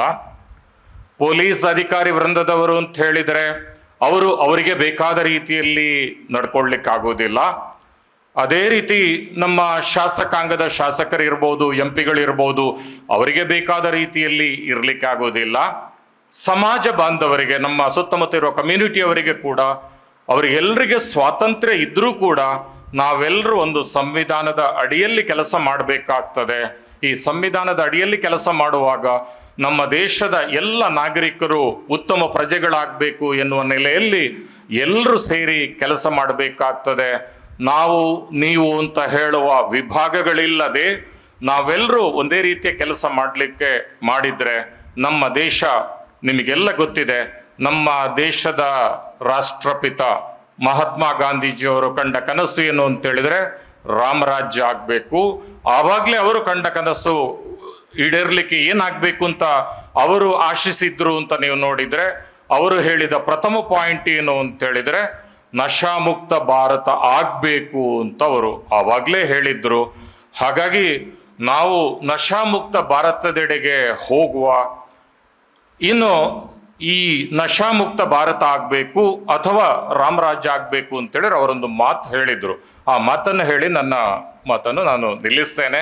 ನೀವೆಲ್ಲ ಆಲೋಚನೆ ಮಾಡಿ, ಯಾವುದೇ ಒಂದು ಕಾರ್ಯಕ್ರಮ ಇರ್ಬೋದು, ಯಾವುದೇ ಒಂದು ಸಭೆ ಇರ್ಬೋದು, ಯಾವುದೇ ಒಂದು ಆಟೋಟ ಇರ್ಬೋದು, ಏನೇ ಒಂದು ಕಾರ್ಯಕ್ರಮ ಇರಲಿ, ಅಲ್ಲಿ ಒಂದು 5-6 ಜನ ಮಾತನಾಡ್ತಾರೆ, ಒಂದು 10 ಜನ ಮಾತನಾಡ್ತಾರೆ, ಒಬ್ಬ ಲೀಡರ್ ಇರ್ತಾರೆ. ಅಥವಾ ನೀವು ಕಾಲೇಜಿನ ಸುತ್ತಮುತ್ತ ಕ್ಲಾಸ್ ರೂಮ್ ಎದುರುಗಡೆ ನಿಂತು ನೋಡಿದ್ರು ಕೂಡ ಒಂದು 5-6 ಜನ ಗ್ರೂಪ್ ಸೇರಿದ್ರೆ ಒಬ್ಬ ಮಾತನಾಡ್ತಾನೆ, ಅವನನ್ನು ಆ ಗ್ರೂಪಿನ ನಾಯಕ ಅಂತ ಹೇಳಿ ನಾವು ಕರೆದ್ರೆ, ನಮ್ಮ ದೇಶ ರಾಮರಾಜ್ಯ ಆಗಬೇಕು ಅಂತ ಹೇಳಿ ಆದರೆ ನಮ್ಮ ದೇಶದ ಈ ರೀತಿಯ ಎಲ್ಲ ಗುಂಪುಗಳಿಗೆ ನಾಯಕ ನೀವು ಯಾಕೆ ಆಗಬಾರ್ದು ಅಂತ ಹೇಳೋದು ನನ್ನ ಪ್ರಶ್ನೆ. ಇಷ್ಟು ಜನ ವಿದ್ಯಾರ್ಥಿನಿಯರಿದ್ದೀರಿ, 1600ಕ್ಕಿಂತಲೂ ಹೆಚ್ಚು ವಿದ್ಯಾರ್ಥಿನಿಯರಿದ್ದೀರಿ. ನೀವು 1600 ಜನ ನಮ್ಮ ದೇಶವನ್ನು ನಾವು ನಮ್ಮ ದೇಶದ ಒಬ್ಬ ಸತ್ಪ್ರಜೆಯಾಗಿ ಬಾಳ್ತೇವೆ ಅಂತ ಹೇಳಿ ನೀವು ನಿರ್ಧಾರ ಮಾಡಿದರೆ, ನಮ್ಮ ದೇಶವನ್ನು ನಾವು ಒಳ್ಳೆಯ ಒಂದು ದೇಶ ಆಗಬೇಕು, ವಿಕಸಿತ ಭಾರತ್ 2047 ಏನು ಕನಸು ಕಾಣ್ತಾ ಇದ್ದೇವೆ, ಅದನ್ನು ನಾವ್ಯಾಕೆ ಮಾಡಲಿಕ್ಕೆ ಸಾಧ್ಯ ಇಲ್ಲ ಅಂತ ನೀವು ಆಲೋಚನೆ ಮಾಡಿ, ಈ ಬೇರೆ ಬೇರೆ ಗುಂಪುಗಳಿದೆ, ಬೇರೆ ಬೇರೆ ಏನು ಕಾರ್ಯಕ್ರಮಗಳಿದೆ, ಅಲ್ಲಿ ನೀವು ಯಾಕೆ ಆಗಬಾರ್ದು? ನೀವು ಖಂಡಿತ ನಾಯಕರಾಗಲಿಕ್ಕೆ ಸಾಧ್ಯ ಇದೆ. ನೀವೆಲ್ಲರೂ ಈ ರೀತಿಯ ಒಂದು ಪ್ರತಿಜ್ಞೆಯನ್ನು ಕೈಗೊಂಡ್ರೆ ನಮ್ಮ ದೇಶ ರಾಮರಾಜ್ಯ ಆಗಲಿಕ್ಕೆ ಸಾಧ್ಯ ಇದೆ ಅಂತ ಈ ಸಂದರ್ಭದಲ್ಲಿ ಹೇಳ್ತಾ, ನಾವೆಲ್ಲರೂ ನಮ್ಮ ದೇಶ ಒಂದು ರಾಮರಾಜ್ಯ ಆಗುವ ನಿಟ್ಟಿನಲ್ಲಿ ಕೆಲಸ ಮಾಡುತ್ತಾ ನಾವು ಜಾಗೃತಿಯನ್ನು ಮೂಡಿಸುವ, ಯಾರು ಕೆಟ್ಟ ಕೆಲಸ ಮಾಡ್ತಾರೆ, ಯಾರು ಮಾದಕ ವ್ಯಸನಕ್ಕೆ ಬಲಿಯಾಗ್ತಾರೆ, ಯಾರು ಅಕ್ರಮವಾಗಿ ಸಾಗಾಟ ಮಾಡ್ತಾರೆ ಮಾದಕ ದ್ರವ್ಯದ್ದು, ಅವರಿಗೆ ನಾವು ಜಾಗೃತಿಯನ್ನು ಮೂಡಿಸುವ ಕೆಲಸವನ್ನು ಮಾಡುವ. ಈಗ ವಿದ್ಯಾರ್ಥಿಗಳು ಹೇಳಿದರು ಅದು ಸಿಲೆಬಸ್ ಅಲ್ಲಿ ಯಾಕೆ ಸೇರಿಸಬಾರ್ದು ಅಂತ. ಆ ರೀತಿಯ ಜಾಗೃತಿಯನ್ನು ನಾವು ಮೂಡಿಸಿ ನಮ್ಮ ದೇಶವನ್ನು ಉತ್ತಮ ದೇಶವನ್ನಾಗಿಸಿ ನಾವೆಲ್ಲ ನಮ್ಮ ದೇಶದ ಉತ್ತಮ ನಾಗರಿಕರಾಗಿ ಬಾಳುವ ಅಂತ ಹೇಳಿ ಹೇಳ್ತಾ, ನಮ್ಮ ಈ ಕಾರ್ಯಕ್ರಮಕ್ಕೆ ಕೈ ಜೋಡಿಸಿದ ಶ್ರೀಯುತ ಅನಿಲ್ ಕುಮಾರ್ ಭೂಮಾರೆಡ್ಡಿ ಅವರು ದಕ್ಷಿಣ ಕನ್ನಡ ಜಿಲ್ಲೆಯ ಇಡೀ ಜವಾಬ್ದಾರಿಯನ್ನು ವಹಿಸಿಕೊಂಡಿರುವವರು. ಈ ಏನು ಎಡೆಬಿಡದ ಕಾರ್ಯಕ್ರಮದ ಮಧ್ಯದಲ್ಲಿ ನಮ್ಮ ಕಾಲೇಜಿಗೆ ಬಂದು ಸುಮಾರು 2 ಗಂಟೆಗಳ ಕಾಲ ಇಲ್ಲಿ ಇದ್ದರು. ಅವರ ತಂಡದವರಿಗೆ, ಹಾಗೆ ಈ ಕಾರ್ಯಕ್ರಮವನ್ನು ಅತ್ಯಂತ ಅಚ್ಚುಕಟ್ಟಾಗಿ ಆಯೋಜನೆ ಮಾಡಿರುವ ನಮ್ಮ ಕಾಲೇಜಿನ NSS ವಿದ್ಯಾರ್ಥಿನಿಯರಿಗೆ, NCC ಕೆಡೆಟ್ಗಳಿಗೆ, ರೋವರ್ಸ್ ಅಂಡ್ ರೇಂಜರ್ಸ್ ತಂಡದ ವಿದ್ಯಾರ್ಥಿನಿಯರಿಗೆ, ಹಾಗೆಯೇ ಆ ತಂಡದ ಎಲ್ಲ ಅಧಿಕಾರಿ ವೃಂದದವರಿಗೆ, ವಿಶೇಷವಾಗಿ ಈ ಕಾರ್ಯಕ್ರಮದ ಸಂಯೋಜಕರಾಗಿರುವ ಡಾಕ್ಟರ್ ಮಹೇಶ್ ಕುಮಾರ್ ಶೆಟ್ಟಿ ಮತ್ತು ಸಬ್ ಲೆಫ್ಟಿನೆಂಟ್ ಹರೀಶ್ ಶೆಟ್ಟಿ, ಹಾಗೂ ಎಲ್ಲ NCC, NSS, rovers and rangers, sports, student welfare, discipline ಕಮಿಟಿಯ ಎಲ್ಲ ಲೀಡರ್ಸ್ ಮತ್ತು ಅಧಿಕಾರಿ ವೃಂದದವರಿಗೆ, ನಮ್ಮ ಕಾಲೇಜಿನ ಕೋರ್ ಕಮಿಟಿ ಸದಸ್ಯರಿಗೆ, ಎಲ್ಲ ಅಧ್ಯಾಪಕೇತರ ಬಂಧುಗಳಿಗೆ, ನಮ್ಮ ಸಹ ಸಂಸ್ಥೆಗಳ ಪ್ರಾಂಶುಪಾಲರು ಆಗಮಿಸಿದ್ದಾರೆ, ಅಧ್ಯಾಪಕ ವೃಂದವರು ಆಗಮಿಸಿದ್ದಾರೆ, ವಿದ್ಯಾರ್ಥಿನಿಯರು ಆಗಮಿಸಿದ್ದಾರೆ. ಪ್ರತಿಯೊಬ್ಬರಿಗೂ ನಮ್ಮ ಕಾಲೇಜಿನ ಪರವಾಗಿ ವಿಶೇಷವಾದ ಕೃತಜ್ಞತೆಗಳನ್ನು ಸಲ್ಲಿಸುತ್ತಾ, ಎಲ್ಲರನ್ನು ಅಭಿನಂದಿಸುತ್ತಾ, ನಾವು ನಶಾಮುಕ್ತ ಭಾರತದೆಡೆಗೆ ಹೋಗುವ ಅಂತ ಹೇಳ್ತಾ ನನ್ನ ಮಾತನ್ನು ಕೊನೆಗೊಳಿಸ್ತಾ ಇದ್ದೇನೆ. ಅವಕಾಶಕ್ಕಾಗಿ ಧನ್ಯವಾದಗಳು. ಇದೀಗ ವಂದನಾರ್ಪಣೆಗೆ ನಾನು ಆಹ್ವಾನಿಸ್ತಾ ಇದ್ದೀನಿ ಕಾರ್ಯಕ್ರಮದ ಸಂಯೋಜಕರಲ್ಲೊಬ್ಬರಾದಂಥ ಸಬ್ ಲೆಫ್ಟಿನೆಂಟ್ ಹರೀಶ್ ಶೆಟ್ಟಿ ಇವರನ್ನು. ಓಂ ಶ್ರೀ ಮಂಜುನಾಥಾಯ ನಮಃ. SDM ಶಿಕ್ಷಣ ಸಂಸ್ಥೆಗಳ ಆಶ್ರಯದಲ್ಲಿ STM ಕಾಲೇಜು ಉಜಿರೆ ಮತ್ತು ಇದರ ಇಲ್ಲಿಯ NSS, NCC, ರೋವರ್ಸ್ ರೇಂಜರ್ಸ್ ಘಟಕಗಳು ಮತ್ತು ದಕ್ಷಿಣ ಕನ್ನಡ ಜಿಲ್ಲಾ ಪೊಲೀಸ್ ಬೆಳ್ತಂಗಡಿ ವಿಭಾಗ ಇವುಗಳ ಸಹಭಾಗಿತ್ವದಲ್ಲಿ ಇಂದಿನ ಯುವಜನತೆಯನ್ನು ಮಾದಕ ವಸ್ತುಗಳಿಂದ ದೂರವಿರಿಸಿ ಆರೋಗ್ಯಕರ ಸಮಾಜವನ್ನು ನಿರ್ಮಿಸುವ ಉದ್ದೇಶದಿಂದ ಸರ್ಕಾರ ಆರಂಭಿಸಿದ ಬೃಹತ್ ಅಭಿಯಾನ ಮತ್ತು ಕಾರ್ಯಕ್ರಮ ನಶಾಮುಕ್ತ ಭಾರತ ಇದರ ಕೊನೆಯ ಹಂತದಲ್ಲಿದ್ದೇವೆ. ಇಂದಿನ ಜಾಗೃತಿ ಜಾಥಾ ಕಾರ್ಯಕ್ರಮವನ್ನು ಉದ್ಘಾಟಿಸಿ ಚಾಲನೆ ನೀಡಿ ತಮ್ಮನ್ನು ಉದ್ದೇಶಿಸಿ ಮಾತನಾಡಿದ ನಮ್ಮ ಎಲ್ಲ ಕಾರ್ಯಕ್ರಮಕ್ಕೆ ಬೆಂಬಲವನ್ನು ನೀಡುವಂಥ ನಮ್ಮ ಸಂಸ್ಥೆಯ ಕಾರ್ಯದರ್ಶಿಗಳು ಅವರ ಅನುಪಸ್ಥಿತಿಯಲ್ಲಿ ಡಾಕ್ಟರ್ ಸತೀಶ್ ಚಂದ್ರ ಸರ್ ಅವರಿಗೆ ಎಲ್ಲರ ಪರವಾಗಿ ಧನ್ಯವಾದಗಳನ್ನು ಸಮರ್ಪಿಸ್ತಾ ಇದ್ದೇನೆ. ಹಾಗೆ ಕಾರ್ಯಕ್ರಮದಲ್ಲಿ ಮುಖ್ಯ ಅತಿಥಿಗಳಾಗಿ ಭಾಗವಹಿಸಿ ಯುವಜನತೆಗೆ ಮೌಲ್ಯಯುತ ಸಂದೇಶವನ್ನು ನೀಡಿ ವ್ಯಸನದತ್ತ ಸುಳಿದರೆ ಅದರಿಂದ ಆಗುವ ದುಷ್ಪರಿಣಾಮಗಳ ಬಗ್ಗೆ ಸಂಪೂರ್ಣವಾಗಿ ವಿವರಣೆಯನ್ನು ನೀಡಿದ ಶ್ರೀ ಅನಿಲ್ ಕುಮಾರ್ ಭೂಮರೆಡ್ಡಿ, ಹೆಚ್ಚುವರಿ ಪೊಲೀಸ್ ಅಧೀಕ್ಷಕರು, ಮಂಗಳೂರು, ಇವರಿಗೆ ನಮ್ಮ ಕಾಲೇಜಿನ ಪರವಾಗಿ ಧನ್ಯವಾದಗಳನ್ನು ಸಮರ್ಪಿಸ್ತಾ ಇದ್ದೇನೆ. ಹಾಗೆ ಯುವಜನರಲ್ಲಿ ಉತ್ತಮ ಮೌಲ್ಯಗಳು ಮತ್ತು ಆರೋಗ್ಯಕರ ಜೀವನ ಶೈಲಿಯ ಕುರಿತು ಪ್ರೇರಣಾದಾಯಕ ಮಾತುಗಳನ್ನು ಆಡಿದ ಶ್ರೀ ರವಿ BS, ಪೊಲೀಸ್ ವೃತ್ತ ನಿರೀಕ್ಷಕರು, ಬೆಳ್ತಂಗಡಿ ಗ್ರಾಮಾಂತರ ವೃತ್ತ, ಇವರಿಗೂ ಕೂಡ ನಮ್ಮ ಕಾಲೇಜಿನ ಪರವಾಗಿ ಧನ್ಯವಾದಗಳನ್ನು ಸಮರ್ಪಿಸ್ತಾ ಇದ್ದೇನೆ. ಹಾಗೆ ಕಾರ್ಯಕ್ರಮವನ್ನು ಆಯೋಜಿಸುವಲ್ಲಿ ಸಹಕರಿಸಿ ಮಾರ್ಗದರ್ಶನ ನೀಡಿದ ಶ್ರೀ ರವಿ BS, ಪೊಲೀಸ್ ವೃತ್ತ ನಿರೀಕ್ಷಕರು, ಶ್ರೀ ಆನಂದ್ M, ಶ್ರೀ ಸಿಕಂದರ್ ಪಾಷಾ, ಪೊಲೀಸ್ ಉಪನಿರೀಕ್ಷಕರು, ಬೆಳ್ತಂಗಡಿ ಪೊಲೀಸ್ ಠಾಣೆ, ಇವರಿಗೂ ಕೂಡ ಎಲ್ಲರ ಪರವಾಗಿ ಧನ್ಯವಾದಗಳನ್ನು ಸಮರ್ಪಿಸ್ತಾ ಇದ್ದೇನೆ. ನಾವು ಯಾವುದೇ ಕಾರ್ಯಕ್ರಮ ಮಾಡುವುದಾದ್ರೂ ಕೂಡ ಅದು ಸಣ್ಣ ಮಟ್ಟದಲ್ಲಿರಲಿ ಅಥವಾ ದೊಡ್ಡ ಮಟ್ಟದಲ್ಲಿರಲಿ, ಆದರೆ ಆ ಕಾರ್ಯಕ್ರಮ ಯಾವುದೇ ಕುಂದುಕೊರತೆ ಇರಲಿ ಅಚ್ಚುಕಟ್ಟಾಗಿ ನಡಬೇಕನ್ನೋದು ನಮ್ಮ ಪ್ರಾಂಶುಪಾಲರ ಆಶಯ. ಹಾಗೆ ಈ ಕಾರ್ಯಕ್ರಮದಲ್ಲಿ ಕೂಡ ಎಲ್ಲಾ ರೀತಿಯಲ್ಲಿ ಸಹಕಾರವನ್ನು ನೀಡಿ ಮಾರ್ಗದರ್ಶನ ನೀಡಿದ ನಮ್ಮ ಕಾಲೇಜಿನ ಪ್ರಾಂಶುಪಾಲರು ಹಾಗೂ ಈ ಕಾರ್ಯಕ್ರಮದ ಅಧ್ಯಕ್ಷತೆಯನ್ನು ವಹಿಸಿಕೊಂಡಂತಹ ಪ್ರೊಫೆಸರ್ ವಿಶ್ವನಾಥ್ ಸರ್, ಇವರಿಗೂ ಕೂಡ ಎಲ್ಲರ ಪರವಾಗಿ ಅಭಿನಂದನೆಗಳನ್ನು ತಿಳಿಸ್ತಾ ಇದ್ದೇನೆ. ಹಾಗೆ ಈ ಕಾರ್ಯಕ್ರಮದಲ್ಲಿ ಹಾಸನರಾಗಿರುವಂತಹ NSS ಸಂಯೋಜನಾಧಿಕಾರಿಗಳು ಡಾಕ್ಟರ್ ಮಹೇಶ್ ಕುಮಾರ್ ಶೆಟ್ಟಿ, ಹಾಗೆ ನಮ್ಮ ಸಹ ಸಂಸ್ಥೆಗಳ ವಿವಿಧ ಮುಖ್ಯಸ್ಥರು, ನಮ್ಮ ಕಾಲೇಜಿನ ಡೀನ್ಸ್, ರಿಜಿಸ್ಟ್ರಾರ್ಸ್, ವಿವಿಧ ವಿಭಾಗಗಳ ಮುಖ್ಯಸ್ಥರು, ನಮ್ಮ ಕಾಲೇಜಿನ NSS, NCC, ರೋವರ್ಸ್ ರೇಂಜರ್ಸ್ ವಿದ್ಯಾರ್ಥಿಗಳು, ಬೇರೆ ನಮ್ಮ ಸಹ ಸಂಸ್ಥೆಯ NSS ವಿದ್ಯಾರ್ಥಿಗಳು, ನಮ್ಮ ಕಾಲೇಜಿನ ಎಲ್ಲಾ ವಿದ್ಯಾರ್ಥಿಗಳು ಎಲ್ಲರೂ ಕೂಡ ಸಹಕರಿಸಿ ಕಾರ್ಯಕ್ರಮದಲ್ಲಿ ಭಾಗವಹಿಸ್ತೀರಿ. ಎಲ್ಲರಿಗೂ ಕೂಡ ಒಂದೇ ಮಾತಿನಲ್ಲಿ ಧನ್ಯವಾದಗಳನ್ನು ಸಮರ್ಪಿಸ್ತಾ ಇದ್ದೇನೆ. Thank you. ಇಲ್ಲಿರುವಂತಹ ಎಲ್ಲ ಅತಿಥಿ ಅಭ್ಯಾಗತರು ಹಾಗೆ ಮುಂಭಾಗದಲ್ಲಿ ಆಸೀನರಾಗಿರುವಂತಹ ಎಲ್ಲ ಸಂಸ್ಥೆಗಳ ಪ್ರಾಧ್ಯಾಪಕ ಮಿತ್ರರು ಕೂಡ ಈ ಫೋಟೋ ಸೆಷನ್ ಅಲ್ಲಿ ಭಾಗವಹಿಸಬೇಕು ಅಂತ ಹೇಳಿ ಕೇಳ್ಕೊಳ್ತೀನಿ.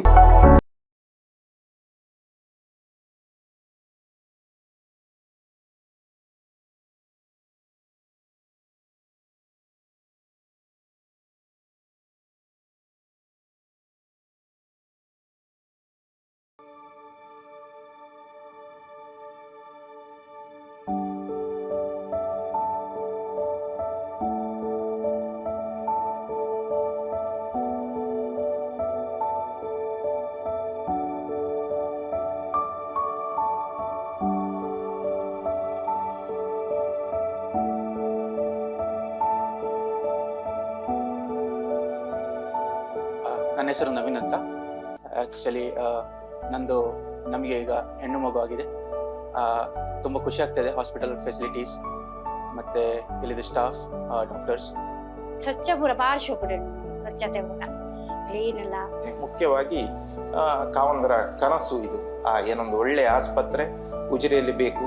ಎಲ್ಲರೂ ಏನೊಂದು ಮಂಗಳೂರಿಗೆ ಹೋಗಬೇಕು, ಒಂದು ಎಮರ್ಜೆನ್ಸಿ ಆದರೆ ಅಂತಹ ಸಿಚುವೇಶನ್ ಬರಬಾರ್ದು. ನಮ್ಮ ಏನೊಂದು ಊರಲ್ಲಿ ಒಳ್ಳೆಯ ಏನೊಂದು ಆಸ್ಪತ್ರೆ, ಸುಸಜ್ಜಿತವಾದ ಆಸ್ಪತ್ರೆ ಬೇಕು ಅಂತ ಹೇಳುವ ಕನಸು 12 ಗಂಟೆ 1 ಗಂಟೆ 2 ಗಂಟೆಗೆ ನಾನು ನೋವು ಅಂತ ಹೇಳುವಾಗಲೂ ಏನು ನಿಮಿಷವೂ ವ್ಯರ್ಥ ಮಾಡದೆ ಇಮಿಡಿಯೇಟ್ಲಿ ಆಗಿ ಬಂದು ನನ್ನನ್ನೆಲ್ಲ ಆ ನೋವಿಗೆ ಬೇಕಾದ ವಿಚಾರಗಳನ್ನೆಲ್ಲ ಮಾಡಿದ್ದಾರೆ. ಪಾರ್ಶ್ವ ಕೂಡ ಹೂ ಪೇರು ಡಾಕ್ಟರ್ ಸ್ವರ್ಣಲತಾ ಡಾಕ್ಟರ್ ಎಂಟ್ಲ ಅದಕ್ಕ ಬೊಕ್ಕ ಬಾಲೆ ಒಂಚೂರು ತೊಂದರೆ ಉಂಡು ಇತ್ತೆ ನೆಟ್ ಐಶ್ವರ್ಯ ಬಾಲೆ ಅಣ್ಣೆಲ್ಲ ಬಾರ್ಲ ಆ ಕಡೆ ಹೂ ಒಂದುಲ್ಲೇರು ಅಂಚೆ ಖುಷಿಯ ನೆಗ್ಲೆ ಮೂರು ಬಾರಿ.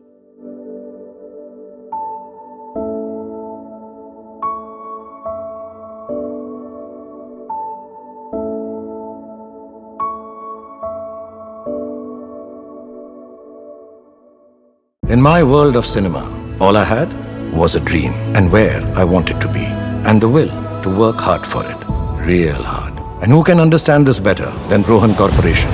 After all, it has only taken them 30 years of hard work, passion and dedication to have built success. Rohan Corporation India Private Limited, signature of trust.